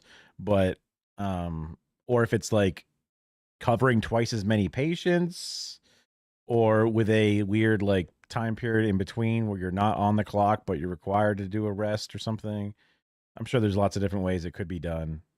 I mean, malpractice is one of the larger considerations for medical stuff, at least in America for sure. So they should be behooved to make sure that things aren't too unethical. I hazard to say. For this, one of the more practical ones for maintaining speed is that a ship at its maximum speed is more easy to control because she's got good headway and flow over the rudder. The ship will just be more responsive to the helm. Yeah, I mean, like, it's like, I mean, I don't know how well they can look at the records out of other boats. Like when the other boat made a historic run from departure to arrival, and they go, wow, that's the fastest whatever of a boat X size.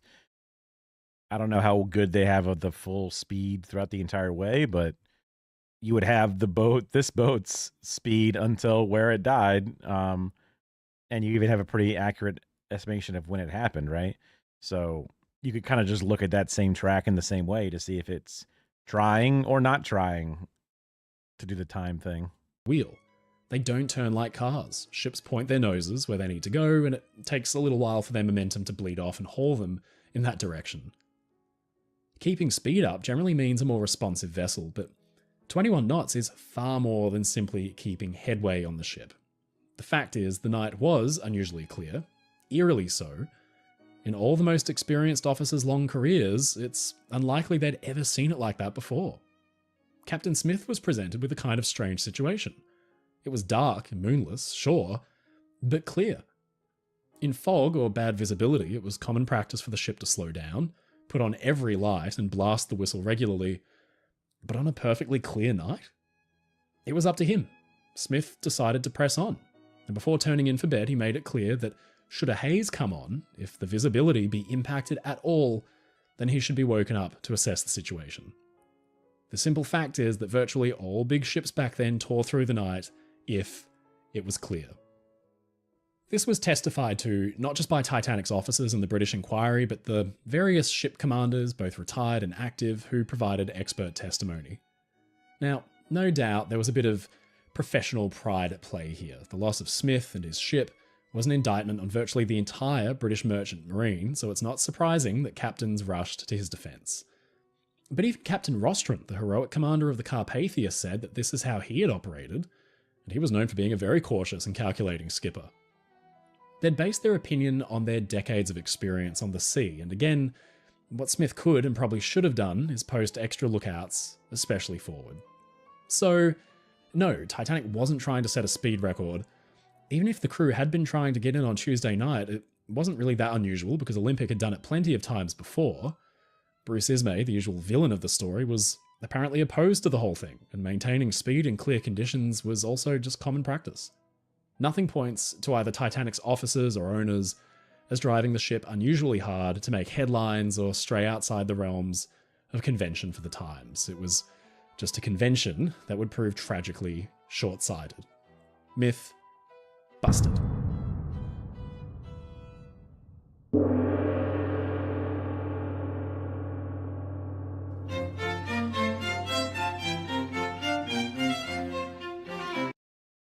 I don't know. That one seems a little tough. It's a really bust.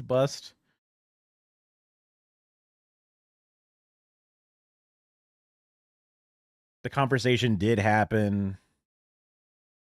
They did go fast. I mean, was it common practice to do it? Yeah. But also, do they cover for each other? Yeah. The other guy apparently got the world record without even trying. So arguably, is he doing the same thing the other guy was doing, which is not really trying, but still kind of trying? Yeah. I mean, I guess it's not as overt as maybe the narrative of the movie where it's like, oh, we're pushing for it no matter what. We're pushing for it. Which might be an overestimation of the intent, but we'll end on a more technical one, because you know I love technical things. Titanic's rudder. It stood stories tall, but for decades has been blamed for the collision under the assumption it was still too small for a ship of its size. Let's jump in. Motion of the ocean, etc., right? I mean, it sets itself up. First, a bit about the rudder itself. The thing was enormous. It stood 78 feet, or 24 meters tall. That's about the height of a 6 or 7 story apartment block. And by itself, it weighed 101 and a quarter tons. The immense weight was thanks to its heavy construction.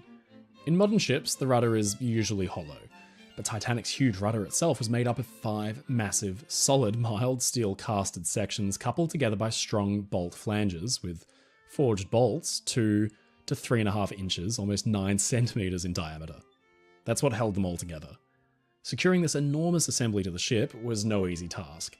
7 nickel steel pintles and corresponding gudgeons, kind of like a giant hinge, held its huge 1.25 ton weight and gave it the required axis for turning.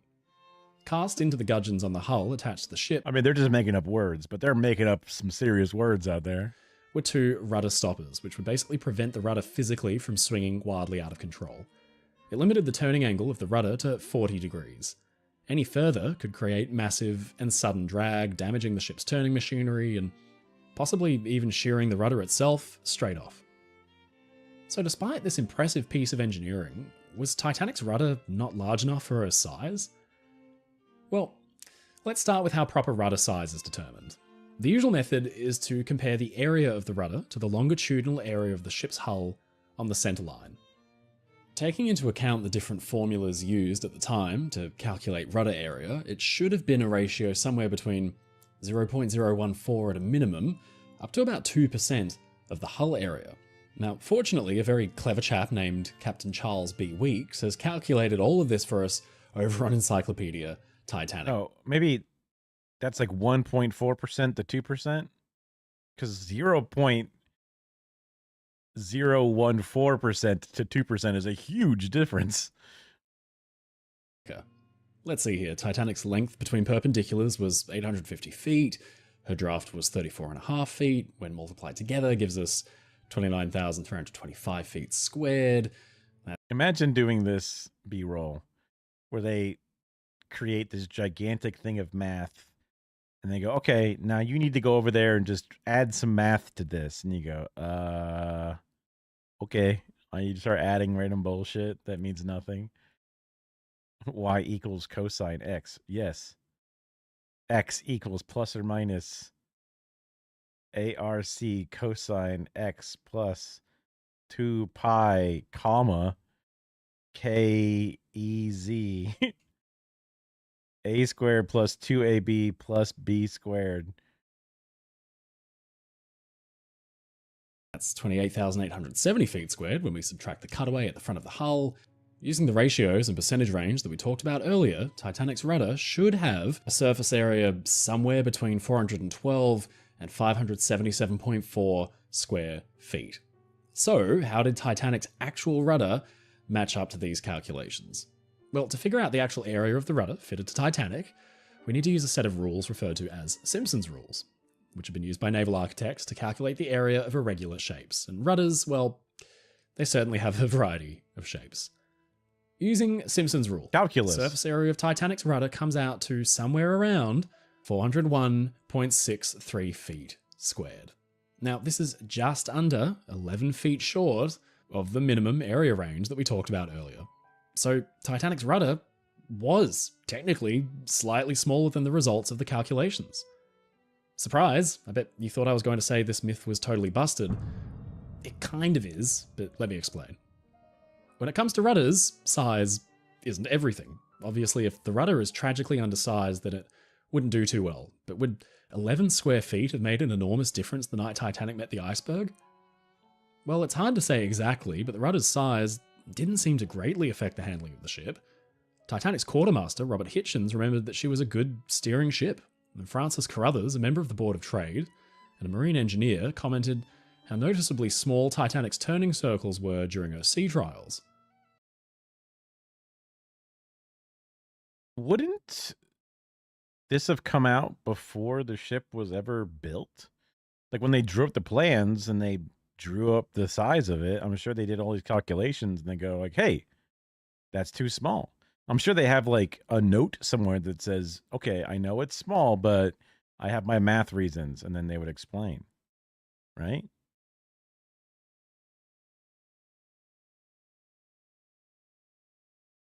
I was thinking Ozzy Osbourne, but got it.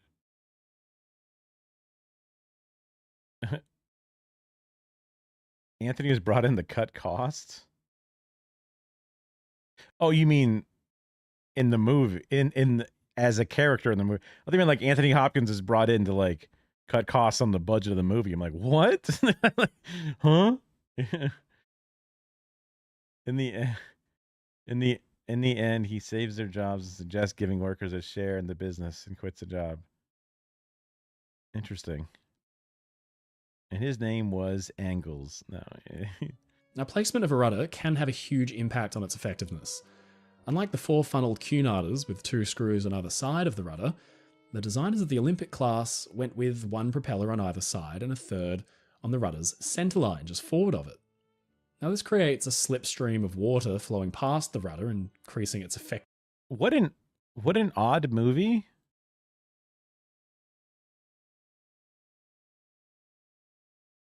Just because it's like such a mundane situation. Like, okay, the drama. There's this moccasin company, and it's trying to cut costs.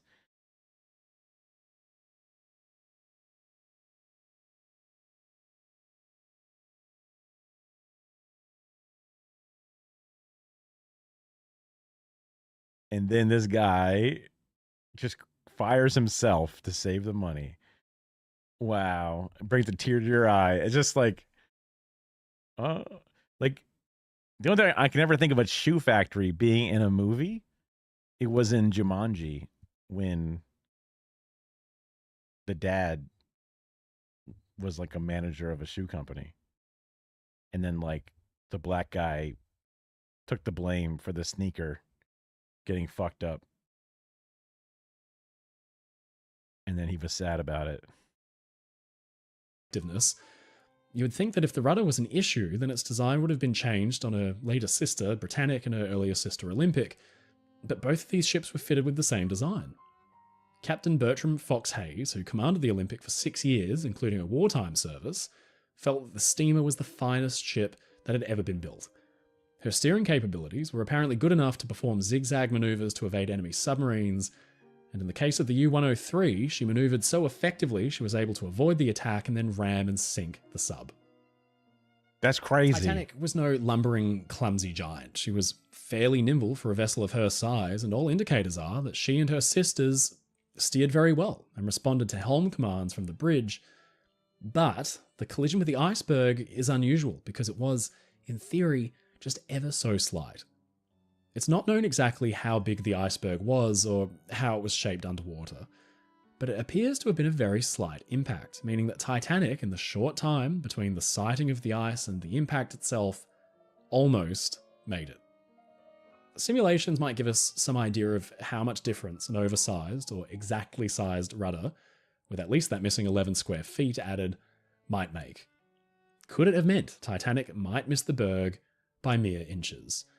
Well, to figure that out, we'd need to ask marine engineers, and fortunately, I know just the guy.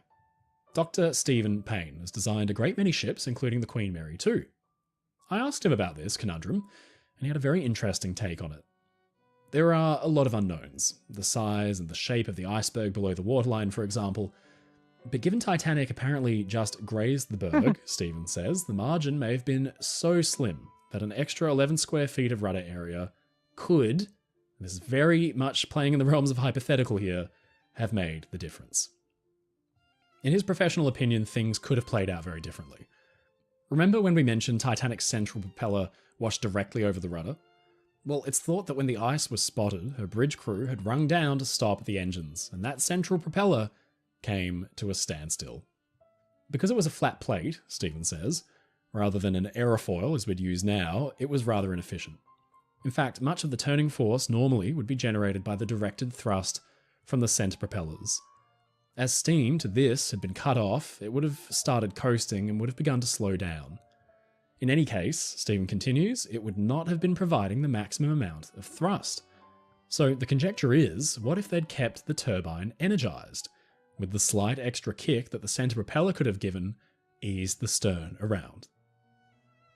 It's a tantalizing question, one we'll probably never know the answer to.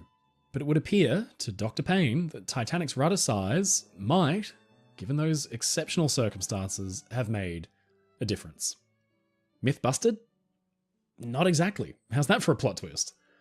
Look, there's no way that any one of these factors led to Titanic's demise.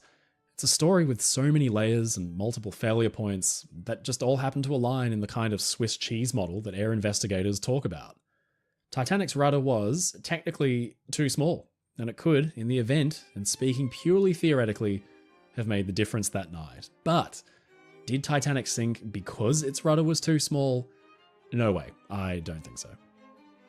Titanic's story is a breeding ground for wild and wacky conspiracy theories and myths, everything from the curse of a mummy traveling in the car. Okay, maybe the curse of the mummy, but I don't think there's any conspiracy theories. Like, people were conspiring. Like, it's just, what did it? Who, it's just like, oops, Cargo holds to the raging coal fire, apparently consuming the ship from within, weakening it so that simply touching the iceberg was enough to send her below. Join me next time as we once again dive on in and try to bust some of the most egregious zombie myths about Titanic that refuse to die. Does this channel only do Titanic stuff? Oh, it's literally the channel Ocean Line Designs. That's crazy. Usually I can see it.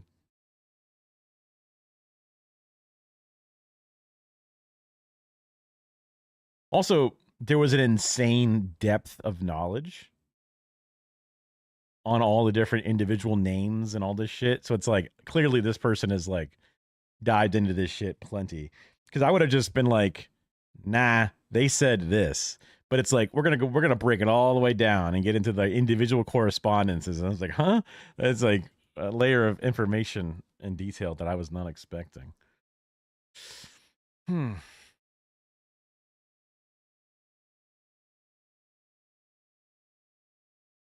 Concordia? Is it the other ship, was it?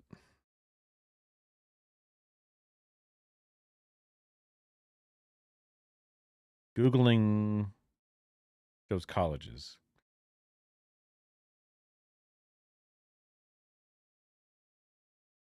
There's one.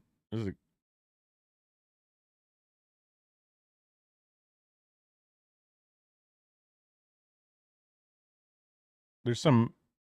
Apparently, there's a couple of them in the Tampa Bay area. And then it looks like some housing complexes. Is that the question?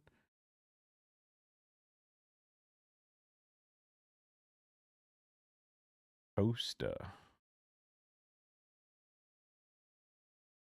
Oh.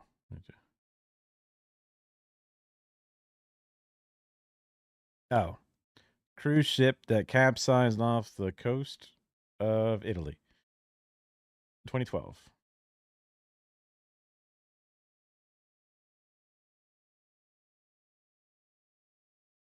Huh.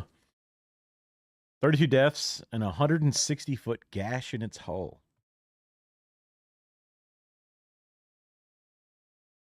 Wow, wait, look at that thing.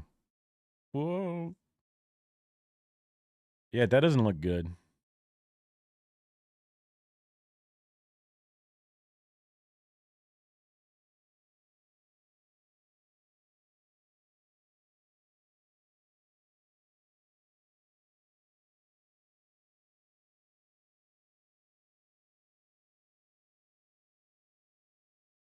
Woo.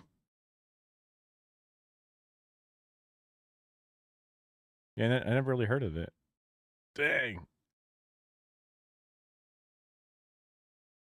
The tugboat's swarming to a wounded animal. Oh my god! Look at this photographer is like, mwah. Picture with the words close, just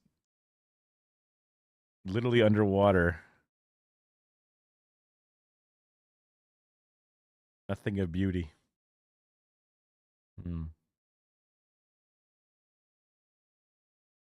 Dang, just 100% on its side. I guess it didn't fully sink though.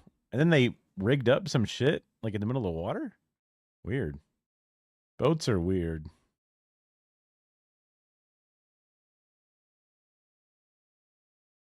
I was like, what am I looking at? But this is the side of the ship.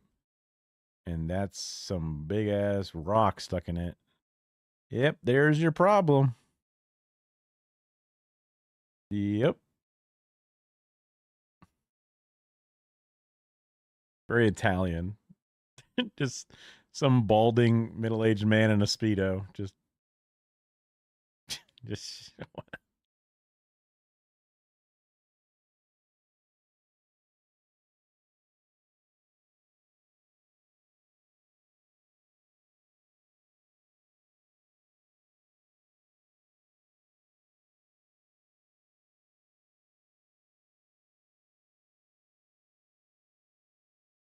crazy.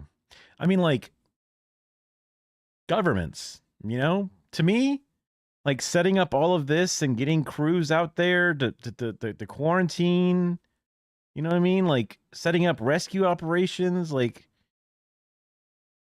only a government could establish a response. Whenever I think about anarchists who are like mutual aid, community action, you know, when a boat sinks, what communities are going to mobilize? Everyone's pointing the finger at each other. It's just, you never know what you're going to need and when you're going to need it.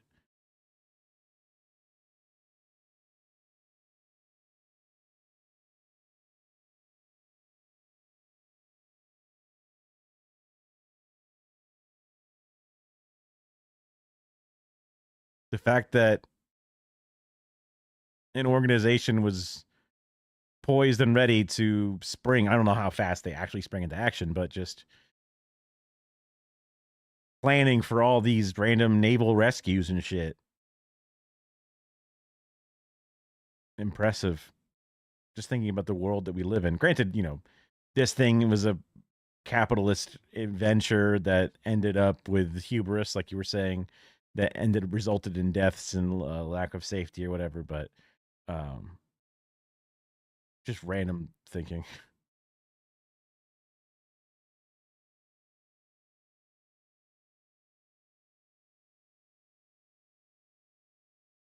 You've only ever been given an armband ID when in hospital. You reckon that one on my leg before going to surgery. In case I didn't make it, been wondering every time I get wasted. Wait, what?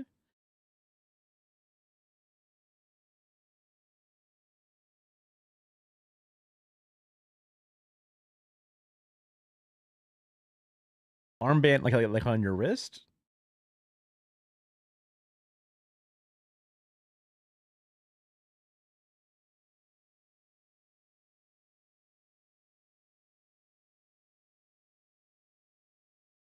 Did they give you a toe tag before you went into surgery? Why did this reload? That's upsetting. They gave you like an ankle bracelet?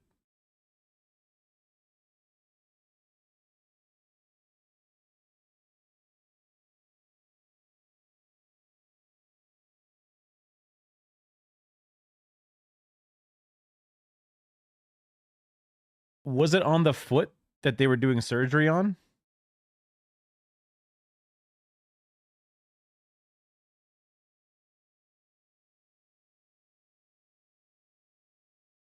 I guess it doesn't matter. Probably would put it on the foot that you're not getting surgery on.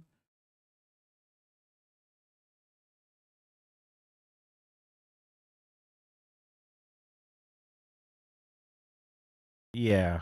Well, I was thinking like it makes sense that they want to be sure you're the correct person before they wheel you into the wrong surgery, right? So having multiple points of verification is good, but then you probably wouldn't want to put the tag on the foot that needs to go into surgery because it needs to be prepped and cleaned, and you don't need an extra thing on there to cause an issue. You want us to put on the other foot.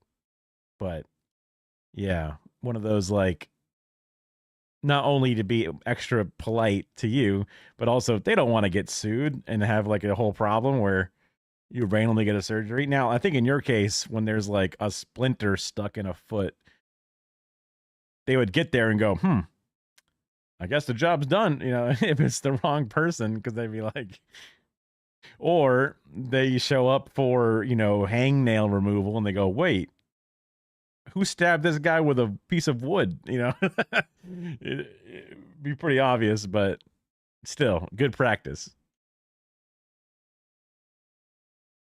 Oh, yeah.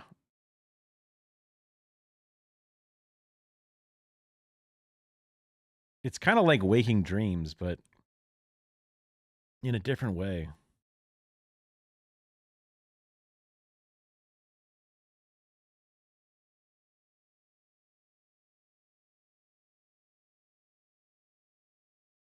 I have so many old tabs.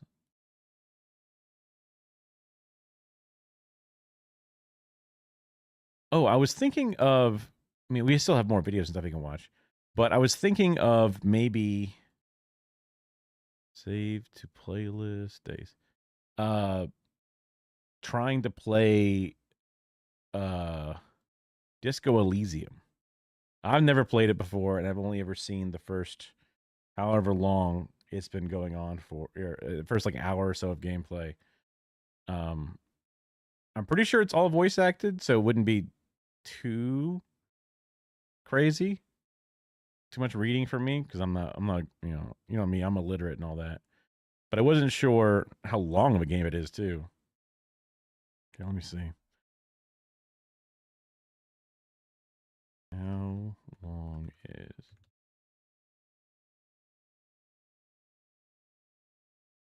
21 hours? That's not too bad.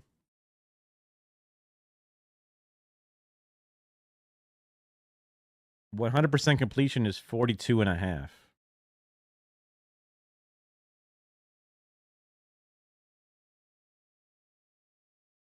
I think I bought it for like some crazy Steam sale at some point, knowing I'd eventually play it.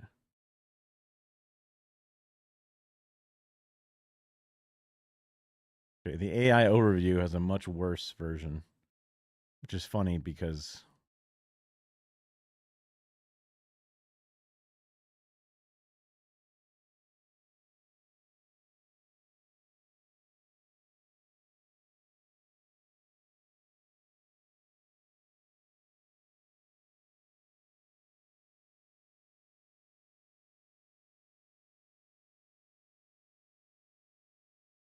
why not? Let's give it a shot.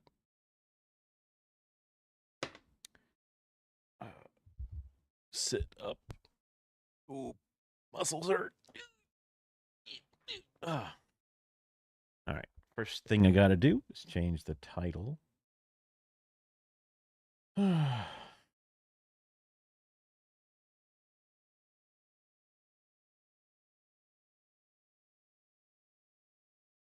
not spell playthrough correctly? Oh, it's like a hyphenated word. Wait, isn't there an R in playthrough? Yeah, no. Yeah.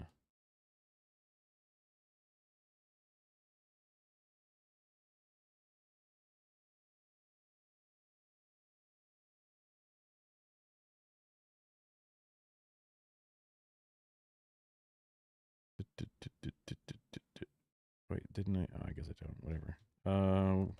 Shocked. Oh. You got to add emojis. Then this changes to.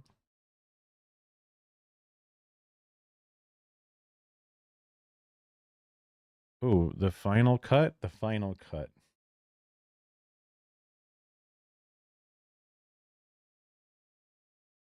Uh-oh. This is a mature rated game, everybody. Hold on. And then there's the title updater.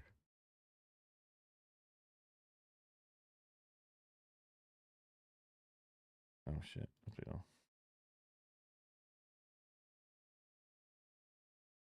Okay.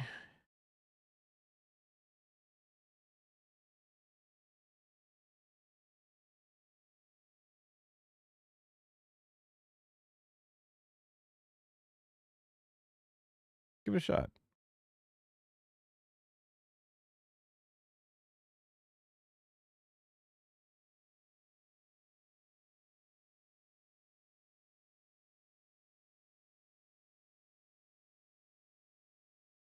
Oh, I need to put this into the thing.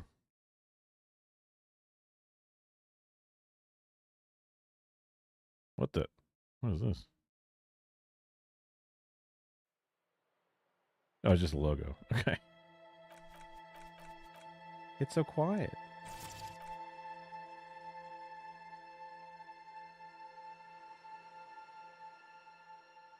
Why is it so small? Oh, that's why.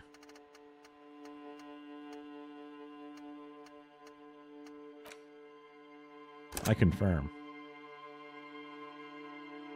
Anti-aliasing is fine. Shadows, shaders, windowed.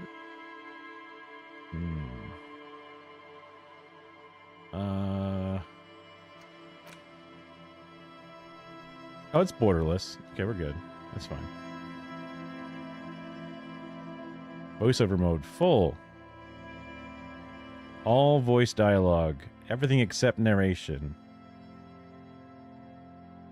Only voice introductions. I'll do full. English and English. Dyslexic font? No thanks.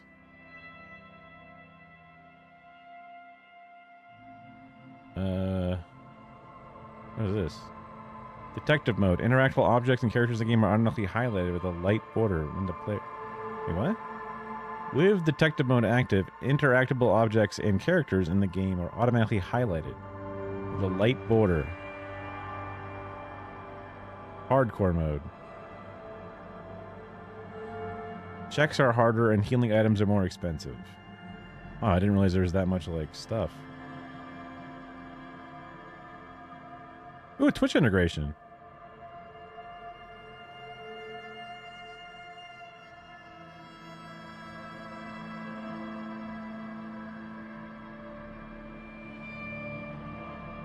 Oh. Yeah. I mean, I can switch it on. Oh, it's literally the dyslexic font, if you've never seen it before.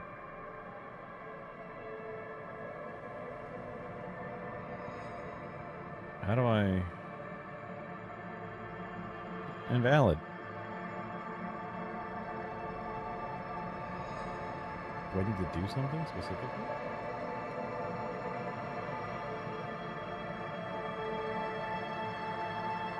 Let me go to my dashboard. Is there like a... Twitch token? What the hell is a Twitch token?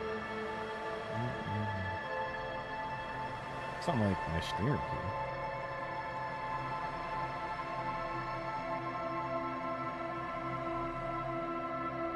Ugh.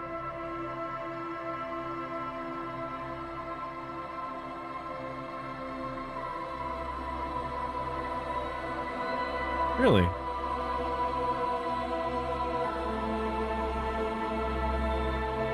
Don't show on stream.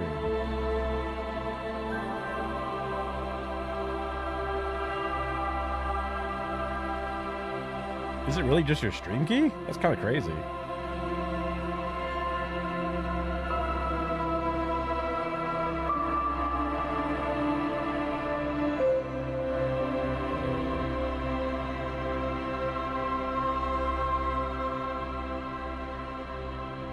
Okay, open my settings. Stream. Oh yeah, my stream key is actually connected via... I guess I shouldn't pull up OBS. I should pull up my Twitch dashboard.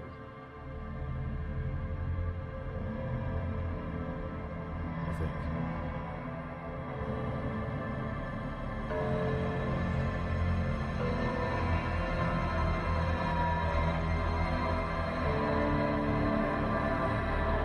I guess you could just literally Google Disco Eel.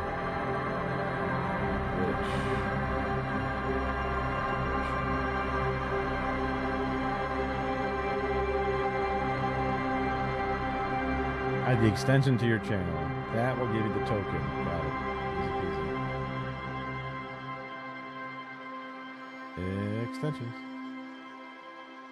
Disco. ELY. There it is. Add it.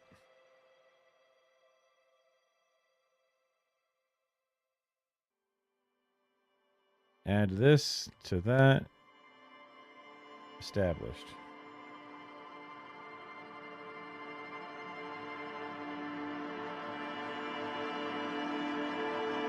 I have replaced my Prime overlay gaming thing. Okay, let me know if it looks like it works. Or if you see a thing or a pop-up or some bullshit. Maybe I can see it too. No, stream manager. Don't know that I can see it. Also, it's all asterisked out, so we're good. Neat. Well, I'm glad I looked at that just to see if that would work. New game. Oh, wait, continue.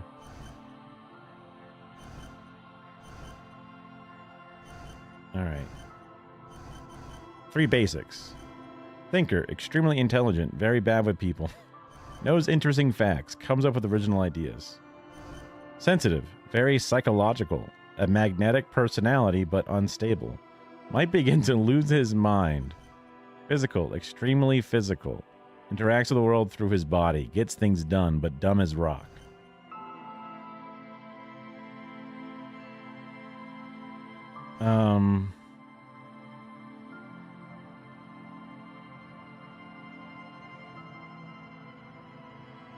So whenever I play games, I generally am very boring, and I kind of just play myself, right?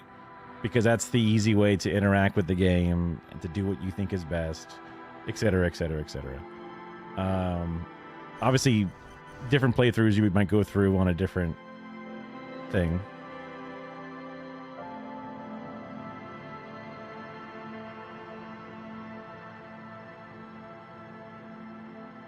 If I had to define myself as one of these, I like to think I have a decent personality, but wait, why is... Oh, that's psyche. That's physique. Huh. The sensitive person's got a pretty decent physique too, but the thinker not so much. I definitely have a bad physique. Intelligence 5 feels a little bit like, come on, you know better than that, to throw myself up that high.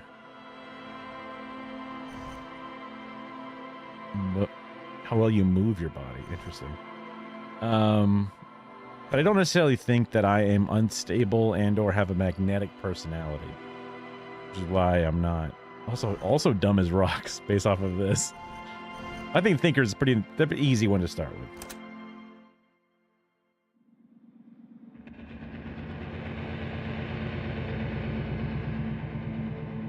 The Furious are at home in the mirror. Is that there? I thought I was going to read it. Ah, whatever. It couldn't mean anything important. There is nothing. Only warm primordial blackness. Your conscious ferments in it. No larger than a single grain of malt. You don't have to do anything anymore. Ever. Ever. My ancient reptilian brain is speaking to me. I saw this kind of section in the beginning. I thought it was really cool to hear the different parts of your personality speak to you. I thought it was, and then your organs speak to you and shit. I thought it was awesome. Never, ever. Only warm primordial blackness. I ferment in it. It does kind of Aussie. Simply keep on non-existing. An inordinate amount of time passes. It is utterly void of struggle. No ex-wives are contained within it. What? What was that about those ex something? An awareness creeps up on you.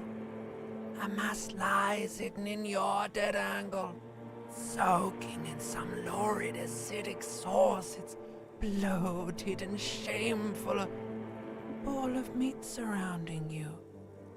This is a terrible line of questioning, and it will only lead to more awareness of the meat thing. My limbic system is speaking to me.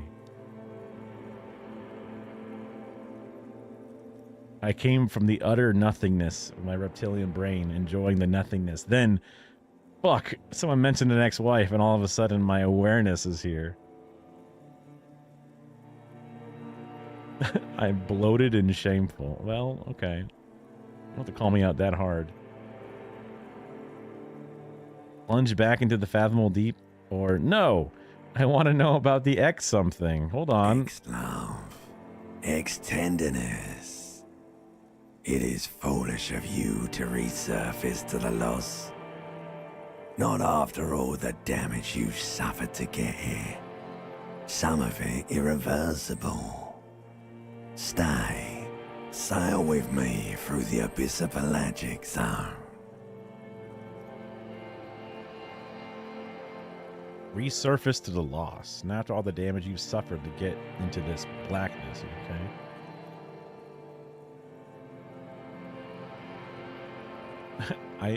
So either Alones, never let me go. I'm not sure what that is. Or no, I want to get off now. I like pain and burning light and wanting things from people who don't want to give them to me. I'll go with 2. Do you really?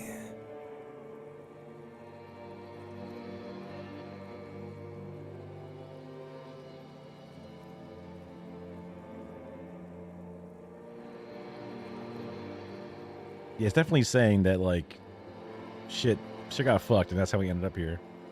Do you really? I do. Let me out of here. I wouldn't like it if I told you what was back there. Why'd you think you had to bludgeon yourself into oblivion? Or did you not sense yourself marinating? Poured so much on yourself, got a bit carried away, did we, Chef? Wait, I did this to myself? Yes, your one disco mother. I don't really know what that's supposed to mean.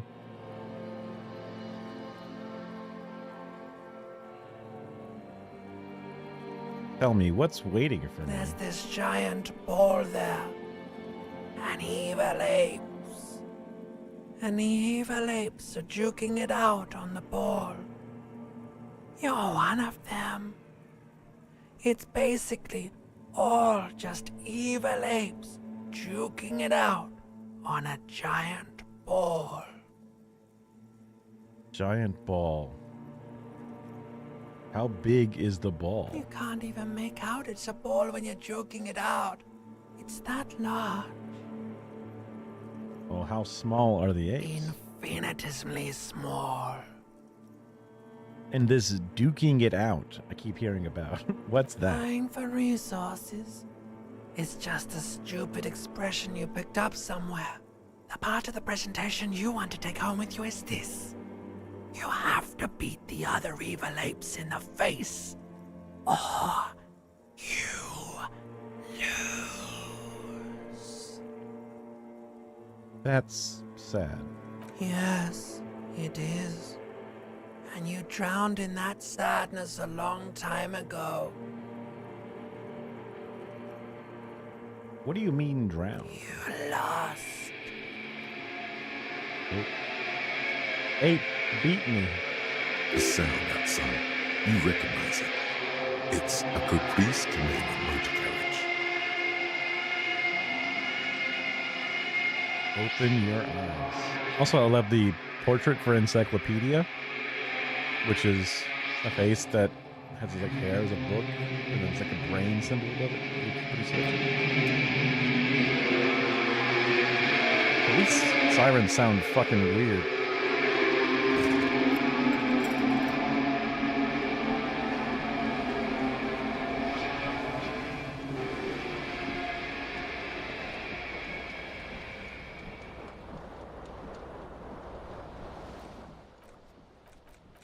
I wanted to... The music seemed a little loud over the narration. I'll turn weather down a little bit too. UI volume's font. Voiceover I'll turn up because I just like having that. Also, I guess you don't need captions because there's text on the screen. I was like, I should turn on captions. Like, wait, I don't have to. Oh, controls. Quick save. Is quick load F6? Oh, whatever. Quick save. Oh, my tie's up here. This fan has two chain pull switches. One ends in a tiny fan, the other in a light bulb. A truly horrific necktie has somehow attached itself to one of the blades.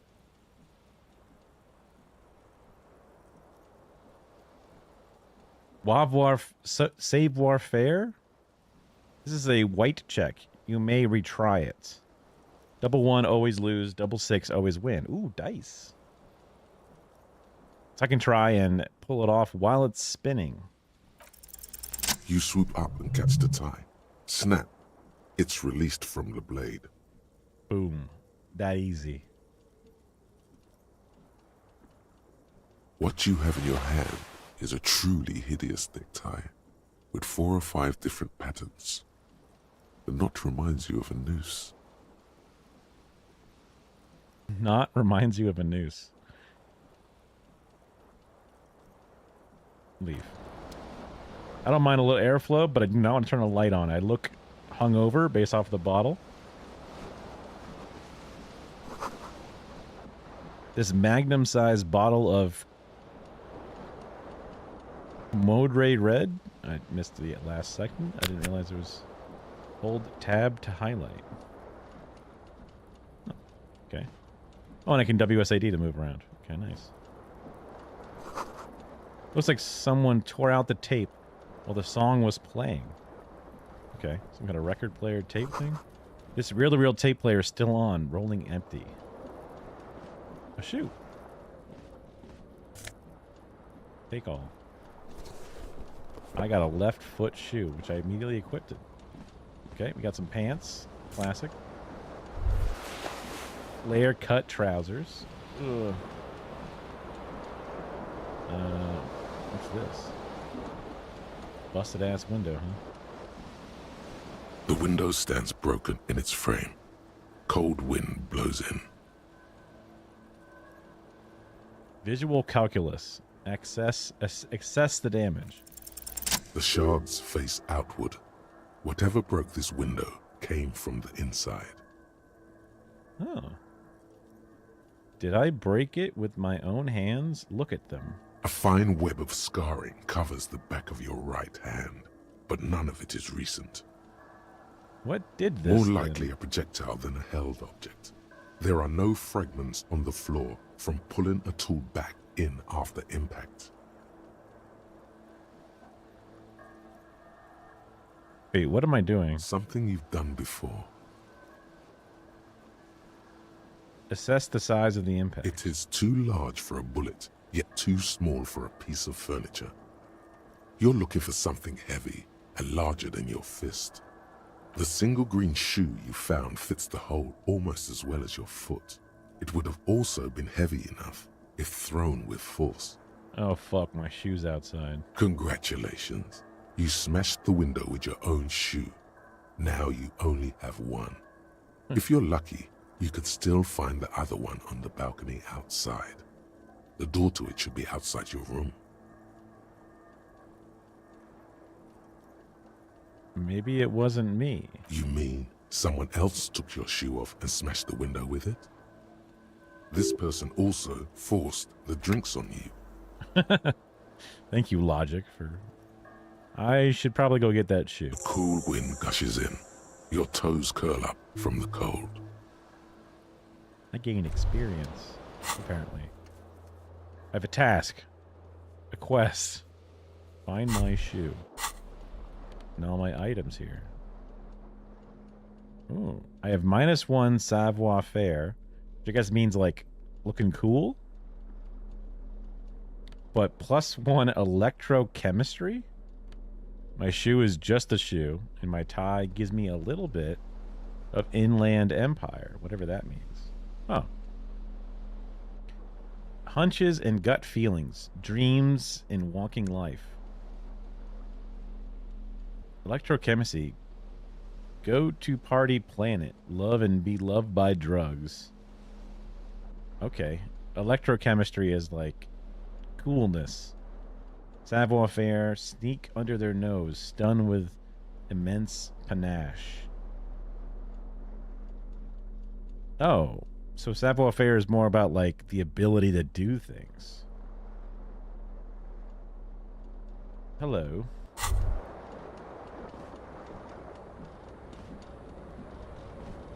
Jacket. Take. Alright. Now, what does this give me? Esprit de corps. Understand cop culture. Disco ass blazer. Oh, corpse. Interesting.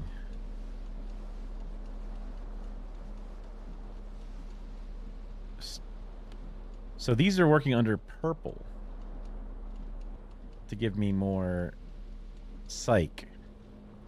This is giving me more physical. And then this one's giving me more motor skills. Okay. What is this? You hear a jingle. Keys are clinking in the pocket of your flare-cut pants. Let's fish It those out. says, whirling in rags, on the aluminium key ring. There is a single key on the ring. The number 1 is etched on it. It should open the door. The whirling in rags is a hostel cafeteria on the urban coast, frequented by dock workers.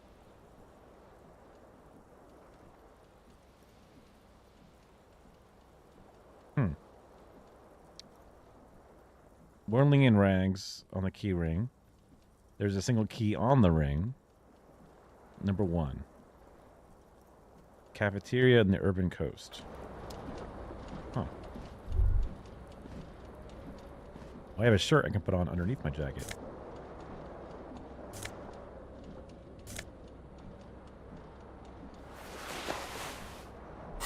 And that helps.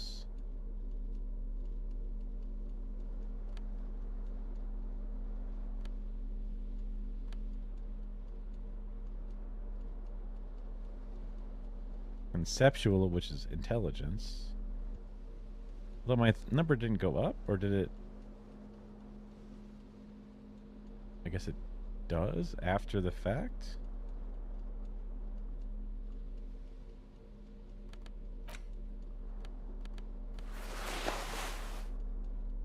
Because it says 5 here.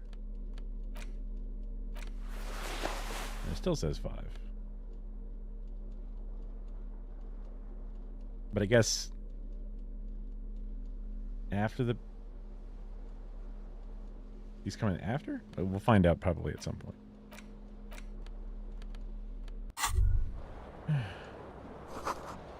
You see bottles in the bathtub, wine, beer, and sweet liqueurs. A mirror hangs above a bent and broken sink. In a fierce discharge of masculine energy, someone has ripped half the faucet off. Man, that guy sounds so cool. Was this not the same Elo that founds empires and lays waste to cities, virile, uncaring towards the little things? Probably not, no. Hot water sprays from the faucet's base, and steam covers the mirror. You cannot see yourself, just the vague impression of a man. Suddenly, you realize you have no memory of the face that awaits you there, underneath the soft vapor. Really? Nothing? Really? All recollection of the person you are, the people in your life, and even the world you're in has drowned in a sea of blood alcohol. This was no mere night of drinking. It was a deluge of world-ending proportions.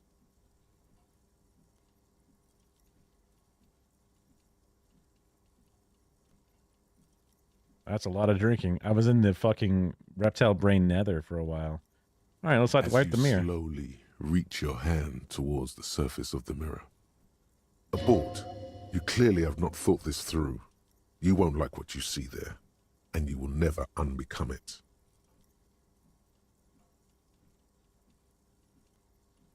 Maybe I should touch it first to make sure there's nothing wrong with my face. Yeah, there is definitely something wrong with it. What? What's wrong? Where to even begin? There is the bloatedness, then the swollenness. It's like there's an upholstery of alcohol underneath your skin.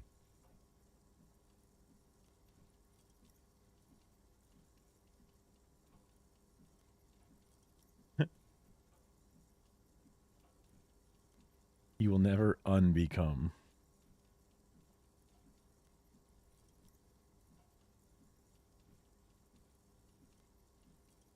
I'm sorry, touch my nose. Bet you are. Your nose feels like a small balloon in the middle of your face. It hurts when you honk it. It doesn't appear to be a particularly tiny nose either. Not with all the drinks it's absorbed for you. My tongue's okay. It's not. It's swollen and snail-like, wriggling between your fingers. I'm gonna wipe the mirror. Behold.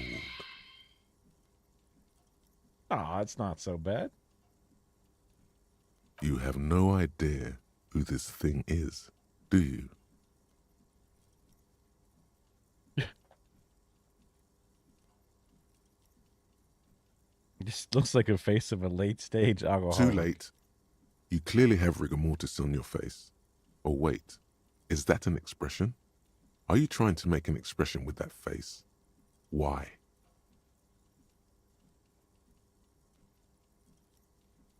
I have no idea why it's there. It just is. Please stop. It's horrible. You're scaring yourself. No. You can't, can you? It's like it's not even voluntary anymore. You have worn that grin into your face, and now it won't come off. What does it even mean? What is the emotion you're trying to convey?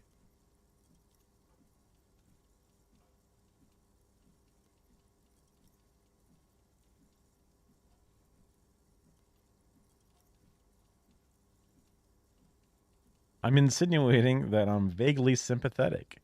I think I'm sort of pulling it off, too, in a sad has-been kind of way.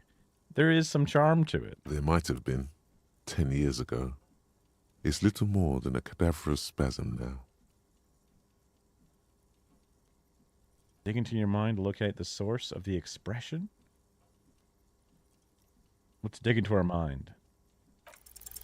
Like the rest of you, it comes from a bad place somewhere in the past. That's all you know for now. Oof, basically did not pass, huh? Well, let's try this. It's too late. Like an image on film.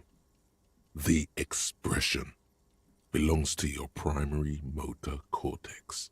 It would take a minor neurological miracle for you to cease producing it. Okay. Oh, wait. What is that? The door? Is there anything else in here I need to grab? I was trying to get my shoe.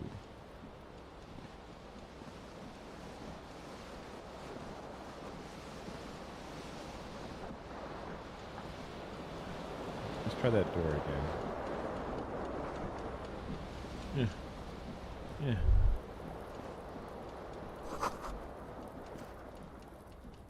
I should have sent a poet. Oh, the door doesn't work. Okay, got it. Sprint! Oh, I didn't have my... well, I don't necessarily. What are it called?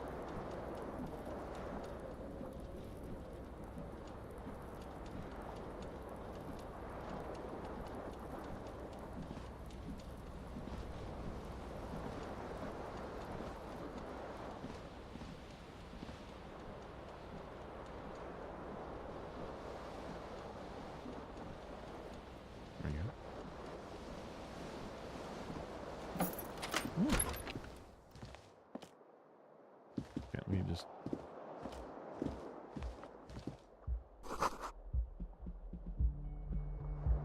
There's something on the table. Oh. Ooh, money. Real. Oh. Okay.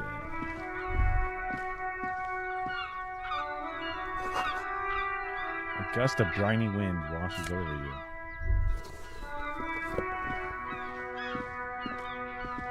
What's this? The cell of the sea makes you dizzy. There they both are. Two identical shoes, both copiously green and indiscriminately snakeskin, reunited on your feet, like two baby crocodiles. How do they fit? Good. They're balanced. Comfy. Feels like the only good thing about you right now, truth be told.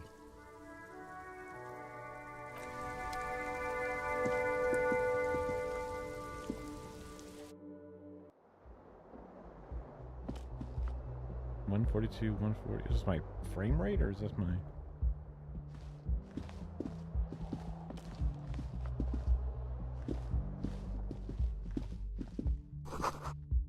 March. The year is 51. Hello, officer. Yo. The young woman raises a cigarette to her lips. Her eyes are brown and her face is speckled with birthmarks. She can't be more than 28. A silver jumpsuit falls off her like scale armor, sparkling.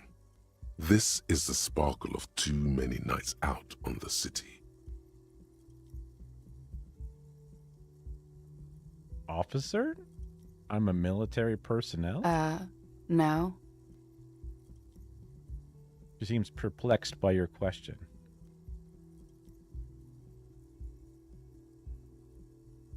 Why did you call me officer? Because you're a police officer, sir. She pulls on her cigarette. You're shitting me. I'm not. Unless you've been shitting us all this time.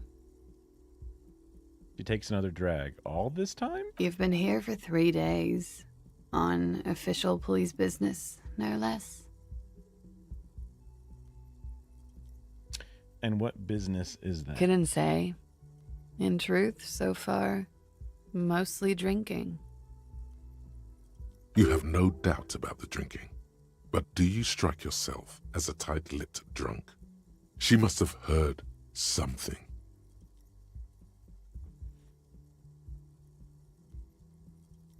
Let's see.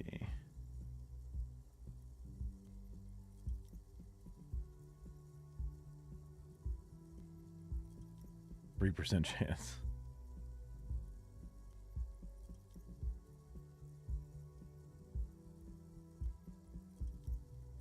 Who in the right mind would let me be an officer of the law? Don't be so harsh on yourself. They let almost anyone be a police officer. True, true.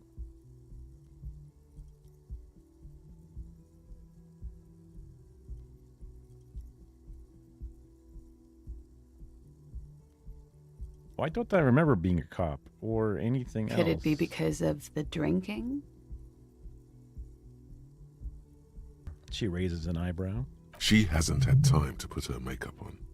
This is her morning cigarette.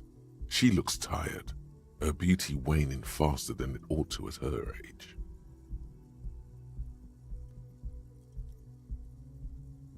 I might not know where I am, or who I am, or what a corpus kinema is.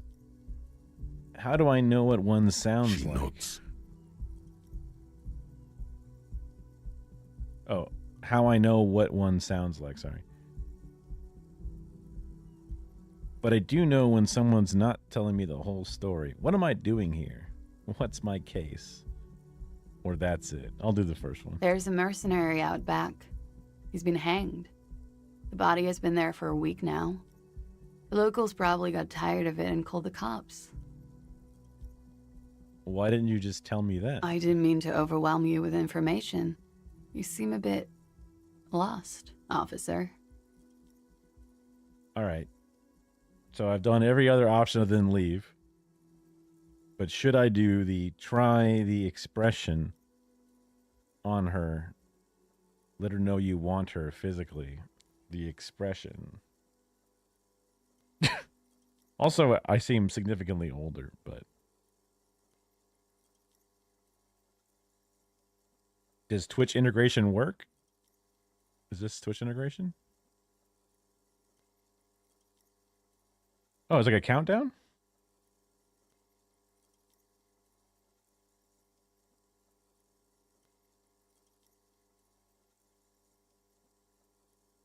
Yeah. No one voted for anything. Let's try again.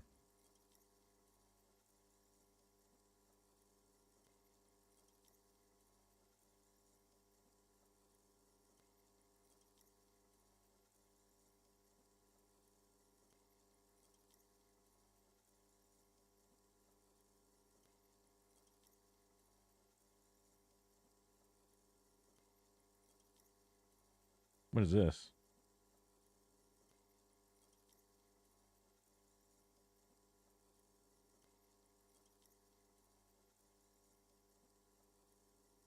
Is it not working? No, do you guys have an option to vote or anything? Now it has a countdown of 2 minutes.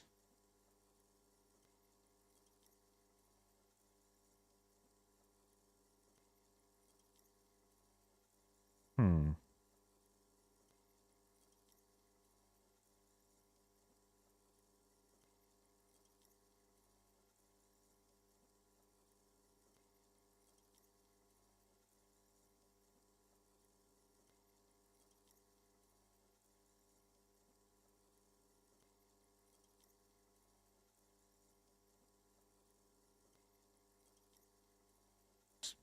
Uh, type 4 or 5.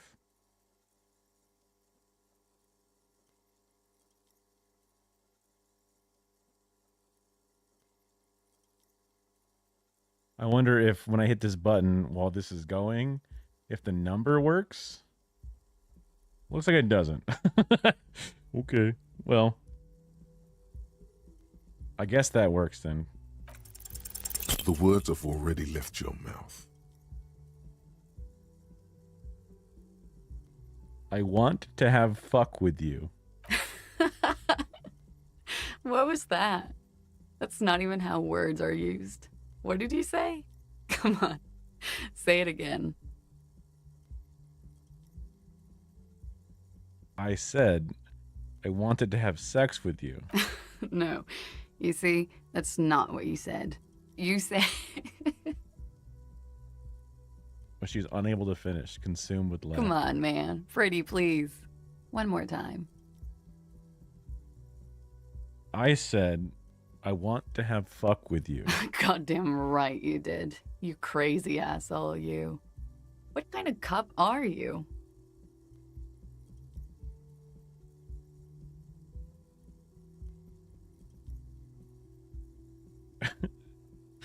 I'm sorry. I don't know why I said that. You're pretty. I'm sorry. I'm the sorry cop. Don't be. It was funny. And anyway, who gives a shit? Who gives a shit about any of it? So what if you can't pull grade A pussy anymore? There are other things in life. More meaningful, more fitting for a man your age. This is Fata Morgana. One thing, though. She gestured to herself, draped in silver. Is Fata Morgana. Is that her name? No. Well, I guess. It's gonna suck for you later when you have to interrogate me. Oh, whoops. And for the record, no, I didn't do it.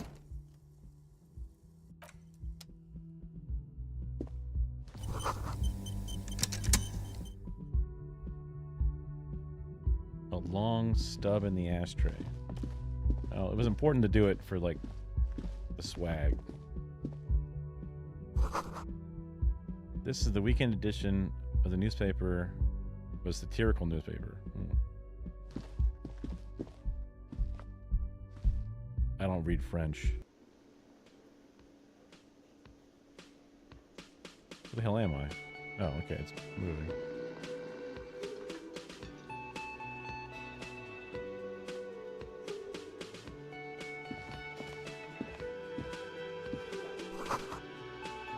This is where the lyrics would be. Big old karaoke mic just waiting for someone to sing into it.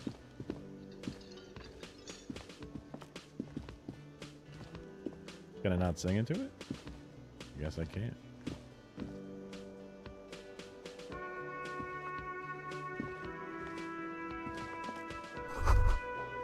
The speaker is connected to the radio. The music is seasoned with static.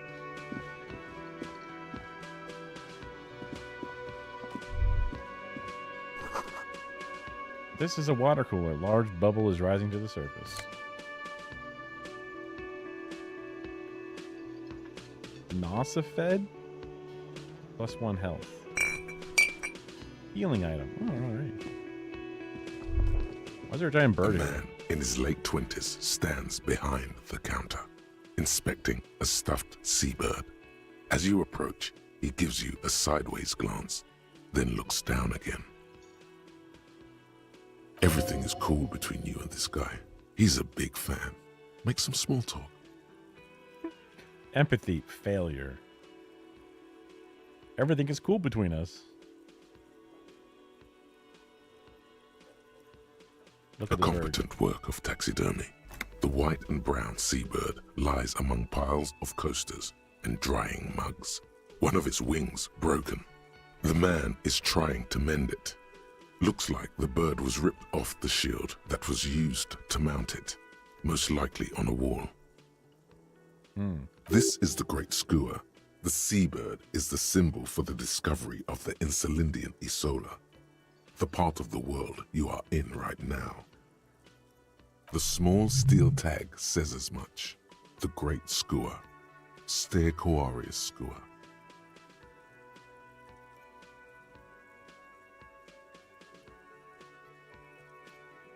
I'll use my knowledge and tell him what... That's the Great Skua, right? Look, your buddy is over there. He looks at the doors, where a man in the bomber jacket is tapping his foot. Why don't you go and talk to him, okay? What do you mean, my buddy? He pretends not to hear you, concentrating on the bird instead. Are you the bartender? No, I'm not the bartender.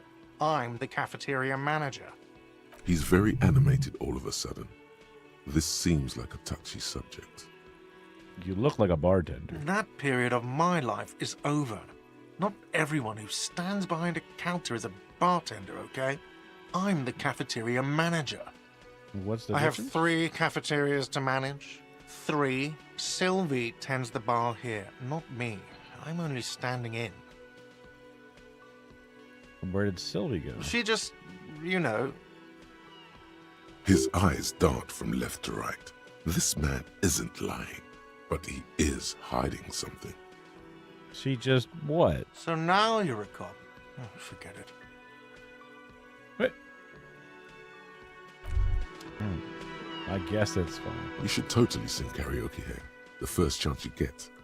Your emotions need to be expressed. People need to know your vast oceanic soul. My soul is immense.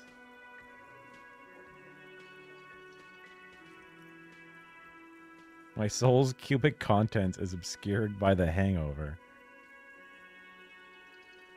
Of course, at this point, precise measurements of your soul can only be performed from the outside. It needs to be heard. Through a PA system. By other people. What should I sing? You have not yet stumbled on the right lamentation, but it's out there. It'll come to you. You will wreak havoc with it.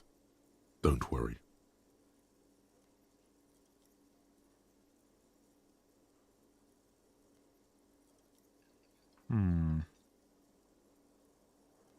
Lamentation sounds good. That'll really get a gauge of my soul. with Serves that. them right.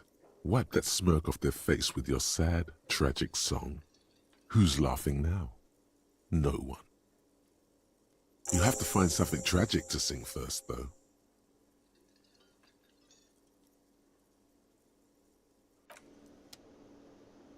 Find something tragic to sing. The menu has been wiped clean. Only the words Monday is written. Woman's hand wrote yesterday's menu. Today starts in a man's handwriting. I see. Inside, you catch a glimpse of a union paraphernalia, a strike poster, some red pennants. A sign reads, Mess Hall reserved for union members. Doors open at 1600. This royal pinball machine is unplugged. Oh, so be it. Hello, sweetie. Cryptozoologist. Uh-oh. You shouldn't keep your colleague waiting. He nods toward the man in the bomber jacket. Oh, okay. A bespectacled man in an orange bomber jacket is tapping his foot on the floor. Looks like he's waiting for someone. You. As you approach, he narrows his eyes and extends his hand in greeting. On the sleeve of his bomber jacket, as well as on its back, are the same enigmatic white rectangles as on your blazer. I'll shake his hand. Hello. I'm Kim Kitsuragi, Lieutenant, Precinct 57. You must be from the 41st. His grip is firm. You realize he's waiting for your name.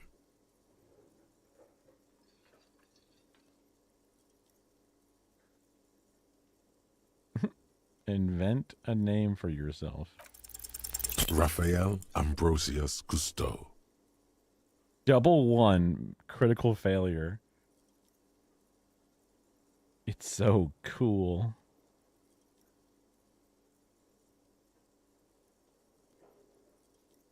Yes, it is. Raphael Ambrosius Cousteau is one classy name for one classy cop. Say it. Yes, well.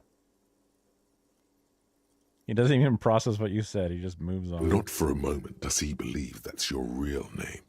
He casts it aside as an intra-departmental joke or a peculiarity he doesn't understand. My drama senses. It looks like we had a little scheduling error on Sunday.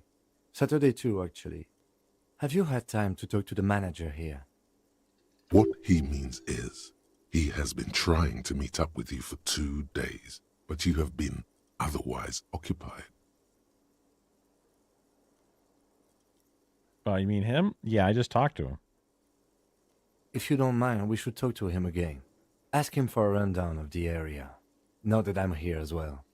I understand the scene is out back, right? It also wouldn't hurt to assure him the police are finally here. In full force, I mean. Have you mapped out the initial interviews? What interviews? Actually, I'll just say I haven't. Okay. We'll have time for that after we take a look at the coroner's case. Have you removed the dead body from the tree? No. So, the body is still in the tree, where it has been hanging for 7 days straight. We should go there as soon as we are done talking to the owner.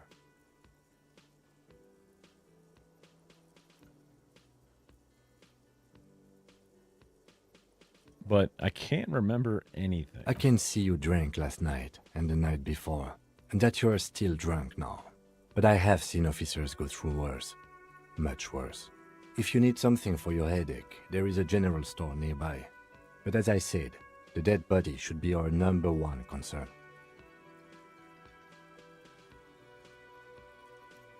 What were we supposed to do Talk to again? the manager.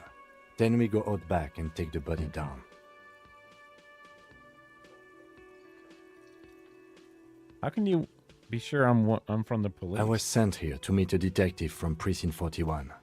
You have the insignia of the Citizens Militia on your sleeve and on your back. I suppose you could be impersonating him. You could have gotten the insignia from the black market or forged it. But for now, I'm going to set those possibilities aside.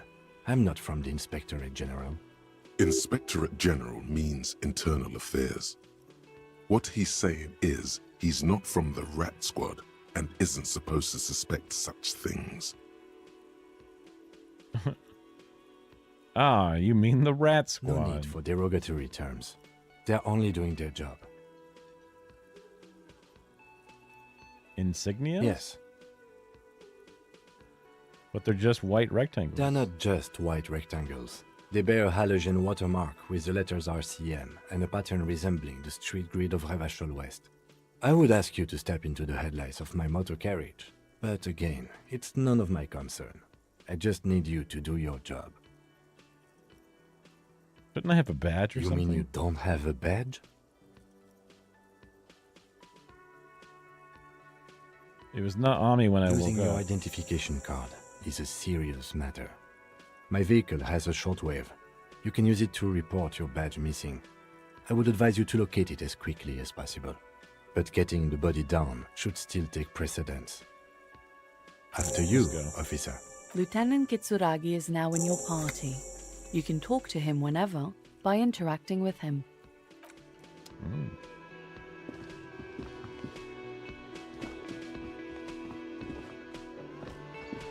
We're so slow.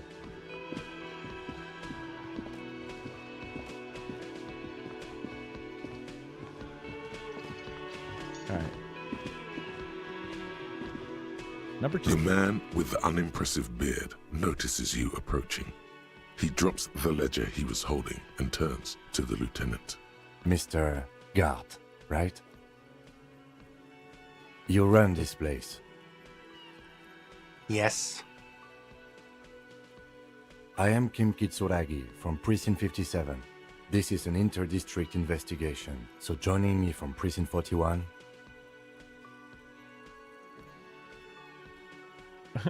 As I said, Detective Raphael Ambrosius Christo. Right.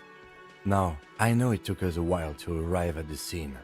It also took you a while to call us and report the dead body. It was you who placed the call, yes? No, I only just got here. It was probably Sylvie who called you. She usually works the bar here. I'm only temporarily taking over her duties. I'm only temporarily a bartender. Do you have her number? As a matter of fact, I do. Finds a slip of paper and hands it to the lieutenant. This sounds like something you can use to call this Sylvie later. You said you just got here. From where? Are you a local? What, of Martinez? No, I live in Jamrock. I only sometimes come here to keep an eye on the place. This is just one of the many, many cafeterias I manage. But you still know your way around, yes? In case we need directions. Yes, I know where some things are, but as I said, I don't live here. I just used to work here. And I'm not going to start working here again, if that's what you think. I didn't imply that. Detective. He probably means this is where you step in and ask your questions. Right. Questions. I got this. His face expresses profound doubt in your having this. Ask him about the body's location before asking if he killed him. People give up information in the more innocuous questions, which you can later use in the more sinister ones, not vice versa.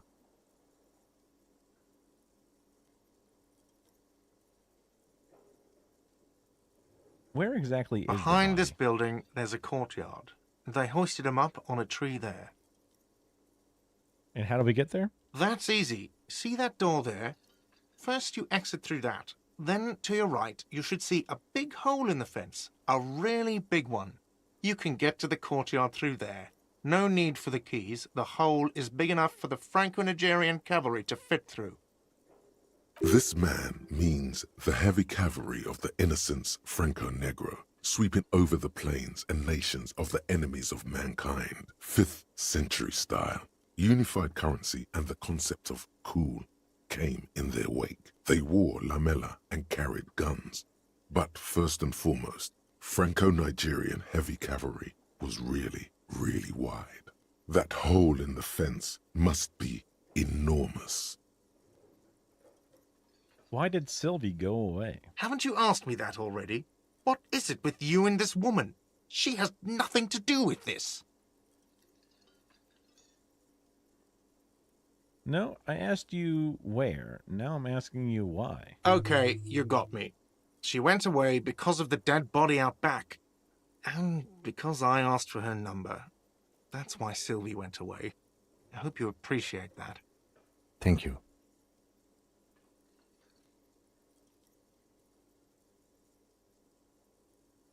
Didn't go well? I asked an employee out. She didn't want to come, but felt obliged to. It was a bad idea. Now, what is so goddamn fascinating about that for you? It's got nothing to do with the lynching. This stuff gets on my nerves. I'm a feminist.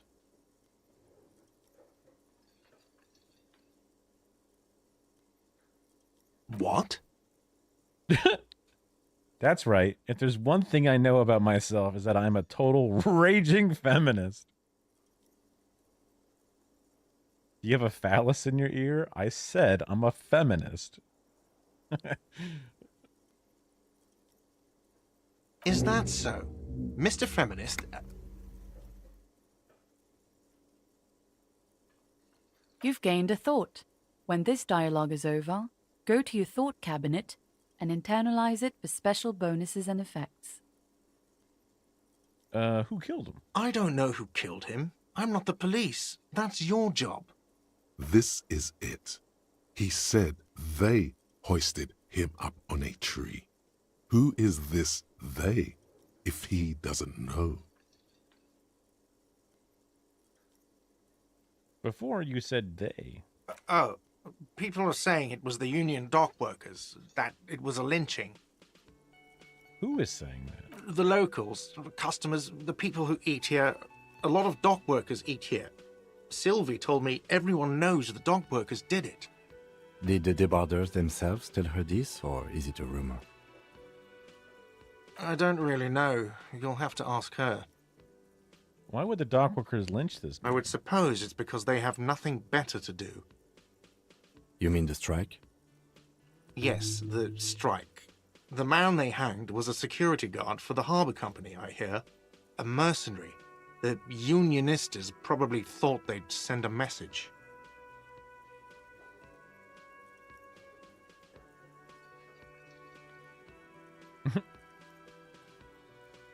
Did you kill him? What are you, crazy? Of course I didn't kill him. I have another question. The lieutenant turns the page in the little notebook he's been scribbling in. Man, that's... Let's go. Not so fast, Mr. Feminist. You owe me 130 real. Slip away unnoticed.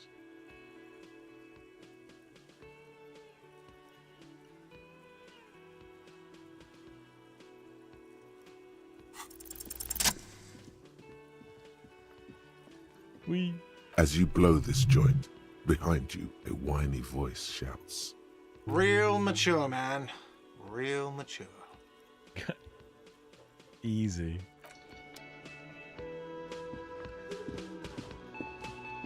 I booked it.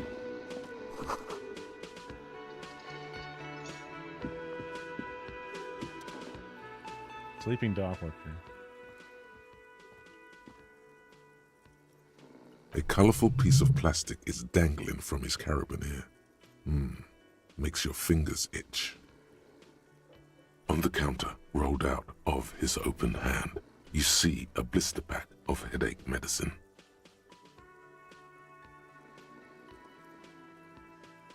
Inspect the piece of plastic on his It's a carabiner. dock worker's ID, doubling as a shift card and a job permit.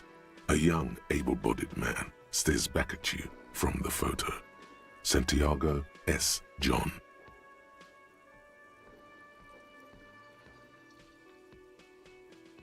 Steal the ID, pick up the pills. I don't want to fucking take this dude's ID, but it could be come in handy, I imagine. But probably not.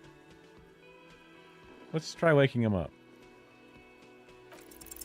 You gently shake his shoulder, but nothing happens. This man could probably sleep soundly in a ship's engine room.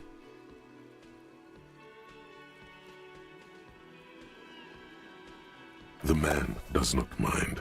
You probably need them more than he does. You've just picked up some magnesium. This item is stored in the bottom left corner of the screen above your character portrait. Use magnesium to heal your morale if you have morale damage. Oh.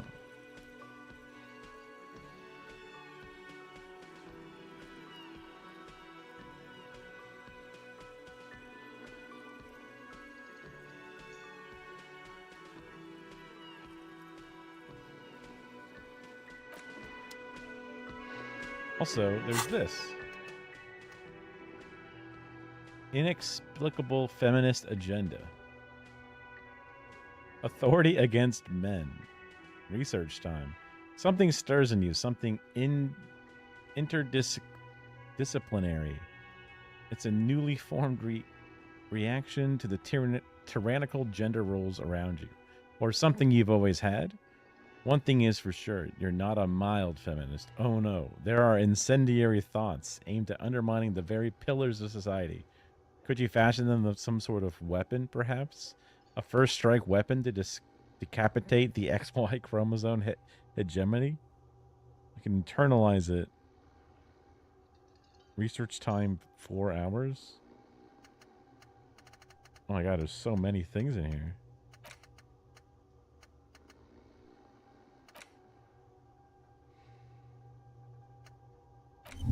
Internalize.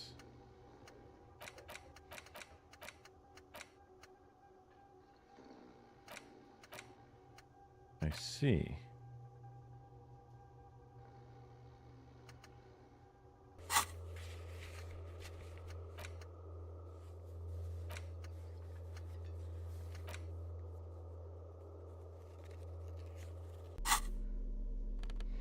Didn't I get something new? Guess I didn't.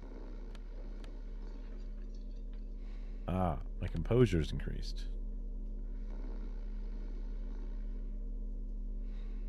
-1 +1. Thanks for nothing.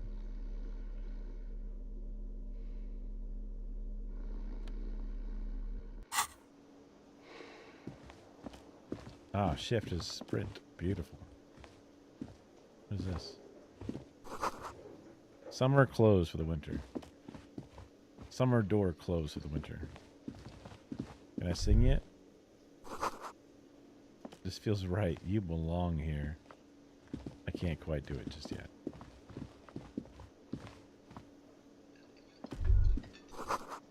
Door is locked. Yes? I think you should know that I can't remember anything. No response. He just arches his brow.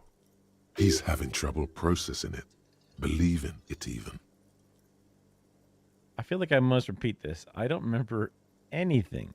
There was heavy drinking involved. Have you tried concentrating on something other than your personal affairs?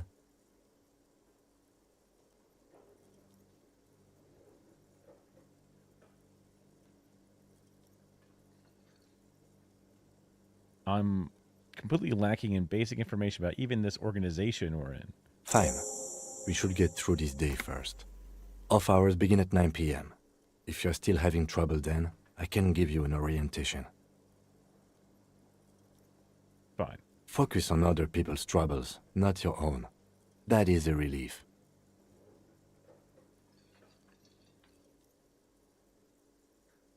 Okay, forget it. A moment passes. The lieutenant glances at the sports watch on his wrist.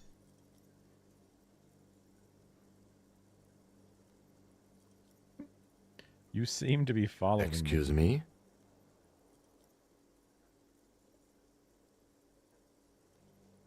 Nothing, just an observation. You have a distinctive way of walking. If I were to walk in front of you, we would surely collide. What do you mean, distinctive? I hope you don't take this the wrong way. It's just a collegial observation. In the 57th, we call it the Jamrock Shuffle. Officers from Jamrock's 41st Precinct tend to move a bit erratically. Oh, yeah? They say it's a scene-clearing technique developed by one of your lieutenants for gathering evidence. It's erratic, yet thorough.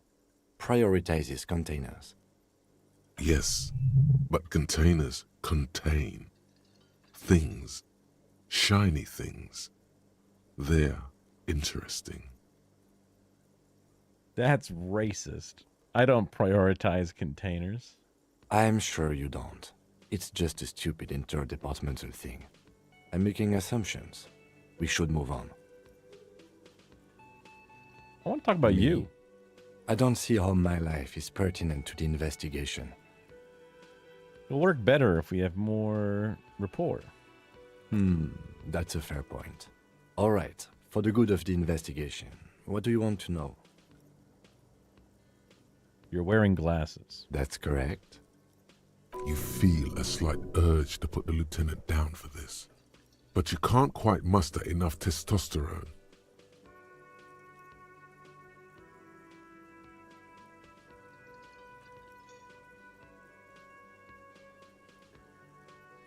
No, I don't. Glasses are cool, I guess. Are they?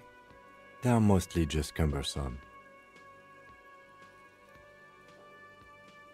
Do you ever talk with yourself? What do you mean? You know, when you're thinking, do you ever have conversations with, like, your brain? I have no idea what you're talking about. The lieutenant's conceptualization skills must be rather rudimentary. That's my conceptualization skill.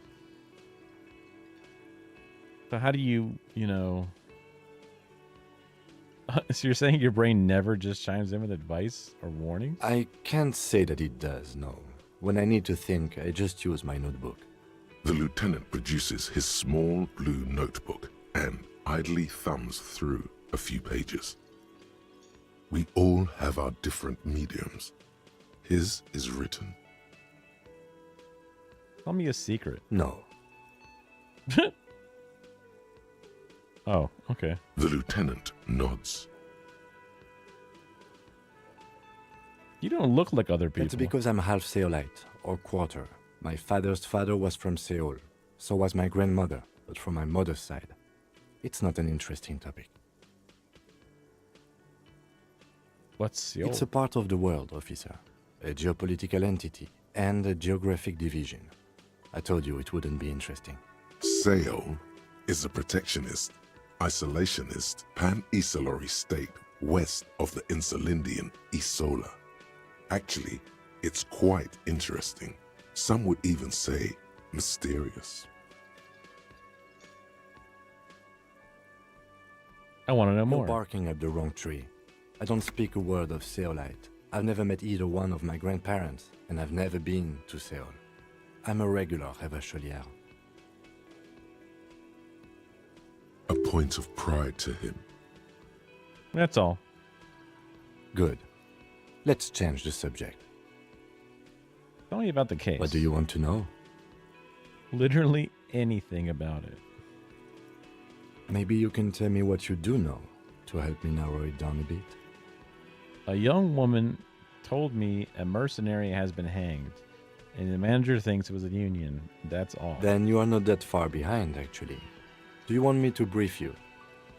Yes, brief. That sounds 3 good. days ago, the RCM Emergencies Desk received a report about a security guard who was found hanged in Martinez. An anonymous caller said there was a dead body behind the Whirling in Rags hostel cafeteria. The cadaver had been there for 4 days. No one had come to investigate. Jeez. During that time, the victim had been stripped of his belongings. The caller did not identify him, but used the word lynching. There is an ongoing labor dispute between the local dock workers and the logistics company Wild Pines. I was told we should approach the death as part of this dispute.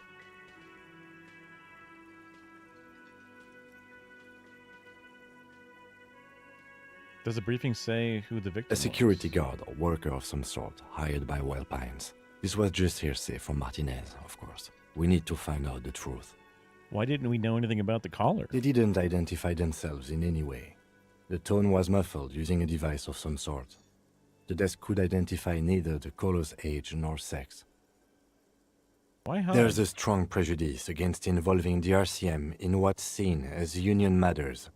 The dock workers' union is the de facto police in Martinez. Now it appears they've started executing too. We cannot allow that.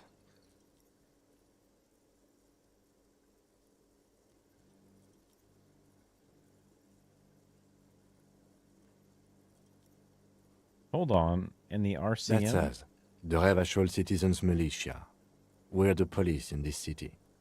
The RCM, or the Revachol Citizens Militia, is the police force you and him are part of. A self-organized peace corps of the occupied city of Revachol. The RCM operates within a legal twilight, yet its authority is rarely questioned. It's super useful to know this. Let me just make this perfectly clear. Our job here is to find the killer? That's right. Wow.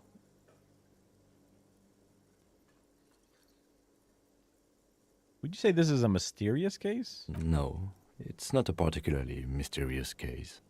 Why The not? deceased is a security guard for a corporation involved in a labor dispute. It doesn't take a DeLorean polymath to put the pieces together. I just don't see the case getting more mysterious than that.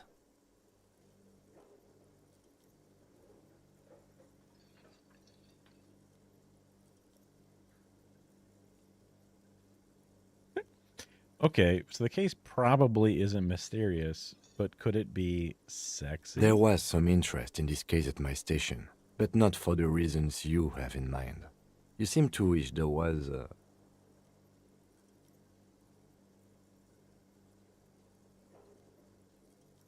Are you sure there's not some sex Good angle? point. Martinez is famed for its occult sex murder rites. We'll get on it immediately. The weary tone is the surest indicator that the lieutenant is being sarcastic.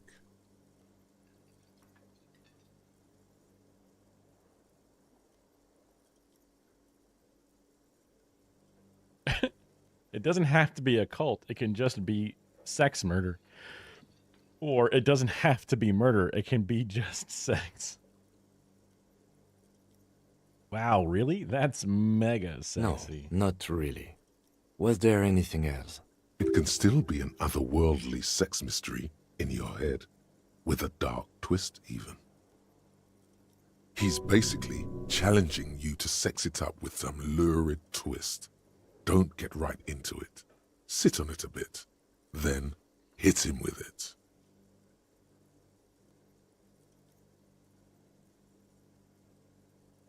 We're from different precincts. I'm afraid you and I are pawns in a pissing competition. What do you mean? You don't know? I assumed you were in on it. I don't remember being in on anything. That's good. Retrograde Better amnesia. still than an imbecilic cop-off. Cop-off? It's just stupidity. We shouldn't waste any more time on it. If you want my take, ask me after we've inspected the victim. It seems Later. relevant. Was there anything else you wanted to know about the case? Okay. That's it. Good.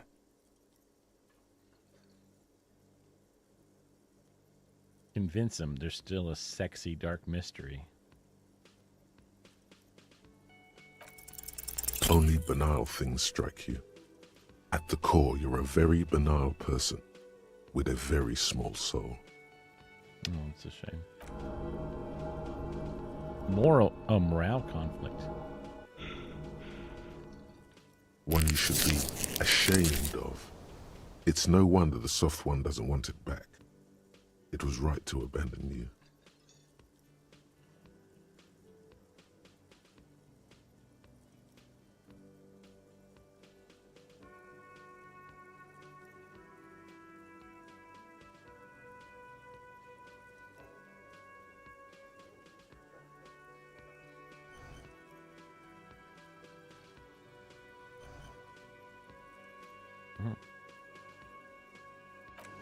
Leave.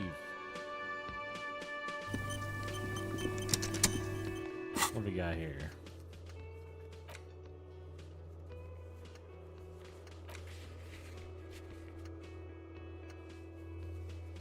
Let's see.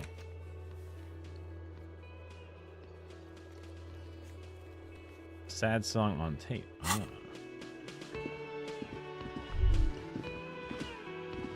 I talked to the guy now. Hello, sweetie. Wait, who's Sweetie? Who's Sweetie? Why, you are, officer. Huh, maybe I am. And have you found anyone to be sweet to?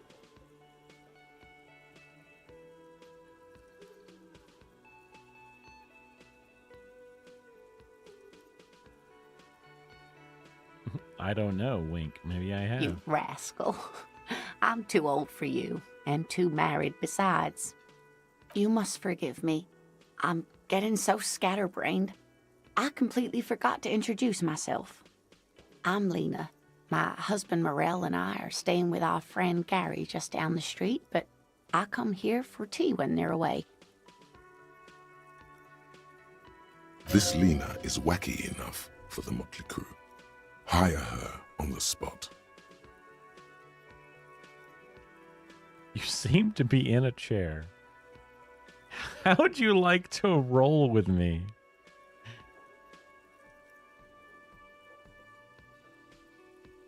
I don't know if you've noticed, but I don't know where I am or what I'm doing or anything. Yes, officer.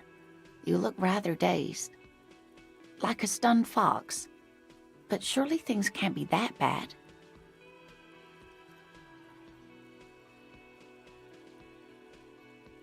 I drank so hard I forgot literally everything. You know where we are, right?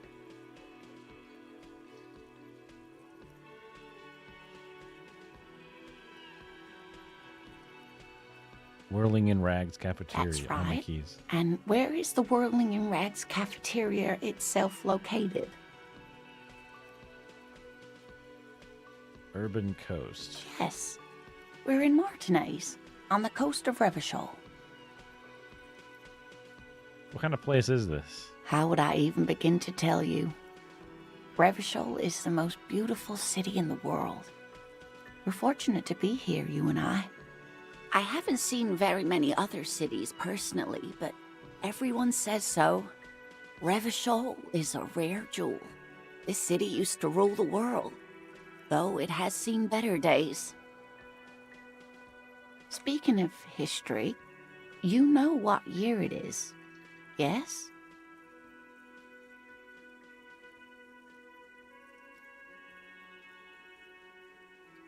The spring of 51. That's right, dear. How splendid. Here, take this pen. Knowledge should always be rewarded. All right. Her relief is palpable. She was getting pretty worried about you there, but now she relaxes her shoulders. I can tell that this is taxing for you, so I'll just ask one more question. What regime are we living under? What mode of government?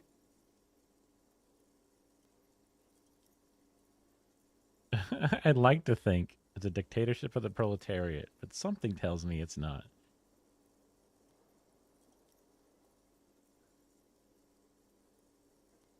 Cop. We're living under a cop regime. I'm gonna guess two.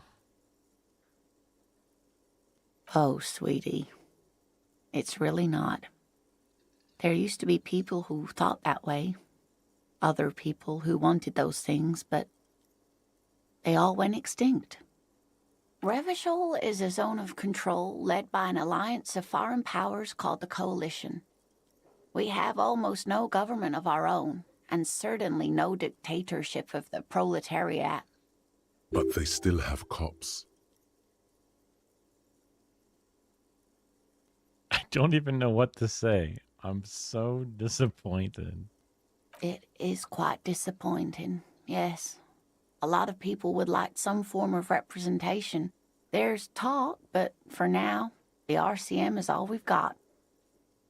How come there are cops? Oh dear, this is troubling. You really ought to know that, being one yourself. There aren't any cops in Revachol, not in the traditional sense. The status of law enforcement has been a complicated matter since the revolution. But we should stop for today, sweetie. You look like you need a break. Besides, I'm not the best person to explain the big things to anyone. She's scared now. She's realized you really are brain damaged.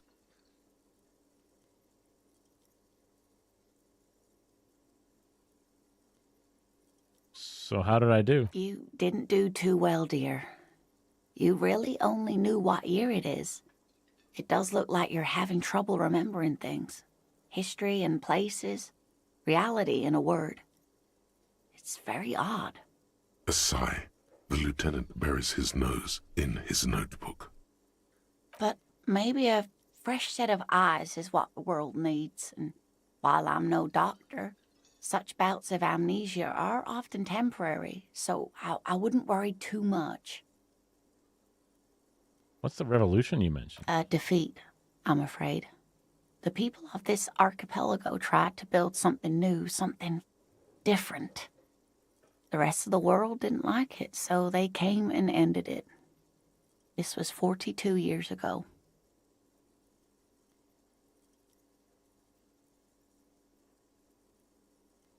But I'm a cop. It hasn't stopped me. Of course, sweetie. I really don't know how to explain it better. Who could tell me more? Someone more educated in sweeping matters. Maybe you should ask. No. I'm not an encyclopedia. I won't be a guide either. I'm a detective. Of course.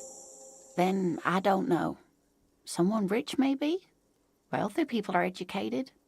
Though I don't know where you would find a wealthy person in Martinez. That's a good point. This doesn't look like Rich Central. How'd you like to roll with me? Whatever do you mean?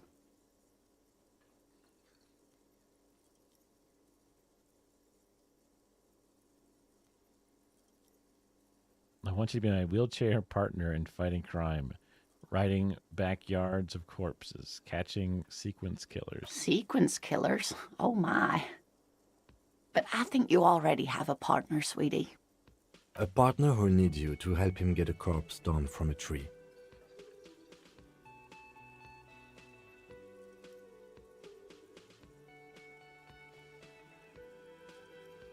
You're probably right. It seems to me that you lucked out with your partner. He has the look of an upstanding officer of the law. Someone you can lean on, and sweetie, you are looking unsteady. I gotta get going. Of course, dear. Good luck with your case.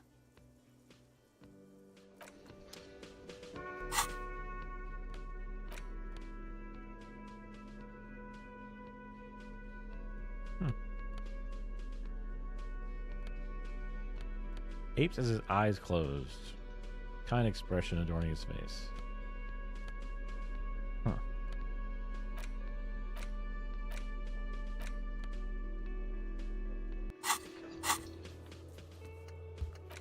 Reality lowdown. Rich people are educated.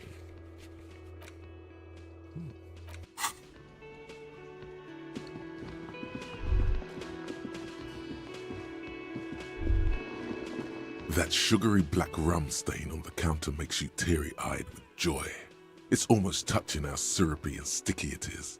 How long have you been up already? An hour? Sweet Lord, a whole hour. And you haven't thought about rum and lemonade in all that time?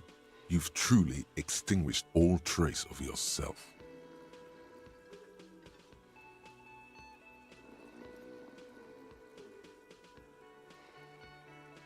Actually, I should be thinking about this. Maybe you haven't turned out well for your drinking. Have you thought about that? Get a goddamn rum and lemonade into yourself, boy. Or better yet, lick that stain off the counter. Ooh.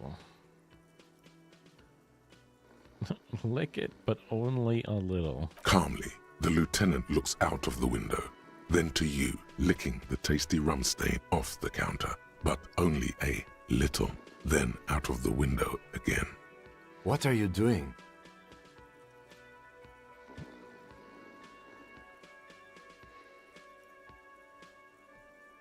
Investigating. We should move. You could definitely go for some more. The titillating scent of alcohol in your nostrils was beautiful. Find booze and drink it.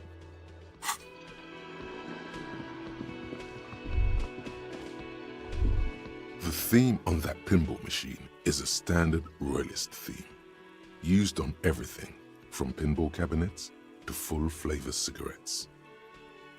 What are the hallmarks? Clinging to a picture book version of the past century, waiting for the king to come back and cast out all the profiteers and homosexuals. Basically, imagine a yellow plastic crown with a liquor brand emblazoned on it.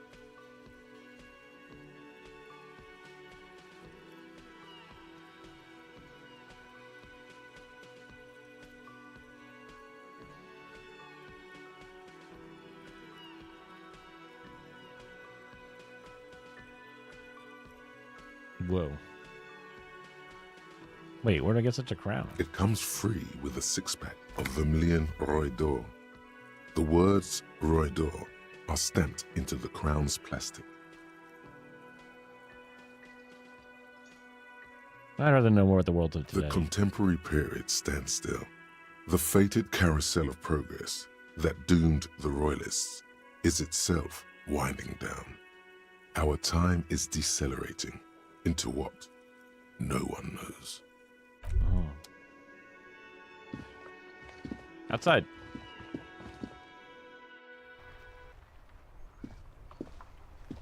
Oh, you can zoom out.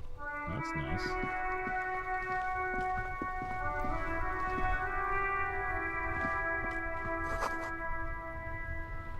Snow melts in the wheelbarrow.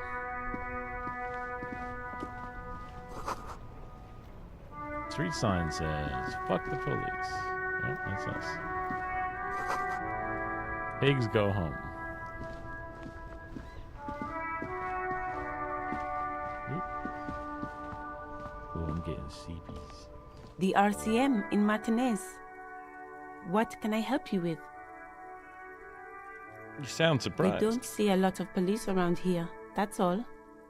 I have some questions. Of course. What can I help you with?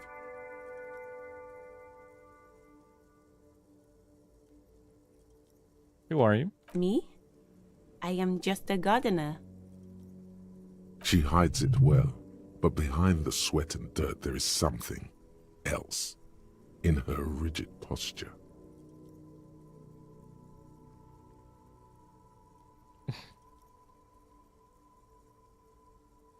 There's more to you than that. Is there? The quickness of the reply certainly does not prove you wrong.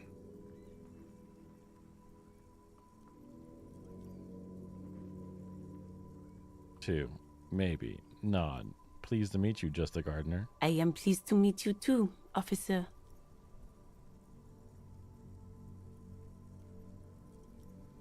What is this? Fuck the police. Excuse me? Point to the sign. Oh, well, I didn't write it there. I'm just sitting here.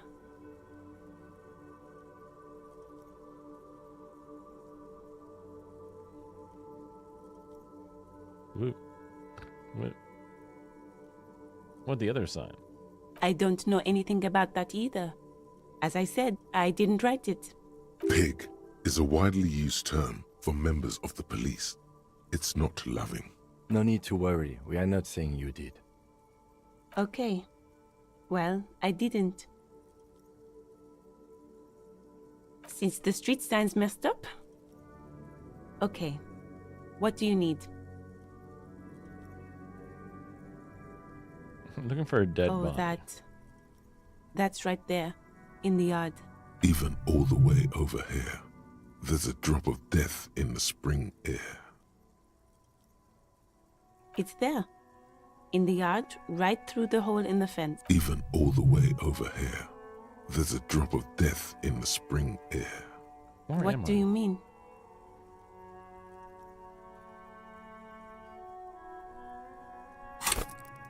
Ooh. We're in Martinez, sir. This intersection is called Roundabout North, I think. That's all No for now. problem. She's very well composed. Back straight. Of course. I won't hold you back. If there's a corpse, then you're going to need those gloves for the autopsy. Can I borrow your gloves? Sure. Keep them. I have another pair. Oh, that's nice.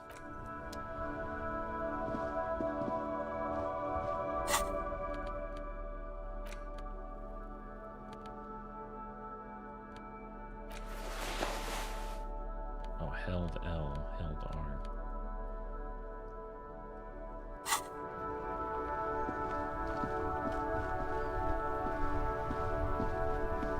Before you stands a motor carriage. The bodywork is covered in blue and white livery, bearing the number 57. Vapor emanates from the large engine on the back of the vehicle. It hasn't had time to cool off yet. This must be the infernal machine that tore you from oblivion. The Caprice Kinema motor carriage. In the cabin, you are welcomed by a set of steering levers, a radio microphone on a hook, a pull-out toolbox under the seat, and the soft glow of the fuel preheater gauge. A scent of leatherwork and heavy fuel oils washes over you.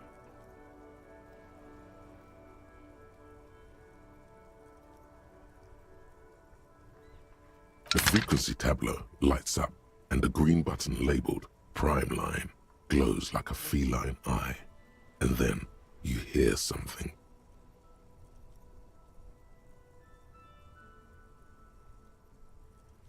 The soft purr of electrical kittens, radio waves cast far and wide over the metropolis.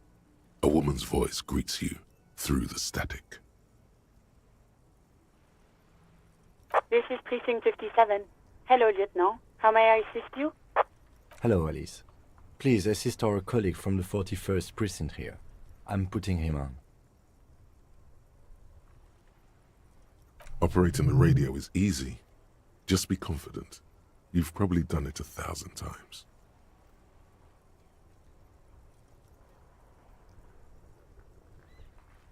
This is Officer Alice Demetri, Precinct 57. How may I assist you?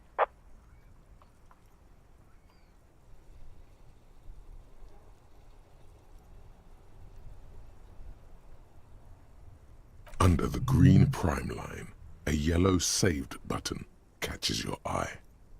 You wonder what the lieutenant's default radio station is.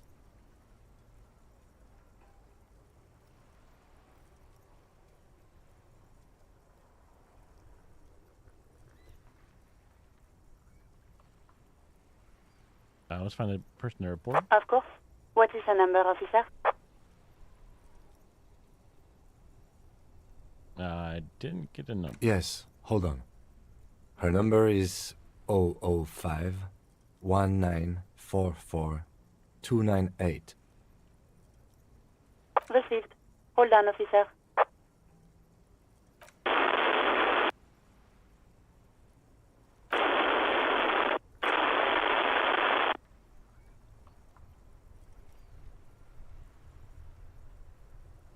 Lieutenant Kitsuragi slowly begins to tap a little rhythm with his right foot.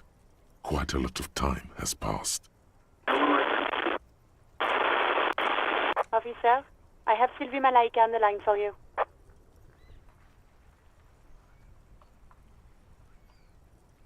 Yes, hello?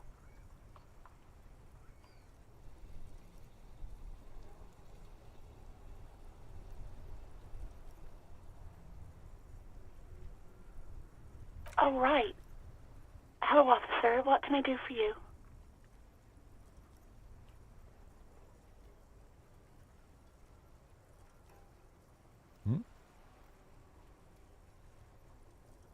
Was it you calling police? No, not me. Do you know who made the call? No, sorry. I don't. Not a lot of people have phones around here. Copper thieves take the wires. People don't have the money to have the cables put in again. They use the Union's phone, or the one on the coast. So the Union has a phone, and there's one further down the coast. Got it? It was someone else. We'll find them sooner or later, officer. It just might take a while. But why didn't you call? What? Of course it bothered me. But I thought the Union already knew about the corpse. What does the Union have to do with it? No one calls the police. The Union would get angry. You know, what the Union says goes. People listen to them and they take care of their own, which is like everyone here.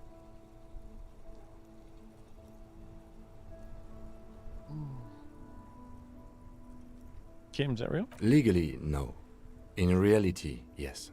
Martinez is de facto policed by the Dock Workers Union.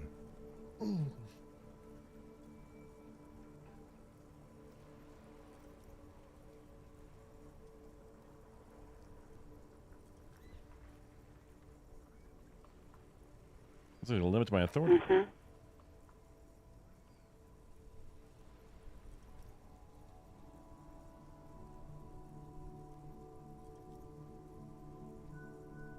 I don't know what to tell you, officer. I didn't call you because I didn't want to get in trouble with the others. With the Union. I'm sorry about that. Yeah, go on. You mean, why did I leave the bar? Honestly, I'm not really comfortable discussing it with you, sir.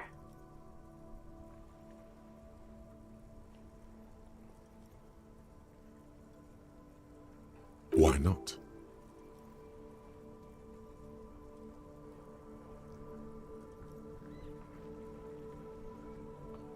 Why aren't you? Let's just say I left because I needed to get away from someone.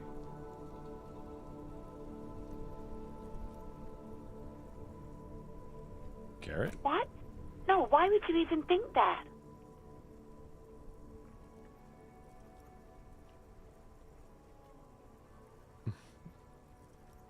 My feminism. Please, don't bring Gar into this. It's none of your business. God, why can't you just mind your own business? She mutters. I already said I don't want to talk about this. You're messing everything up again. I do hope so. Please, don't call me again. Bye. No, she doesn't have a problem with you.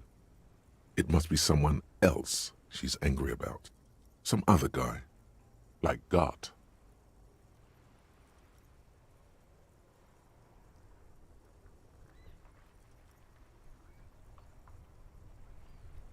You know women and their constant problems. Yak, yak, nag, nag. How's one supposed to get the love going like that? No, my That's feminism. where you step in. You're Lieutenant Love, matchmaker extraordinaire. Help the poor girl out, lest she turns into a spinster.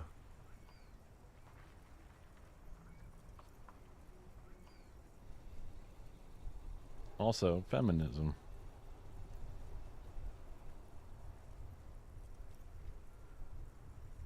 What deranged? I'm just telling things the way they are. Can't a man even be honest in his own head anymore? You have to act, Lieutenant Love. You have to calm that hysteric girl down.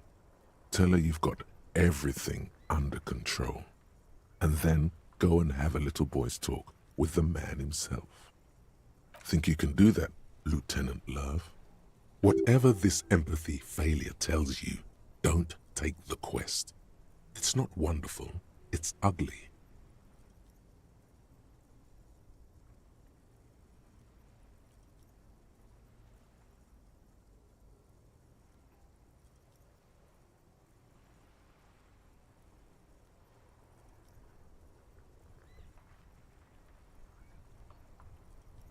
You're just a gimp.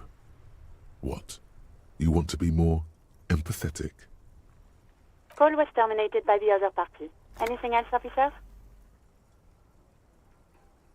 I need to report something.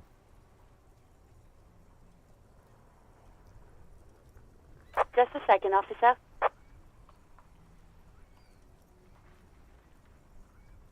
10-2, 10-5. This is 41st. Come in. Over.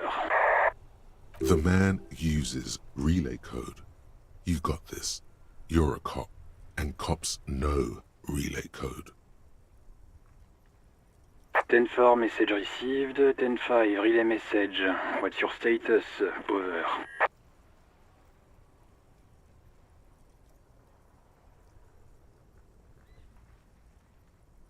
10-18, state your message, sir.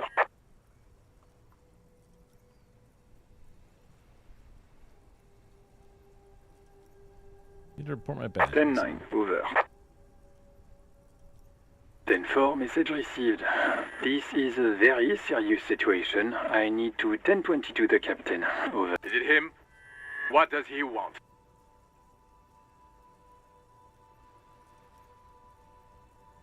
Says he lost his badge and needs to report it. He what? He lost his badge? Nothing. Who lost his badge?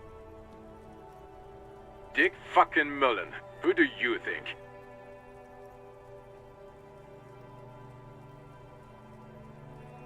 It's Officer Dick Mullen from the bestseller Dick Mullen and the Lost Identity. Dick Mullen is not your name. It's the name of a fictional detective who would not lose his badge. Defend yourself. Immediately. They're laughing at you.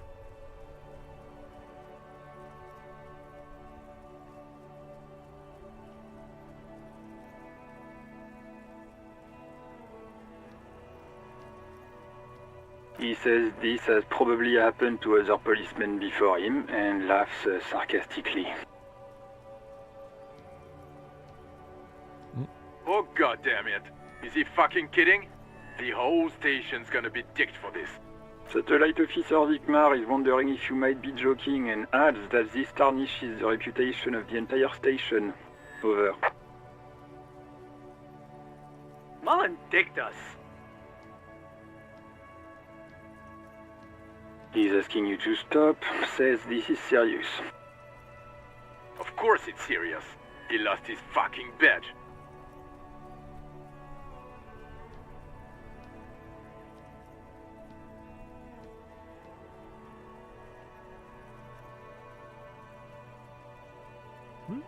Satellite Officer Vikmar concurs, losing your badge is serious. Over. 10-4, I hear you, officer. I'm just going to make a note here that you are in pursuit of your misplaced badge. Over. Fuck me. Mac, come here. You've got to hear this. Dick Mullen lost his badge.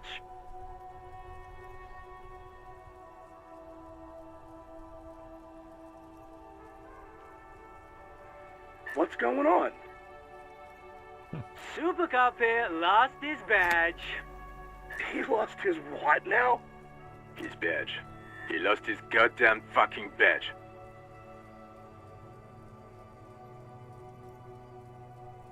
He asks you to please stop saying he lost his badge. Why? Did he find it?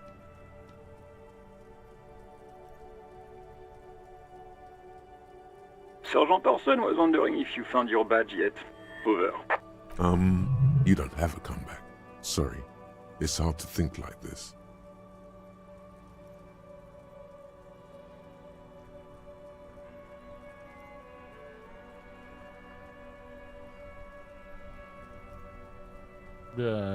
He's not replying. Looks like he's still looking for it.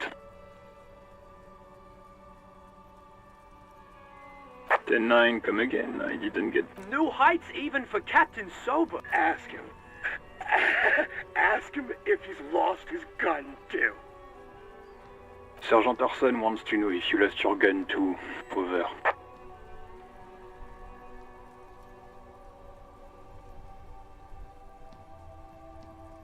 Check your pockets.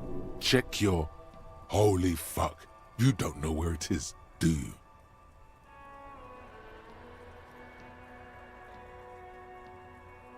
No. It's gone. It's not fucking on you. 10-9, come in, officer. Did you get my question? We were wondering about your gun. Over.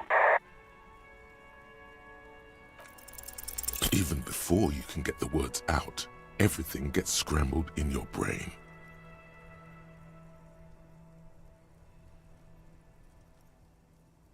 He says he didn't lose his gun, or his phone, whatever that means. Ask him to describe it. His gun. Not his fun. Just the gun will do. Satellite Officer McLean requests a description of your weapon. Over. He says he doesn't have it. Dear God, he lost his gun. Oh my, I can't. This isn't really a laughing matter. Mac can face a giant of Coco Nur by himself, but Disco here made him piss his pants. Oh, I can't. Fuck. He lost his... Ask him if he's still got his wiener. I'm not going to. Ask him. Sergeant Orson here is wondering if you are still in possession of your genitalia. Over.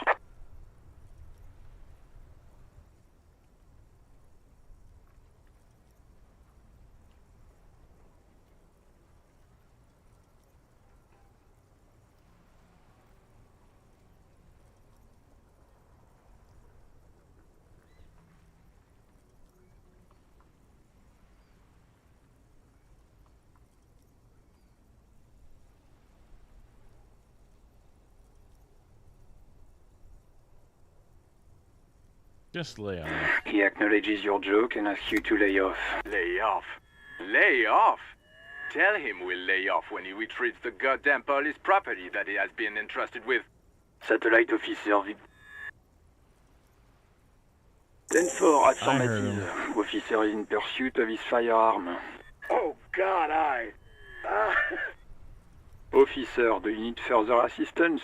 Over. Roger that. 10-10. Over and out.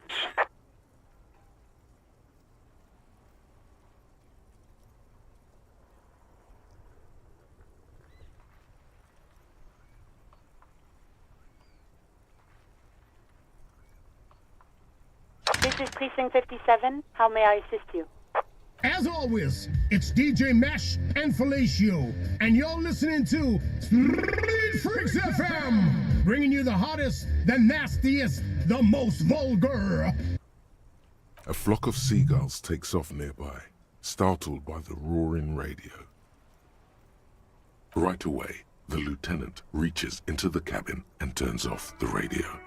He's not looking at you as he says, Someone must have been messing with the radio, or maybe picked up a random frequency. You wanted a prime line, right?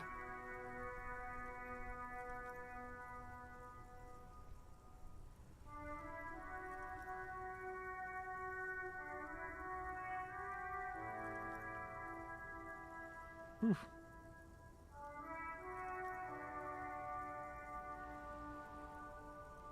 Speed Freaks, huh? Oh, is that what it was called? Go for it. Turn the radio back on while it's still on the Speed Freaks FM. Souped up motor carriage for one bad mama's boy. For the heavier foot and the freaky arm.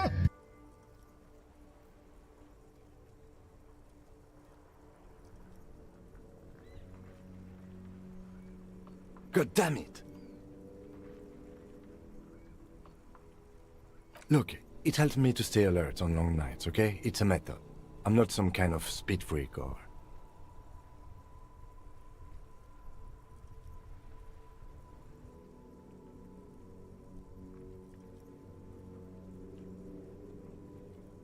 You would be too if you had this motor carriage. But seriously, let's quit joking around, alright? We have a... This is Precinct 57. Can I connect it to someone? 57's over and out. In the cabin, you see a set of steering levers, a radio on a hook, a pull-out toolbox, and the soft glow of the fuel preheater gauge.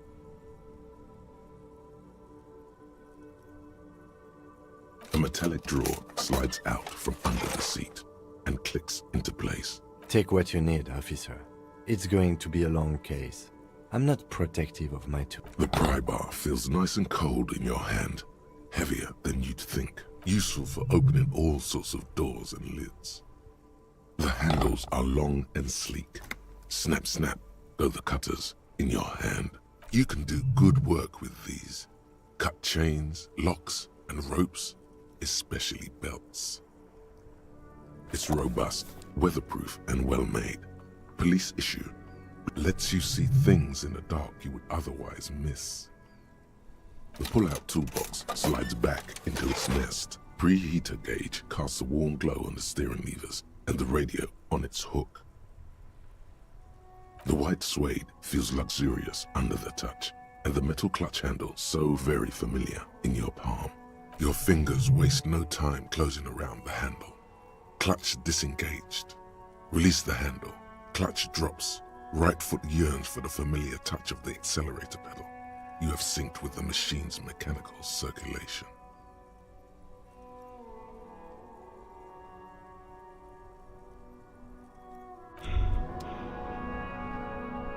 Uh-oh. Despair creeps into you, getting fat on your weakness. Whatever noble intentions you once had as a police officer, you're still coming up with sentences. That's a step up from total annihilation, right?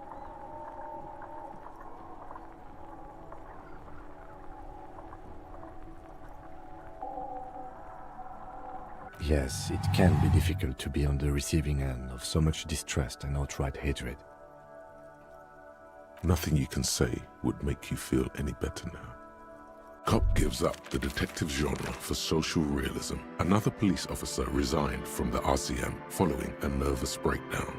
He now lives under a bridge, drinking and occasionally... What the fuck? I lost. That's crazy. Well, I was like falling asleep. We can pick it up again in a second. I just wanted to go to bed. Brutal. I had no idea that's like game over when that happened. I guess it makes sense. Okay. Sorry for falling asleep. I guess I'm more tired than I thought.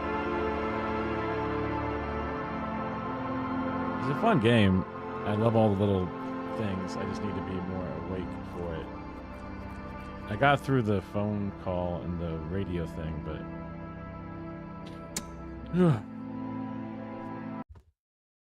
that's okay. We can pick it up again tomorrow. Some other shit. I should check up on and see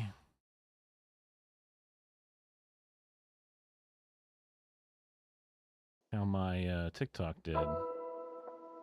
We looked at earlier in the stream.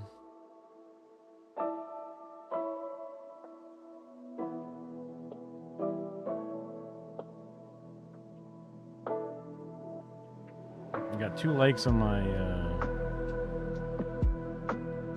Instagram reel. First time ever posting that. And I just had my best ever TikTok with 6,000 views. 850 likes and 9 comments. Jesus Christ.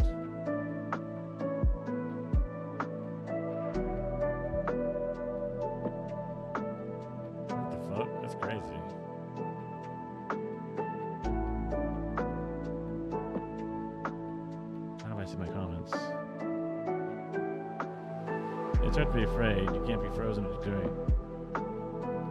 It's alright to be afraid, though. You can't be frozen doing nothing. It's revealing. It isn't popular. I hope folks do organize and push back. The picture on the left is women in Afghanistan.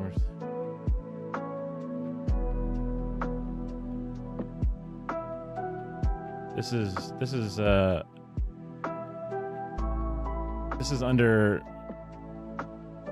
So this is. I remember, well, Afghanistan maybe is different, but I remember seeing stuff like this before, but actually it's a kind of a weird misnomer. Because a lot of times these pictures are from a regime that was different, that was like put in by weird forces. But so is this, honestly. Yeah. What happened before that? Somebody needs a history lesson. I actually know nothing. The left picture When I actually know nothing, the left picture is under brutal dictatorship. Yeah, that's the thing I didn't know. Hates on Obama so much is because he tried to unify both parties.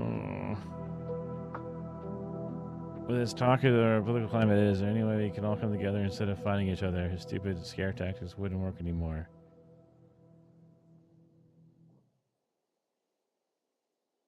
I think it's easy to attack the right. Maybe we should try to bridge with them. Democrats have prioritized reaching across the aisle for decades because they don't actually want to accomplish any agenda. Even before Obama. If anything is a message to the Democrats to abandon the party, Democrats are zero threat to the Republican agenda. You don't need a million people to think pieces. We don't need a million think pieces to understand just how scared these rich fat cowards are.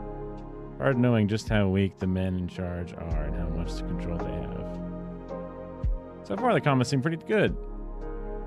I like that. I like that it was my best ever video and I just did it before stream. Good start on doing some more bullshit. Alright, that's uplifting. What a nice way to end it. Okay. I'm gonna get some fucking much needed sleep. Rest up my fucking muscles and shit. And then we'll be right back at it again tomorrow. Depending on how, if Kara's awake, I would like to kind of do it when she's awake just so she can see the gameplays. Maybe we'll flip it. Maybe we'll start off with some games. And then if we have, you know, how things go.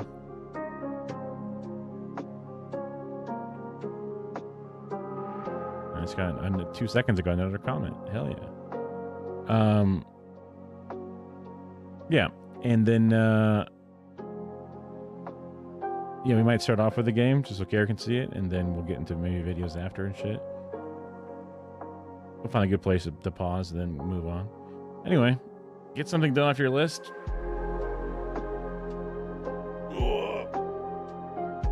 Oh, the video stuff? Yeah. Oof, I'm sleepy. I'm EP. Missile is EP. Okay. Get something done. Even a little thing. It all makes a difference. I'll see you tomorrow. Goodbye. Goodbye, goodbye, goodbye, goodbye, goodbye.